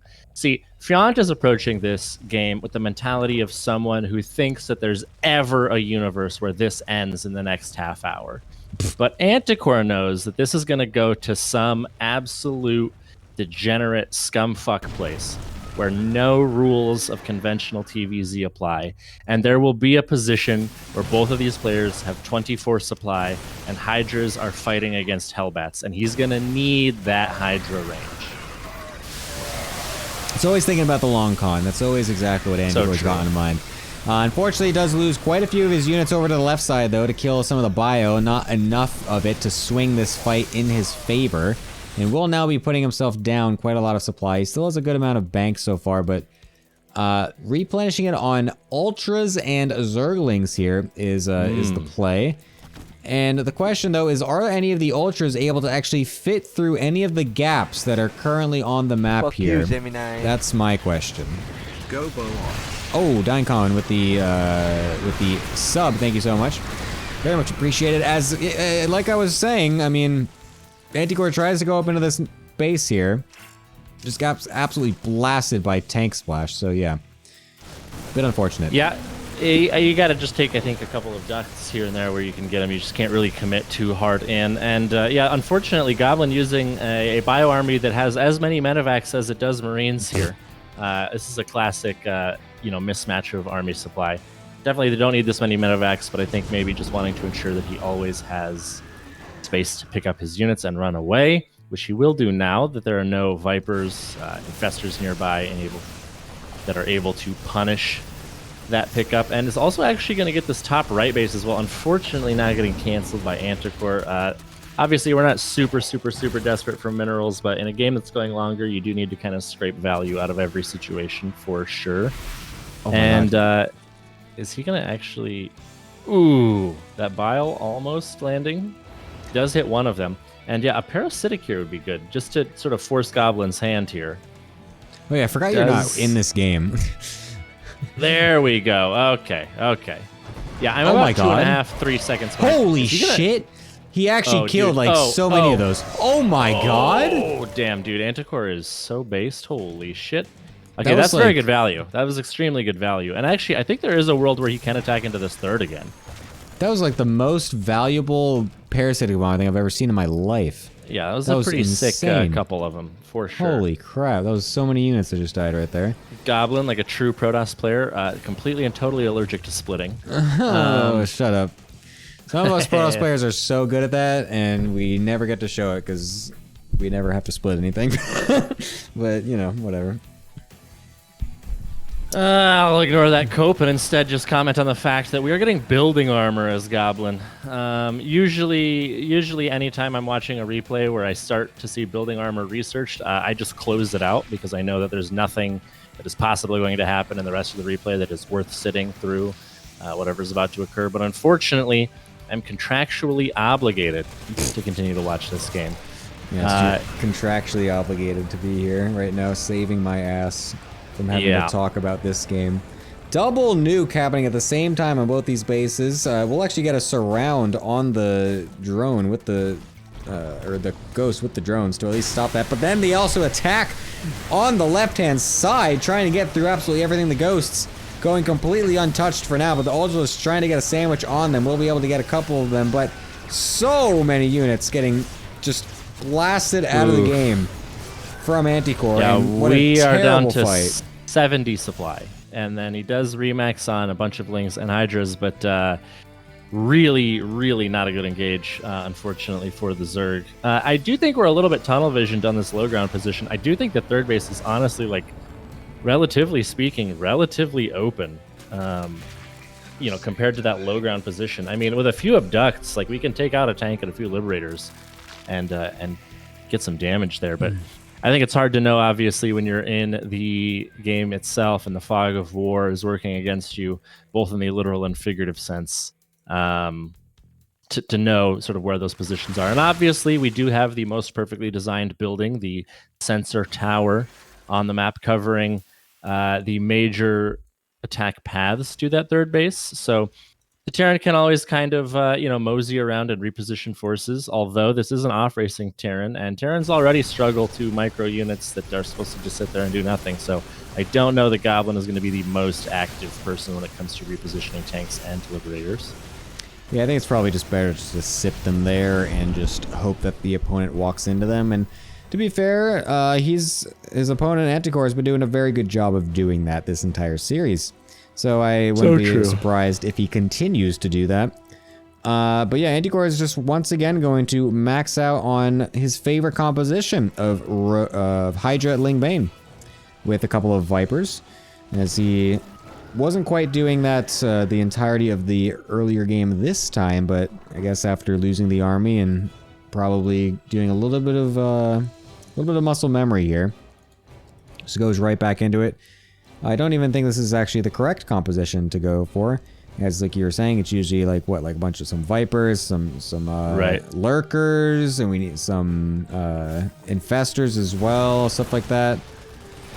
Ultras, I guess, are still pretty decent. But yeah, I'm not quite sure this army is going to find its value.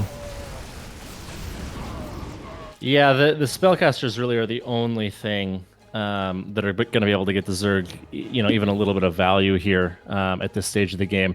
It really is sort of incumbent on the Zerg to just get such an economic lead that they can afford to take these low efficiency engagements and just make it either too expensive for the Terran to continue or eventually find an engagement where they're able to catch the Terran out of position, because straight up fights are really just never going to be advantageous for the Zerg. Especially in a map like this one, where when you look at positions like this that are sort of split naturally into two with the line of sight blockers, you have this big terrain that blocks a lot of the space. It just is such a good position for the sit and do nothing Terran army that even very good spellcaster usage will not ultimately allow the Zerg to take straight up winning fights. It's always going to be a little bit Terran favored, at least. This is a little bit of potential here to hit some abducts, maybe on this tank or a blinding cloud to try to get this base dislodged. And he does manage to do that, takes out some relatively fresh mules, does get a decent surround on that bio. Would have liked to see him continue fighting there, but the indecision is costing him as the cloaked ghosts do come in to force away those Lings, and we aren't, I don't think, going to manage to get this CC, which is floating away, as the Bio Army is close enough to threaten away the Ling Bane and a random couple of Corruptors. Yes, the random Corruptors. What are these here? Did he, like, think about maybe transitioning into Broodlord or something, and then was like, wait a minute, I think Thor's like out. I can't do four. this. I think 4 or 5 corruptors is not the worst thing in the world on paper. In order to maybe get some snipes on liberators, the problem with it is that just the way that you need to control them relative to the rest of the army is so different that I think it's very tough to actually get that value in practice. Yeah. So, yeah, I don't think it's the worst idea, but it's just very difficult to control. In the same way that someone like a Hearthstone or Pig will tell lower level, Protoss players, hey, don't get Disruptors and Storm and Colossus. You're not going to be able to control all of those at the same time and get value. Even though, on paper it might be better, you're just not actually going to be able to extract the value that it's worth. So we'll see. I do think a couple of Broodlords also could be good, just to sort of force the Terran into uncomfortable situations where they aren't allowed to literally just sit there and allow the engagement to start. You can kind of force a little bit of micro from the Ghosts, maybe get them to come a little bit further forward than they otherwise would, maybe hit some abducts, those types of things. But unfortunately, the Ghosts, just if they are controlled properly, they're hitting snipes or they're hitting EMPs on Vipers, or they're doing things like this. And sniping corruptors that are vomiting on rocks. I literally learned today that corruptors can piss on rocks. I had no idea. They are buildings, yes. I had those are buildings. Dude, it's insane. That's crazy. It's 14 years and I'm still learning things about StarCraft. What the fuck? That's so funny. Yeah, right. It didn't used to always be like that. In fact, there was a meeting between all of the high-level developers back in about 2011, where they were considering adding the corruptor vomit ability back when they used to have the corruption ability. Yeah, actually. yeah. And Dustin Browder said to David Kim, and I quote, "If you let one more thing kill rocks, I will rip off all your limbs and beat you to death with them." And so they tabled that until Dustin Browder was moved to the Heroes of the Storm team a couple years later. Very smart, very smart. Is this nuke going to land on his own army? Okay, No, he does cancel it. Yeah, He I does was cancel actually it. very Okay. hoping. I was really hoping I was going to be able to do a mole trap impression for a second there, but unfortunately not. We're going to just keep doing with the 2011 references. Dude, this is actually kind of like GSL 2011 in the sense that this game fucking sucks. So true. So Got him. true. Where's Luolus? Someone at Luolus. We need him He's in probably here. mauling about Stormgate right now. Yeah, that's true. Yeah, the Goblin feeling surprisingly confident to move into this position. Now, luckily, there is no creep here to assist these Banelings, because obviously moving with mostly Marines into a giant Baneling ball is a little bit risky. You would ideally like to have some Ghost or Tank coverage here. And maybe, I don't know, some Vipers. It's hard to even know what you're supposed to do in this position as Anticore. There's not very much on the ground that can go toe-to-toe with this bio army, so you're just kind of trying to get a little bit of value here and there. These Ghosts are going to cloak, and I think they're going to snipe so many. Ooh, they get both of the Vipers. This is pain. That was actually a pretty nice move, to be honest. Yeah. Kind of like that.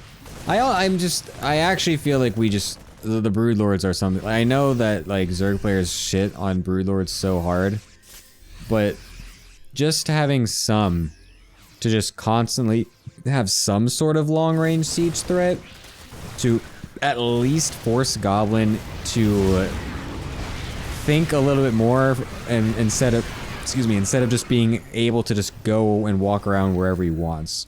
Like, it at least forces the Ghosts forward, perhaps, to then allow you to jump on them a little bit. They have to go very far forward to get the snipes actually off and whatever. Like, I don't know. Right. Yeah, it's one of those things where it's like it's so funny that you say that Zerg say we need at least some form of long range siege because they actually have lower effective range than snipe, because the leash range of Broodlords ends up being shorter than that of snipe. If you start an attack as a Broodlord and the unit begins to move away, it will cancel at a shorter distance than snipe will, which actually means that you are punished harder for miss micro as the Broodlord player than you are as the Ghost player. So even with Broodlords, the man with gun can actually hit farther.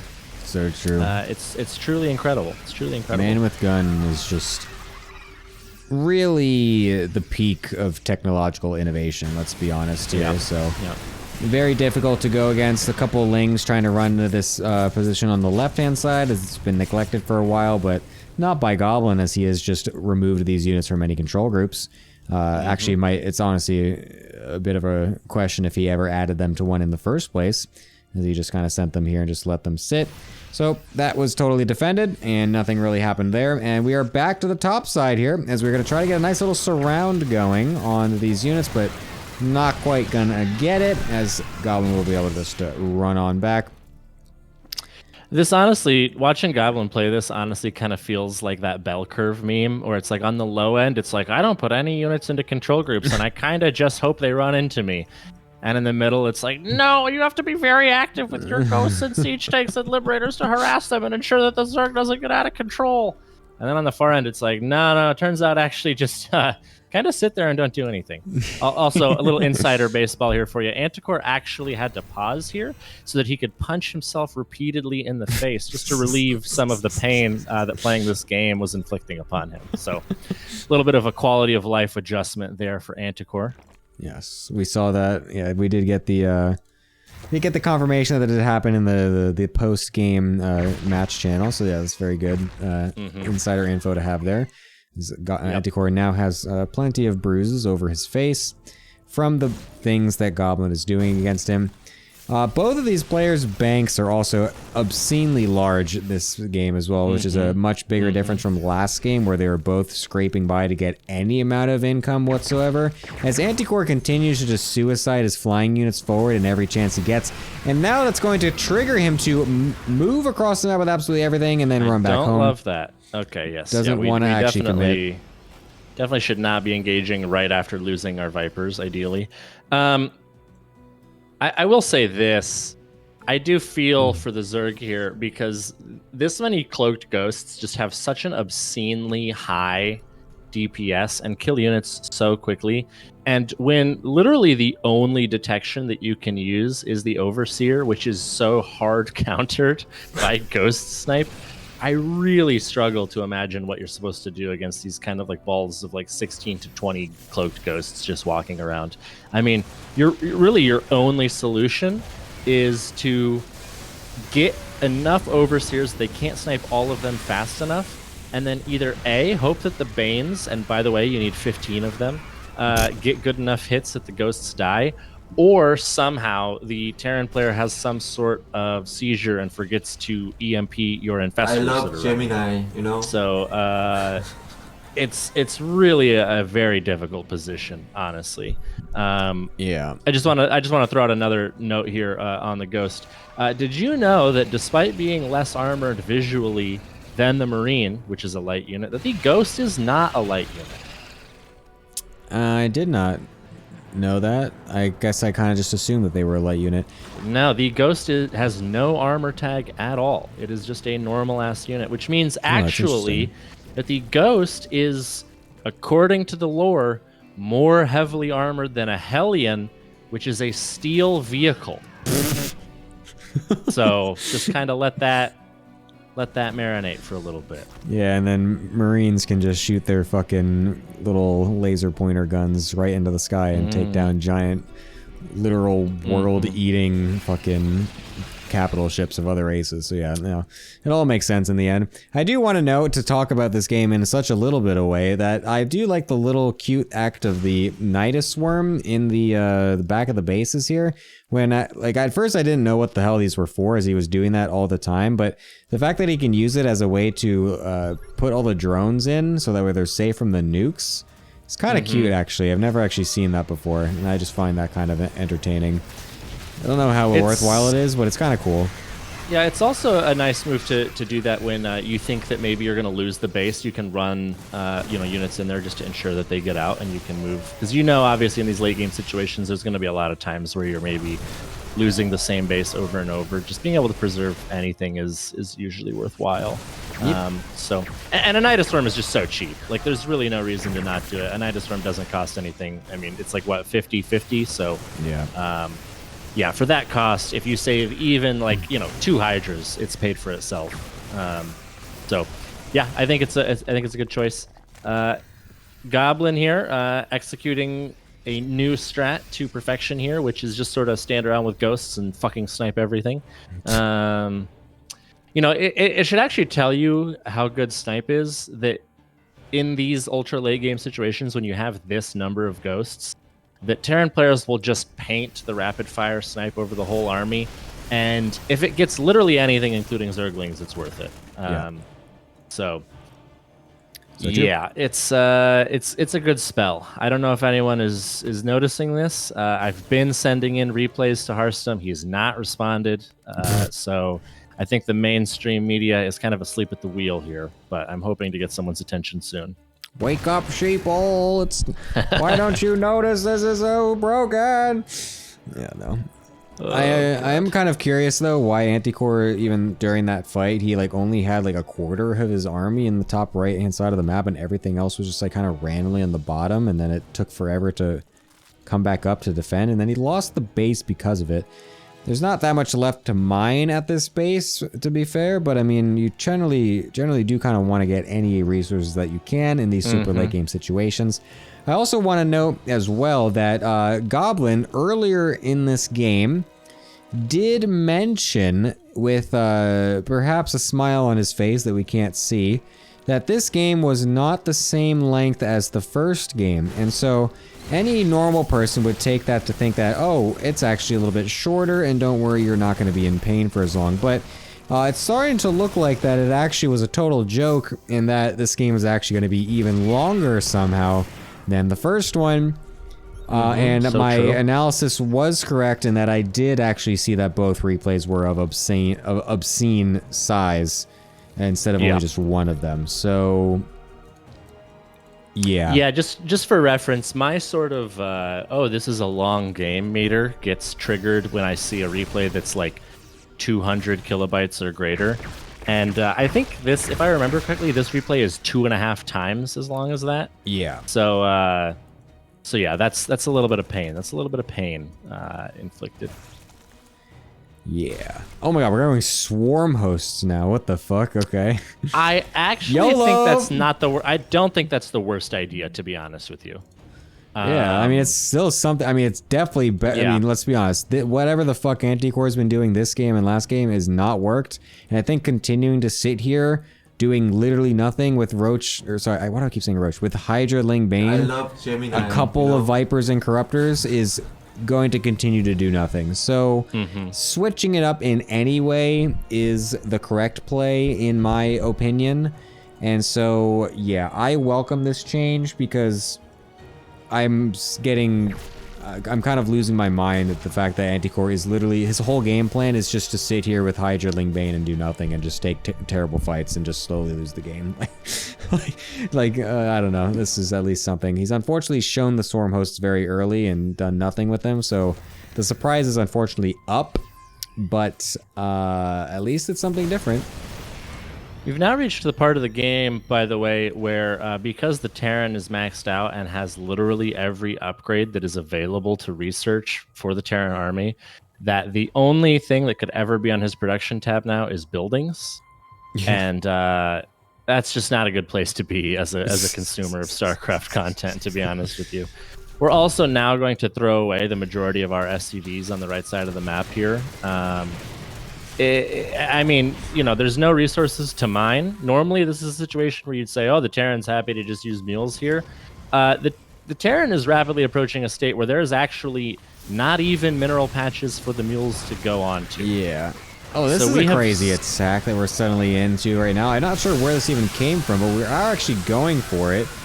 We're somehow taking the best fight that we've had all game as Anticore, but the Cloaked Ghosts continue to be something that we can't actually get on top of. I mean, if we just had maybe some infestors or something flanking around, some burrowed infestors running all over the place, maybe that's a way to possibly get this, because, I mean, just running in with the banings on off of creep seem to never work, and it's unfortunately still not working. As the only base that actually has minerals left just died. So that's also pretty cool. As a viewer, you would look and think, oh shit, okay, Anticore actually getting a decent trade. This is actually a good position. The Ghosts can't run away forever here. Unfortunately, though, we do only have a couple of Overseers, so we need to make sure to not lose those to Snipe. That would be huge if we didn't do that. And unfortunately, Ghosts, they don't actually die. And I don't mean like in this engagement specifically. I mean in the game as a matter of principle. They don't actually die. You know, in that previous engagement that we saw in the middle of the map, you might have been thinking, oh shit, Anticore got all of the Banelings on top of the Ghosts. This is so good for him. If by him you mean Goblin, because it actually takes 9 Banelings to kill a Ghost. And am I making that number up? Here's the thing. They're so fucking ridiculous that you don't even actually know if I'm making it up. I was about to say, do you actually know how many Ghosts or how many Banelings it takes to kill a Ghost? No one knows, Gemini, because Banelings have never killed a Ghost. Not in this game or ever before in history. Oh my god. I was actually going to be blown away if you just randomly had that piece of information in your head right now. Like, I was like, what the hell, a Protoss player of all people? Oh my god, we have Infestors coming out now, finally, as Anticore at the 36-minute mark. With 12k, 8k in the bank, we're finally going for Infestors and 41 more Banelings. As, yet again, I would like to emphasize, there's currently a grand total of about 300 minerals left to mine on this map, and that's it. That's literally it.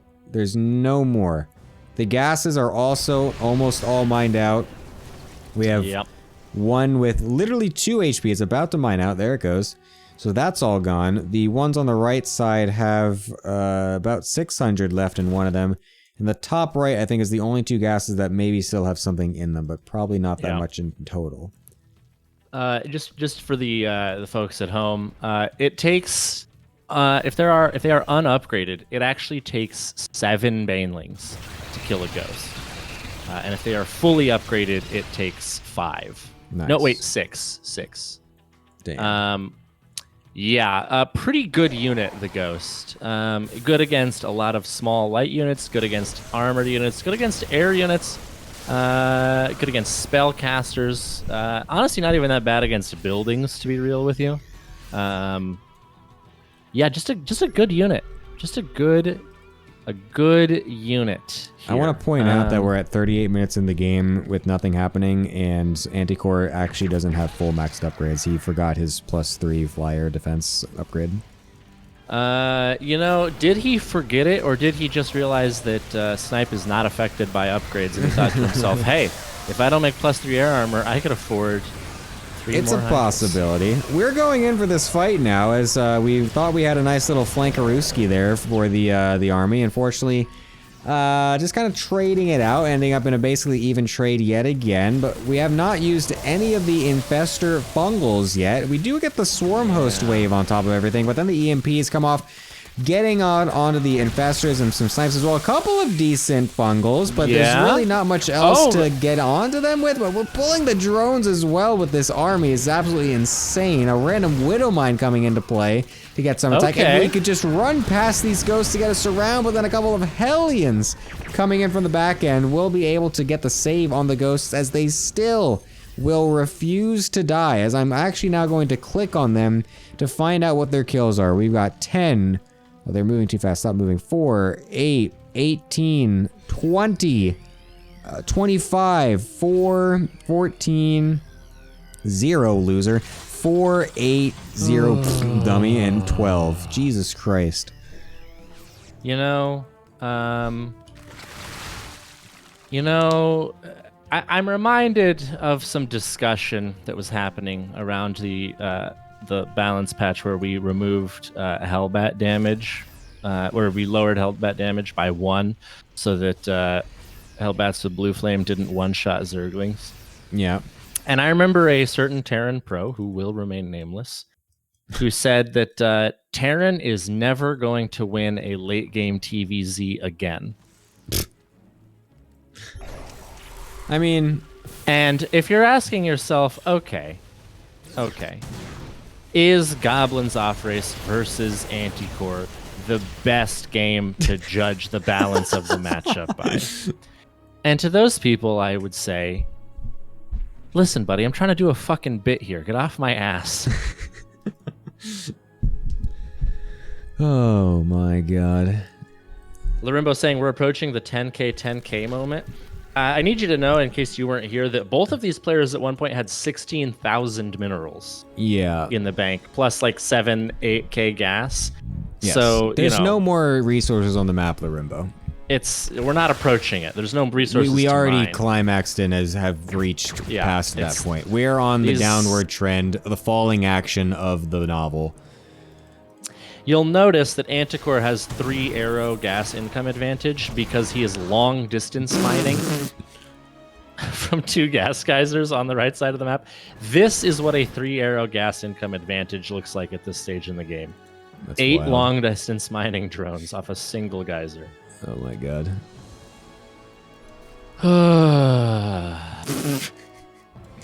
Dude, I cannot wait to get more Protoss games after this. Holy shit. I can't You know what's believe so this funny? game is happening right now. It's You know what's so fucking funny? 2 It's so 1:30 funny a.m. to me that I talk to people like Roddy, and he's like, I'm just like so sick of playing Protoss games, and like I bet people hate having to watch PvP all the time in this league. Dude, I love and then when PvP. we do get matchups that don't have Protoss, it's just the absolute worst shit of all time. Oh my god, it's so bad. Dude, PvP is so good. I love watching PvP, man. It's quick, it's interesting, it's decisive, it's action-packed. There's no fucking turtle games in PvP because no one turtles in this because it's like everything's always happening. But this, man, oh boy. I would rather watch 5 Magnath cannon rushes than have to watch another Oh, absolutely. another I would take that turtle a PvZ million on Golden times Aura. over this. Oh my god. Alright, we're moving out on the map finally as Goblin. We'll see if he's able to find some damage here as he's now taking position to try and end this game as he realizes he doesn't actually want to sit here for 50 more minutes. And Anticore is going to take the bait and try to go up in here, take this position out with absolutely everything he's got. Drones as well. We got Infestors knurling the Thors, and he's actually kind of taking a fight, but then not really because it's the ghosts that are still alive, and that's what's most important here, as everything else does die.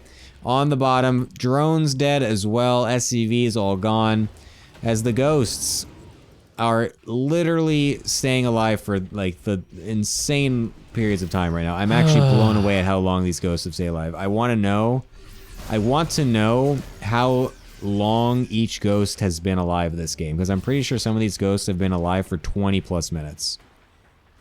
I want to mention something that Goblin said earlier in the chat, which is that if you want me to move out, you need to stop winning fights. I want you to look me in the eyes, Goblin, and say that there was ever a world where you thought to yourself, what I'm trying to do now is move out. Oh my god. Holy shit, 11 Infestors. I mean, honestly, I think that's kind of a good move. Yes. In the sense that obviously infestors are hard countered by ghosts, I get that. Yeah. But in a world where we are allowed to do something like maybe get a neural parasite off and EMP all these ghosts or something, God. You can do that, or you can alternatively just hit some fungals to prevent the cloak and maybe get lucky with units getting on top. The nice thing about fungal is that it does prevent snipe from going off. Dude, we're going for 10 more swarm hosts, but I guess it's just so that we can replenish the 10 that we just lost to that massive snipe move. Oh no. Good lord. I just don't get the swarm hosts. At this point I don't get it. I mean, we tried it, it didn't work, and now we're doing it again. Like, I don't know.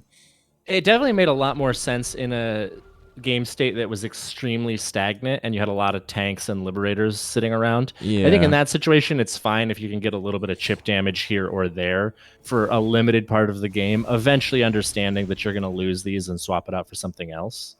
But the problem is just like ghosts are very quick to kill locusts, as are marines, and Thors who are in the splash anti-air mode. So I just don't really know. I mean, especially if we're sending out the locusts from like a million miles away and trying to fly them across. If we were a little bit maybe more active with them, or doing things like sending an overseer over the top side to like clear out production or something. I mean, at this point, the production doesn't even honestly matter because Goblin is about to spend the last of the resources that he will ever have in this game. But yeah, this many swarm hosts definitely does not seem like the play, because if either A, the Terran pushes you and you're out of position, or you spend too many locusts and then they counter, you're just not going to have the army that's able to fight straight up against the Terran. What's the guess on the APM count right now for both players? Current or average? Average. I will say 160 for Goblin, 135 for Anticore. Somehow it's 426 for Goblin and 211 for Anticore. Oh, I forgot the Goblin is like a Goblin yeah, he's just is spam literally clicking random spamming. shit. So what the fuck? Yeah, Holy this is like J is he Money doing right camera now? hotkeys level of spam right now. Well, now he's moving, so I guess it doesn't count. But before he was literally just sitting there doing nothing, and he had 400 APM. 900. Is he rapid firing move commands? And I'm not even joking. I'm not even joking. Is he rapid fire move commanding right now? How do you get to 900 APM when you are not fighting or producing anything? I mean, I'm looking at him right now. I'm following his camera to see what he's got selected and doing. And he does like circling through his stuff. He's doing it a lot. Yeah, I mean... He's just constantly tabbing back and forth between his barracks, which have nothing in production, and his entire army. So yes, that is what he's doing. As he's going to find his way across the map again, finally. So thank God he's doing something here. As we will yet again find a forward position, and the swarm hosts throwing out their massive locust wave, completely desynced with the rest of the army here. So that is going to be a wasted locust wave, doing basically nothing except kill a Thor, sort of. There we go. And now all the ghosts are going to die. Or sorry, the swarm hosts are going to die from the ghosts. Yeah. Yeah, we got 2 Thors there at the locust wave, which is fine if the Terran is sitting there and doing nothing, but when they're pushing, it's very uncomfortable. Oh my god. Oh, we're in this little tiny place, the choked up area, the widow mines on the ramp as well. A bunch of fungals would be great. Oh, the widow mines are very painful. Yeah, if we were able to get in here before the Liberators set up, I think we could have blanketed a bunch of fungals and maybe taken a fight that was halfway decent, but I just don't think it's there anymore. We don't have a critical mass of anything. We're losing a bunch of units to snipe randomly here and there.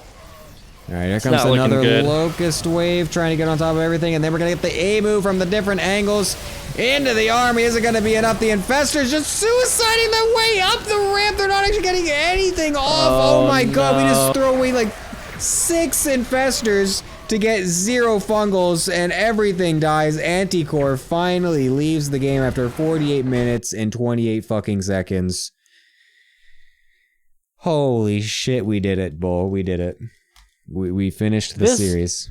This series would be the perfect series for someone to watch if they were the kind of person who watched Dragon Ball Z and thought, I like this, but the pace is just too fast. There's not enough filler.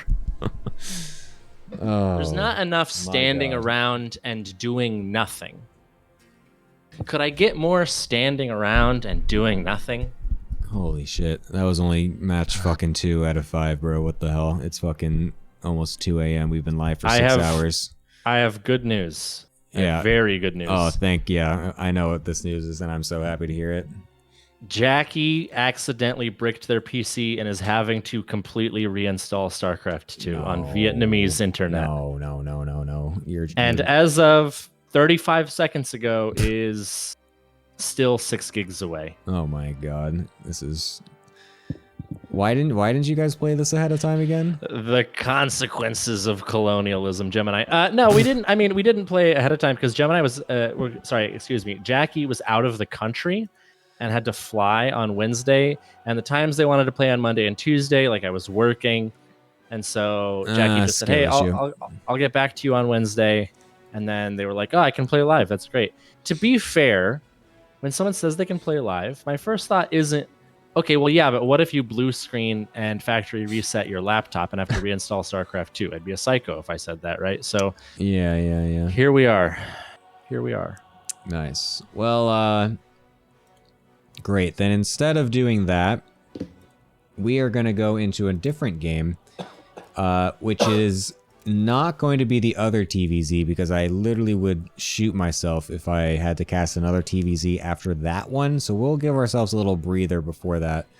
And we're going to go into instead the Revo versus Takua series to make sure that we can at least get a palate cleanser after what was just honestly the most, actually the worst series I think of ATL history, which is insane because that fucking Rambas versus Heroku series from last season does exist.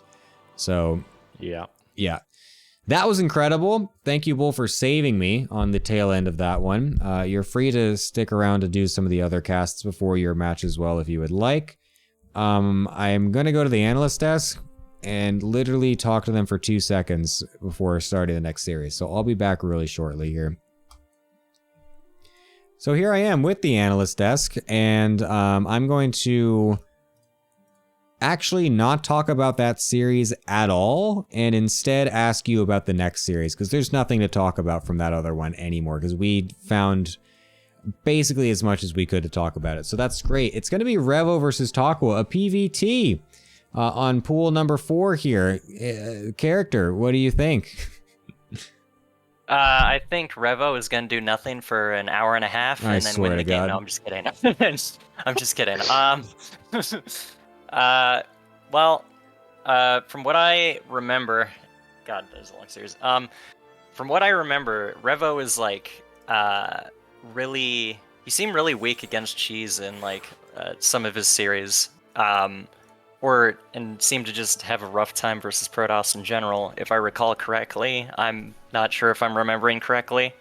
And Takua had a very strong performance during the regular season. In fact, I don't think Takua didn't drop a single map, did he?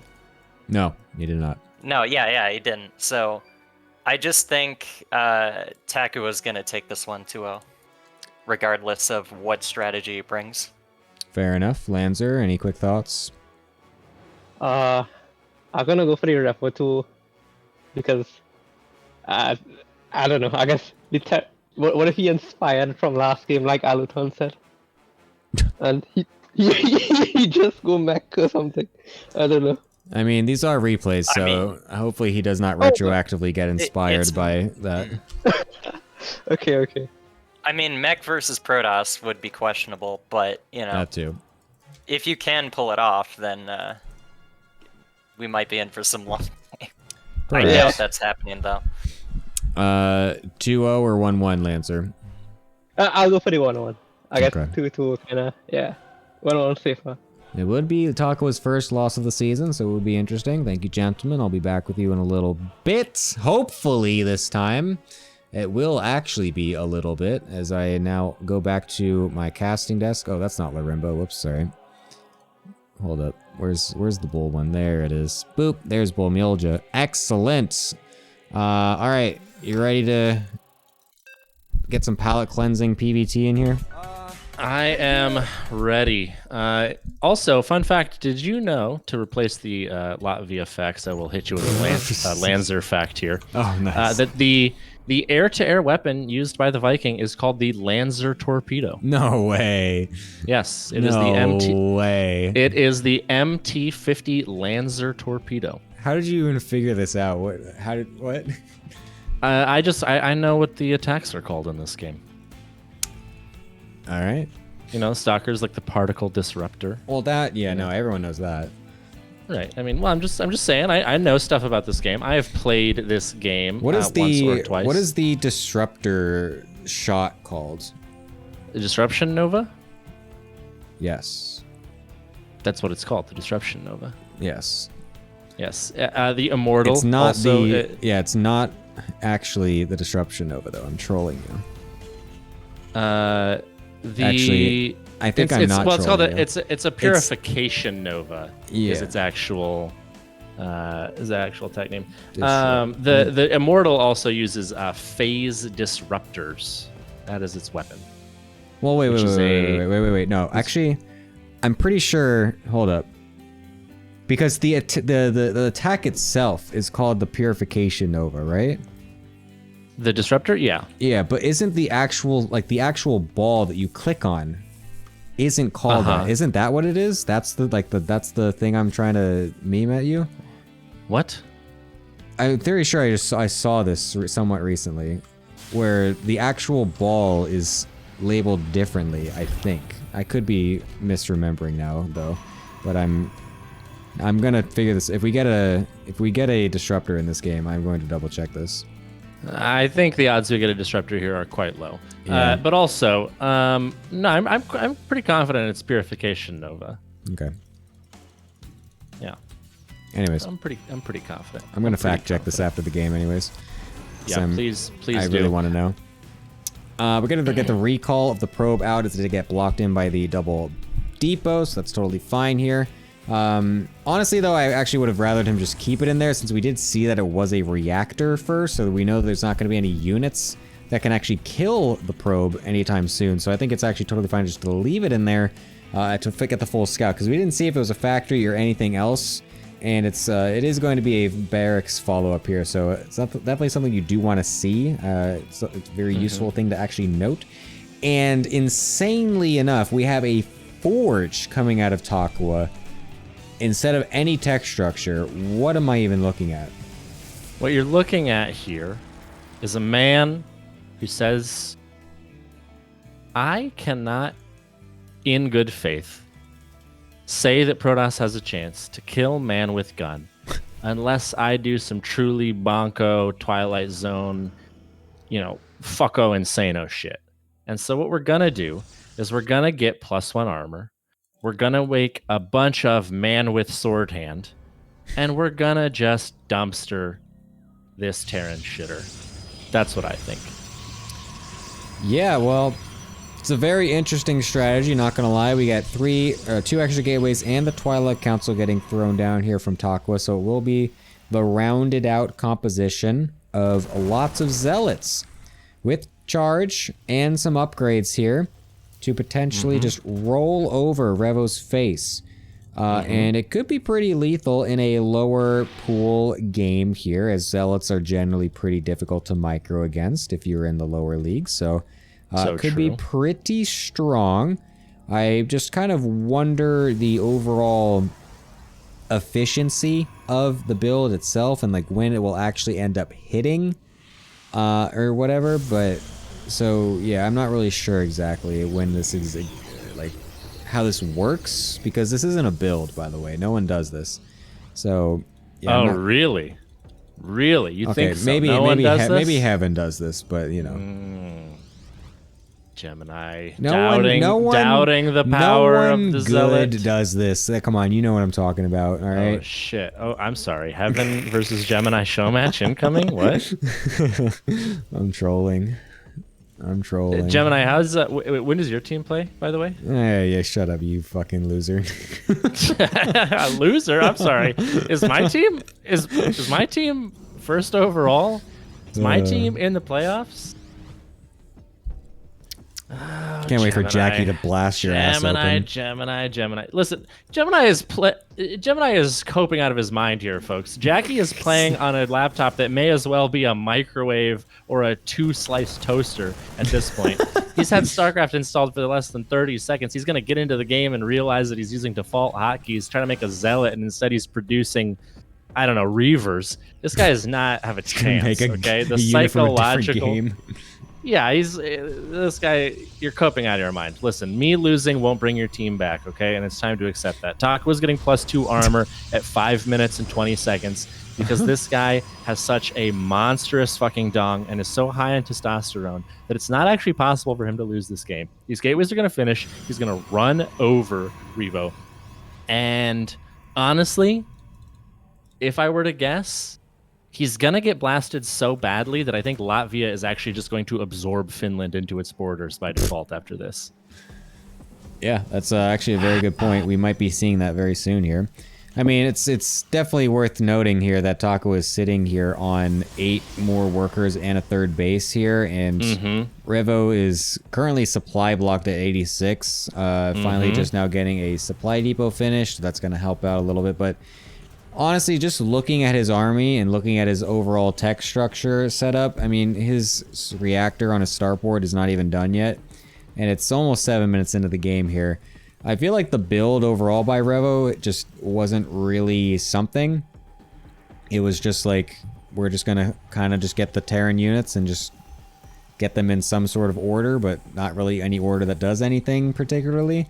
Whereas Taco has obviously got a very clear plan here. He was like, yep, I'm gonna be a Giga Chad and not give a fuck and just rush out the fastest upgrades you've ever fucking seen since 2014. Yep. And we're gonna get this massive ass gateway army, and eventually I'm gonna A-move it. So based on who has a plan right now, it feels like Takua will inevitably be the victor.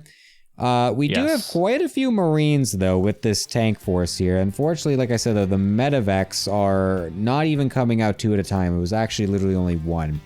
So that's not exactly that great for Revo either. So that's not great. He also doesn't realize that this third base is not actually at the normal third base location. Yeah, it's looking very good for Taco, who's also going to be running some Zealots into the natural while this move out is happening, which is so good. So good. Could actually get a free tank here, but instead runs past 2 the SCVs. That's totally fine. And yeah, this would normally be a lot of Marines that would be a little bit scary, but again, as we've established here, the Taco upgrades are so goaded that with Guardian Shield, especially if these Zealots run in, okay, not the cleanest start to the engagement. Wow, we have a second attempt at the worst force field of all time, trying to 2 different people trying to one-up Angrath today. And I mean, that fight was actually terrible because Taco has split up his units, unfortunately, but the problem here for Revo is, like we were saying, the medevac count is so low. We are now triple stimmed with this bio. If we stim one more time, we are going to literally get all the Upar units 1 tap away from death, and he knows that, and he's really just kind of trying not to do that anymore. But oh no, he targets the Dark Shrine, but then loses all the Marines and gets nothing. And yeah, in the meantime, he lost like all of his SCVs at the natural. There's no third CC that's even started, so like the odds of us getting an income are basically 0. And he agrees and leaves the game, meaning the Taku God, oh my god, is going to get another map on the board for the Itty Bitty Banana Committee, maintaining his thus far perfect record in the ATL. God, a game that lasted less than 10 minutes. Holy shit. I never thought I'd see the day again. You'll love to see it. It's actually incredible. You do, in fact. I literally love to see it right now because this cast is going on for so fucking long. It's insane. Yeah, we're jumping right into the next game. We need this going on immediately. And it's going to be post-youth as interesting the second map pick. Yeah, very interesting. If this was Goblin playing in this game, I would be having a heart attack right now. I think this map pick honestly can just be explained as Revo looking at the map pool and thinking, on which map do I think a +2 at 6 minutes and 45 seconds Zealot Rush would be the worst? And he is identifying post-youth as probably being that map, to be fair. Yeah. Maybe Crimson Court with a close second, but yeah, he is just sort of planning ahead, I think, with this map pick. Although he is SCV. Yeah, he is sending out an to SCV. See that.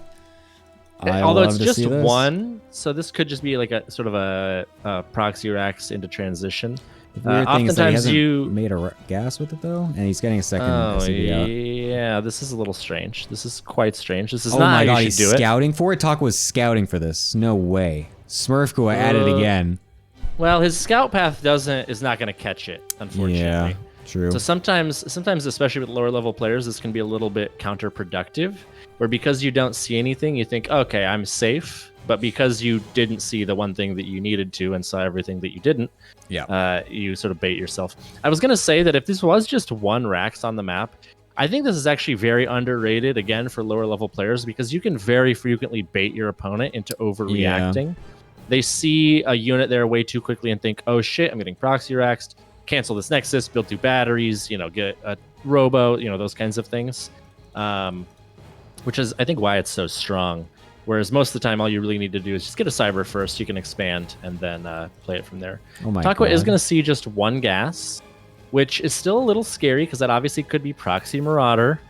And because there's a tech lab on the way on this one barracks, that does seem to suggest that it might be some Proxy Marauder shenanigans, and it is. I mean, A third barracks is not yeah. sort of by design. This is not typically what you would be doing here. You cannot actually afford to be producing off all 3 barracks simultaneously if you were doing a tech lab rush. But maybe for a low level player who's maybe not quite as tight on the timings, this will work out and he can get a few more units out. This is also Takua hilarious. does have a battery in a good position though. He's doing this on this map of all map. Like, he could have chosen any map to do this on, and he's doing it on the one map that it's so easiest to just defend a one force field wide ramp and still be able to expand at the same time. Like, this has got to be the worst map for this build, and I'm actually losing my mind at the thought that this was his map choice. We could have done this on Crimson Court. We could have done this on Ghost River. We could have done this on so many better maps. Hilariously enough, though, Takua's not actually defending the ramp, so they will just come up. But, I mean, the battery's so far forward anyway, I guess it doesn't really matter. And so, yeah, he should be able to just push this away. He doesn't actually need the chase. He can just come back home. Right. He doesn't need to chase this in any ways, but he is going to do so. He's going to try to trap everything because he's a Smurf, and he wants to get the craziest surround for the highlight reel that Karathos is going to make, but unfortunately he's instead going to just kind of lose it. Oh, he actually does get it. Nice. Eat my words. There you go, Takua. YOLO. 360 no-scope surround on the 3 Marauders. And that's the GG well played. Smurfkua does it again. Yeah, it was, I think maybe he's trying to ultra 360 no-scope 250 IQ mind game him by picking a map where it's terrible to go Proxy Marauder Rush. Yeah. So that Takua hopefully just gets baited. But here's the thing, and I do not mean this derogatorily. Takua probably did not allow the map calculus to come into his head. And he clearly thought that there was a possibility of proxy shenanigans. So actually, in a weird way, Revo kind of plays himself there because Takua clearly, from the very beginning, was thinking that that was a possibility. And so even though he doesn't find it with the probe scout until the army is at his ramp, when he knows that there's proxies on the map because he scouts the main base, he's very clinical. He gets the battery in the perfect position. He does the probe pull, which probably wasn't even necessary because the battery is there on this ramp, but it is on paper the correct thing that you are supposed to do against a Marauder Rush. Yeah. He just plays it very cleanly. Just absolutely no complaints from me. Okay. More importantly, though, back to the thing that we were talking about. I was fucking right. And I knew it. I forgot what it was called, but I knew it. I was right. Ready? Everyone watch this, okay? Look at this. Disruptor. The ability is called Purification Nova, but when you shoot it out and you click it, what is it called? A Purifier Orb. It's called a Purifier Orb. Look at that. It's fucking different. I knew it. Get fucked, chat. I knew it. I saw this on Reddit. Someone posted this on Reddit the other day. I know I called it the wrong thing because I forgot, but the idea, my idea was right. I knew that it was called differently. I knew it. I saw this on Reddit the other day. Someone did this. It was like their useless fact or whatever. And I was like, oh my god, that's so cool. And I was going to bait you with it, and then I forgot what the name of it was, so then I kind of ruined my own thing. But that's okay. Great, awesome. I'm going to go to the desk. Bye-bye. Hello, desk. Yeah, hello. Hi. Hello, hello, hello. We're going to be going into the next series very soon, which is going to be Bull Mielja versus Jackie, which hopefully will be super sick.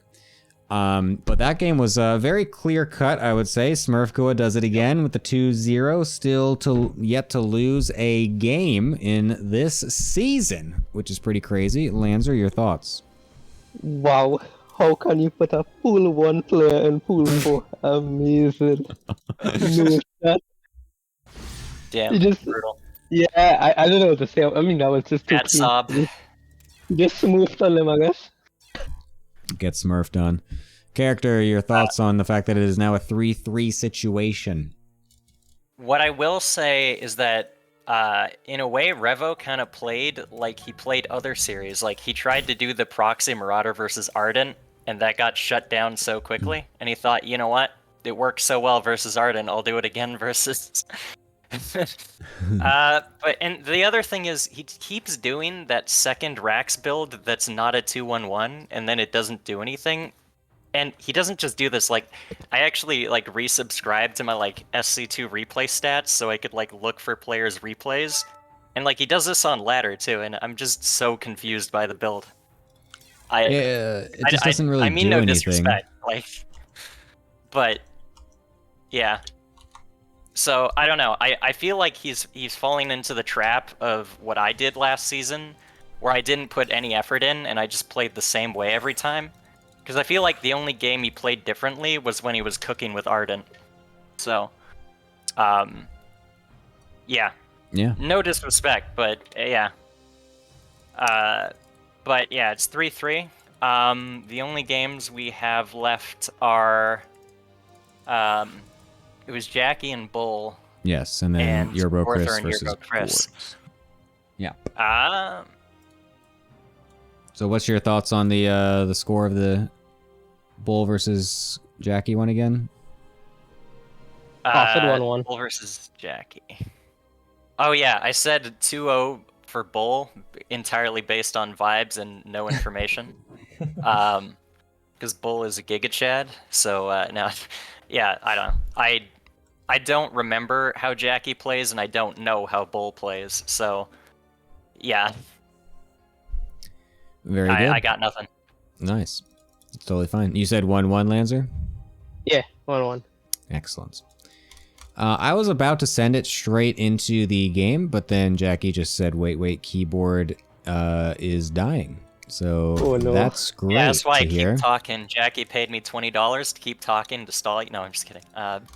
Yeah, this is going very nicely here, actually, which is very But his cool. PC Although is bricked. I know his keyboard is bricked. You might be forced to do the unthinkable. this is literally, we thought that, what was it? Was it last week, I think? Or the one, like, the last week that we broadcasted was the most cursed week of ATL with all the scheduling shit that was happening. But actually, it's this week that is the most cursed. We had no idea, but it was on the slow burner. The fact that it was, we had the whole week leading up to it, the week break, thinking, yeah, no, we're going to be totally fine. There's not going to be any issues. We have so much time to wait to, organize everything.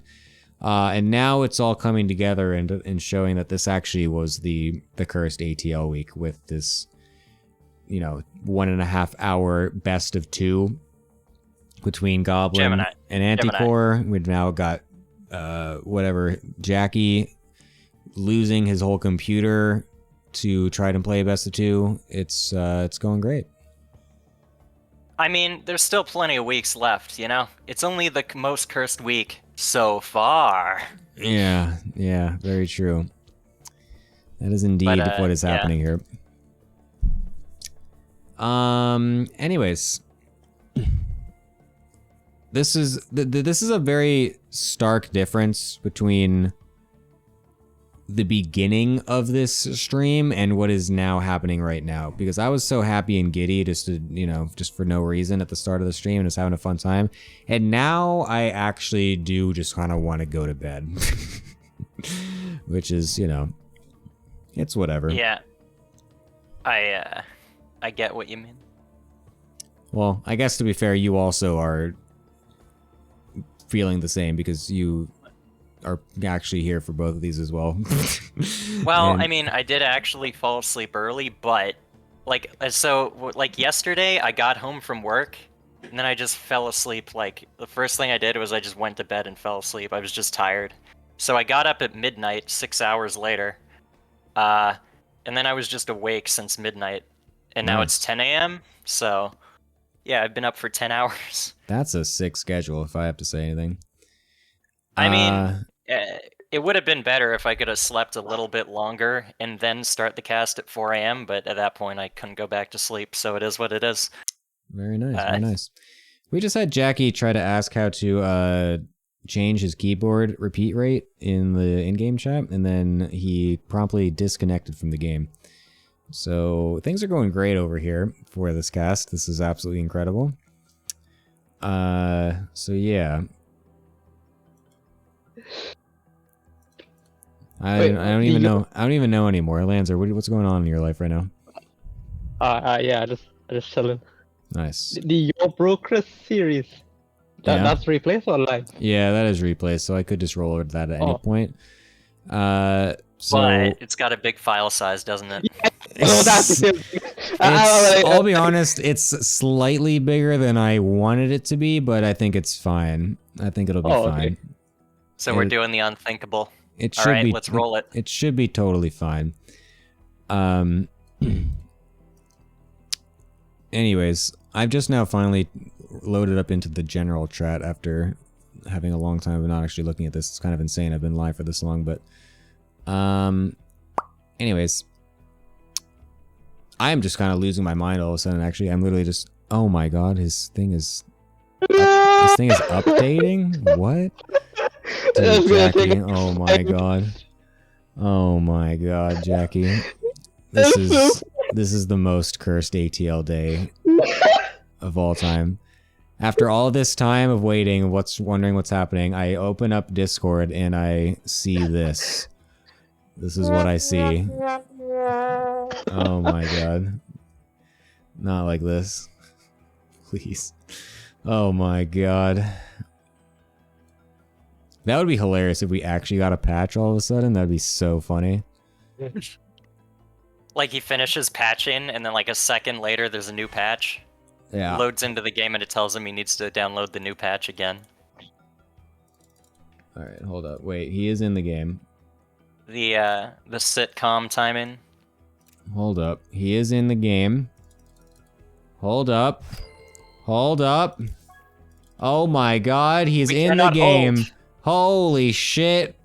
Alright, see you later, fucking nerds. I am gonna go cast this series and get this shit done. I will see you Later, nerd. later. Holy crap. Jesus Christ. We are getting this shit on the road, as this is just the longest day of ATL I think we've ever had. And it is not done yet, because this is only the second to last series that we have to play. And to be honest, since this match is being played live, and also the other one was pseudo-live, for all we know, there could still be an ace match on our hands. And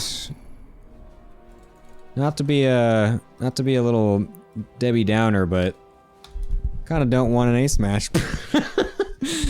So yeah, hopefully this one doesn't end up going there. But regardless, here we are in the next game here as a PvP on our hands. Hopefully it's going to be nice and quick. On the top left-hand side, it is playing for Goblin's Bizarre Adventure Jackie, who's currently playing on a shitty laptop in Vietnam with shitty internet, and his dad potentially about to beat his ass because he's playing at 12 a.m.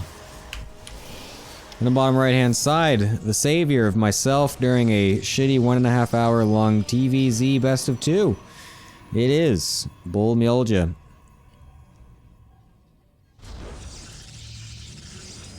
I mean, character, you could at any point eat food while... I mean, you could have eaten food at any point during that 1.5 hour fucking snooze fest. So...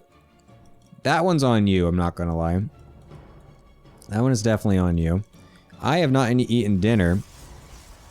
Last time I ate was 8 hours ago.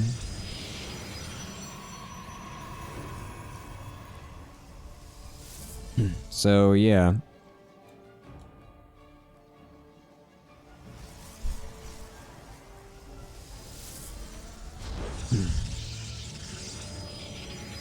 Everyone is in pain today watching this.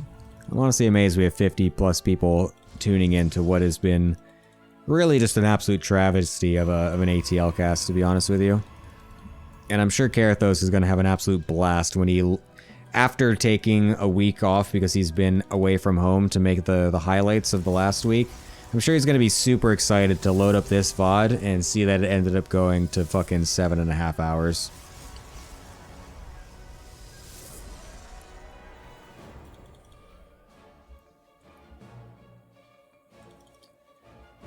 Alright, double Stalker for Bull, not unexpected, and Stalker Sentry out of Jackie. Bull Mjolja always goes for his double Stalker openers, that's just kind of what he does, whether or not it's going to be 6 Stalker or if it's going to be double Sentry afterwards. is yet to be seen. It's fine, Jackie. It's not your fault.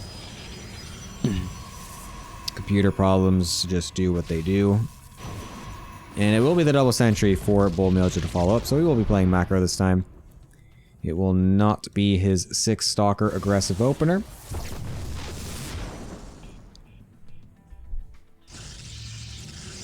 Honestly, after such a long broadcast, something else, my butt is sore from sitting for so... I've like haven't like sat up very much at all during this whole time. So now my butt is sore from just sitting for 6.5 hours straight. So that's also very fun.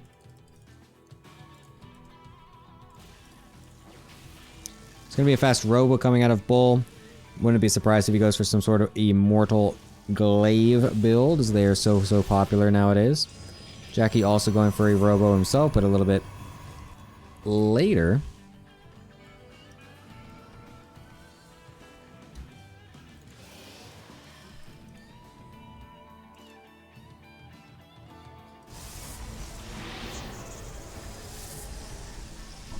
And it's the straight into the Immortal.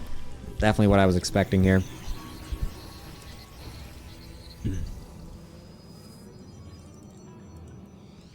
Definitely what I was expecting.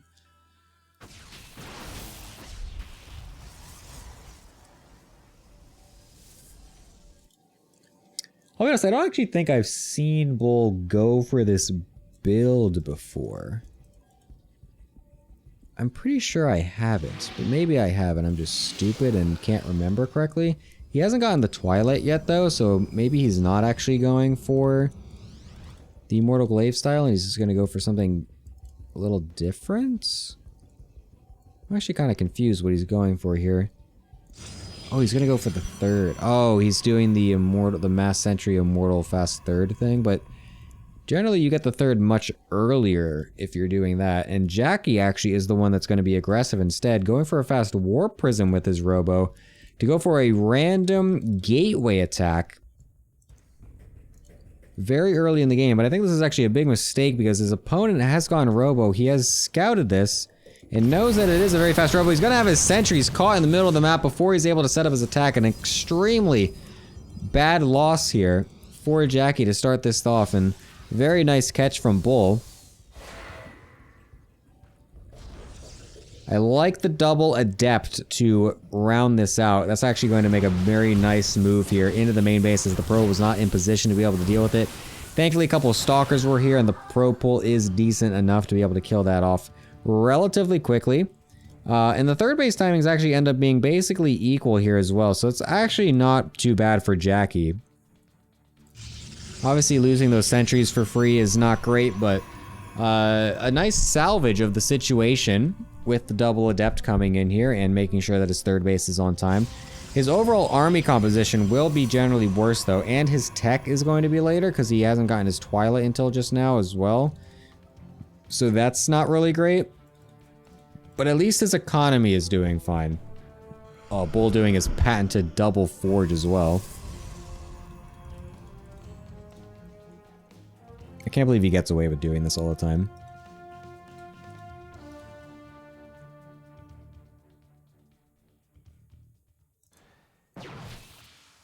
If the game timer reaches 2 hours, 30 minutes, 6 seconds, the game ends?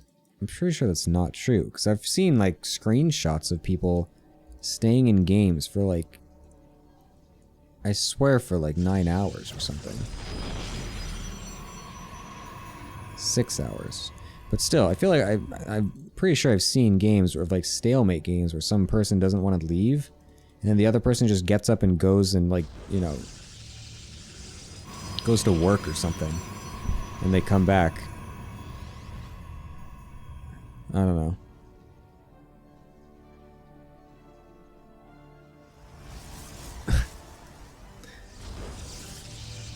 Goblin, I can't believe... I still can't believe that you played that series. I was... like, I actually couldn't believe it was real. Like, I was watching and casting that and just being like, holy shit, it's actually happening.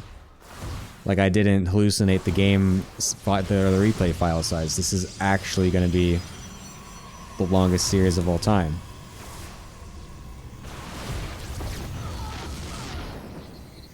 And then I was just sitting there casting him, just like, oh my fucking god. It's 1 a.m. And we're in the second match of the second series only. This is actually going to be the longest day of ATL of all time. This is just what my Saturday is today. Anyways. Alright, we have a big attack here from Jackie.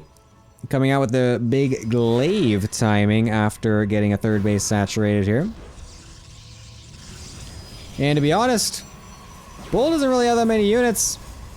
He's got a full wall from the third base, but Jackie can just come over here in the middle of these two bases. Getting a couple Adepts in the main base to separate some Stalkers is quite nice. And the Adepts shading on top of everything here. Nice force fields, though, from Bull Mildred to deny the rest of the units from getting on top of everything here. But unfortunately, the batteries are actually getting...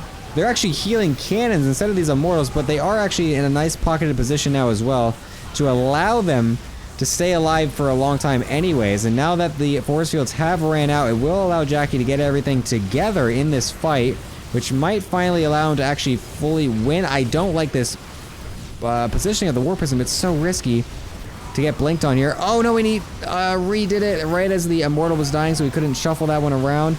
It's actually very close here, but he's just sieging it right in front of these Stalkers. The blink forward to dodge the Adepts will actually allow that Stalker to get the final kill on the War Prism, which is actually huge, because that's going to allow Bull Mildred to actually defend this with a couple more units coming in.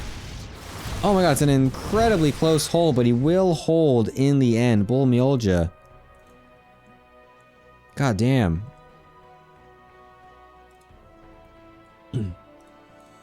I mean, he is able to kill some probes, and he's down some probes here, but I think the army size is going to be potentially overwhelming for Bull. Maybe not. I mean, the fourth base is finished here, though, so it's honestly quite good. You don't really need to attack here as Bull Mildred. We could just sit. We don't need to attack right now.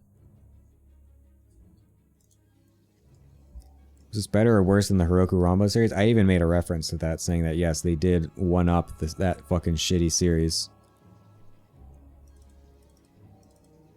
Because at least that Rambo series was a Protoss player. So at least I knew what I was talking about and could just kind of bullshit about random Protoss things in a late game scenario. But that series, dude, there was just nothing to talk about. Because we knew exactly what was happening. It was just both players sitting there doing nothing, knowing nothing. And just... we knew it was just going to be the Zerg just trying to bash their head against the Terran like over and over again with nothing going on. And it exactly was that. That's exactly what happened both games.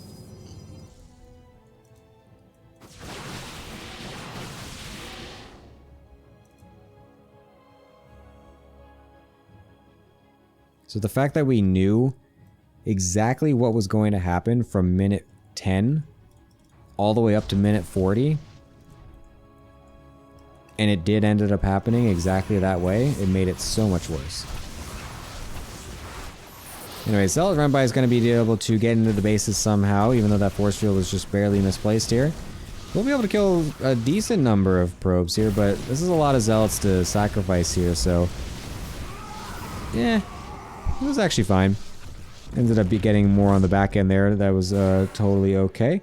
And, I mean, Bull's army is still pretty good. We're getting the Dark Shrine too. We're getting +3 and shields. We're going to get a nice super army with these upgrades. Oh, the Disruptor's coming out, though, from Jackie.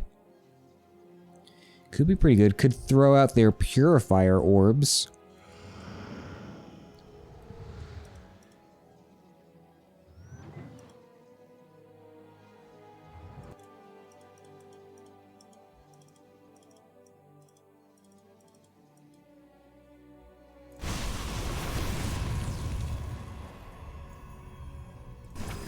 Oh, what the hell?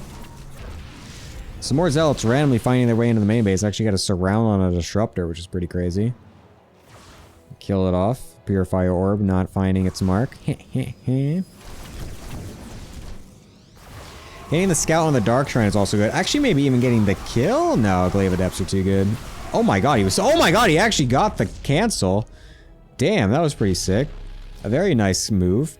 As now the Dark Shrine of Bull is going to be finished here, so we can definitely start to throw things into disarray with a couple of DTs running rampant around the bases. There's no cannon in the main base here. Could get those in somehow. Would be pretty good.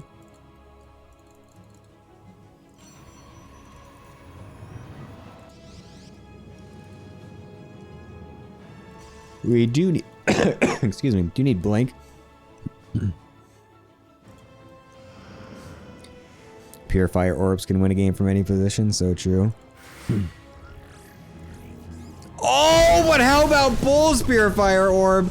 Oh my god, finding a perfect connection. Right on top of all of Jackie's disruptors. Oh my god, that was a crazy Purifier Orb shot. Look at all these particle disruptors shooting out onto these Glaive Adepts. Finding some excellent value there as well. Jackie in shambles as the DTs are also now going to run in with, again, no detection in the main base. Oh, Zealot Warpin frantically getting thrown down, but again, with nothing to see the DTs. These sites are going to swipe away for free onto all of these units and tech structures, letting Bull Milja walk over to this fourth base as well for free. Completely out of position, Jackie frantically trying to find his way. Oh, Pylon getting killed to deny the Warpin as well. Disruptor unfortunately does not find its mark. The second Disruptor getting a nice Purifier Orb on the Disruptors of Jackie, and that will be a GG as Bull Milja will put the Itty Bitty Banana Committee one step closer to finding yet another win this season and putting them directly into the finals. Just need 2 more wins from them to be able to close it out.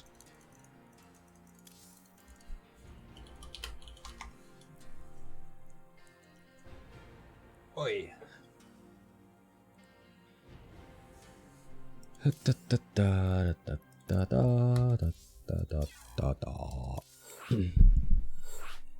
Bulls, big balls. Some big Purifier Orbs in that game.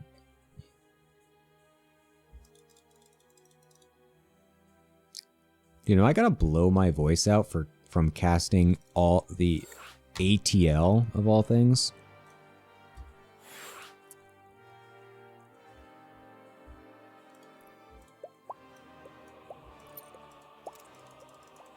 Oh, I did Singapore by accident.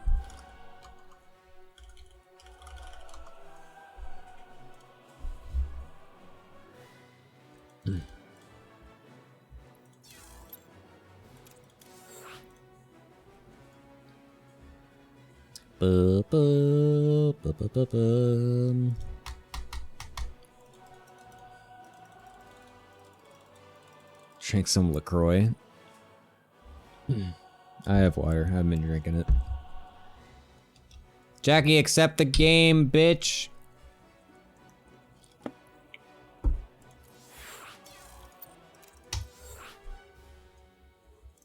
There we go.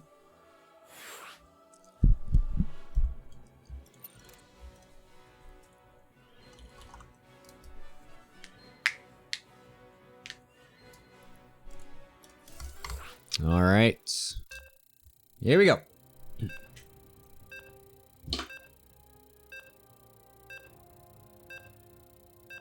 I am just gonna go to bed right when the series is over, dude. I'm going to wash up and then just face plant my bed.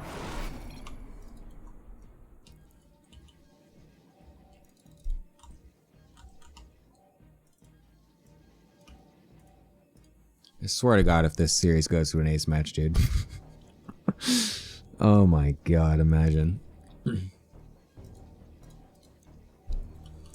Alright, bottom right hand side, playing for Goblin's Bizarre Adventure, it is Jackie, playing from Vietnam. It is on the top left hand side. Playing for the Itty Bitty Banana Committee, it is Bull Milja. Going for a 2-gate opener on a 1-gate map. Very interesting to see. As Jackie will be going for the 1-gate expand. So we'll see what this ends up cooking here, as generally this is not how you're supposed to play this map.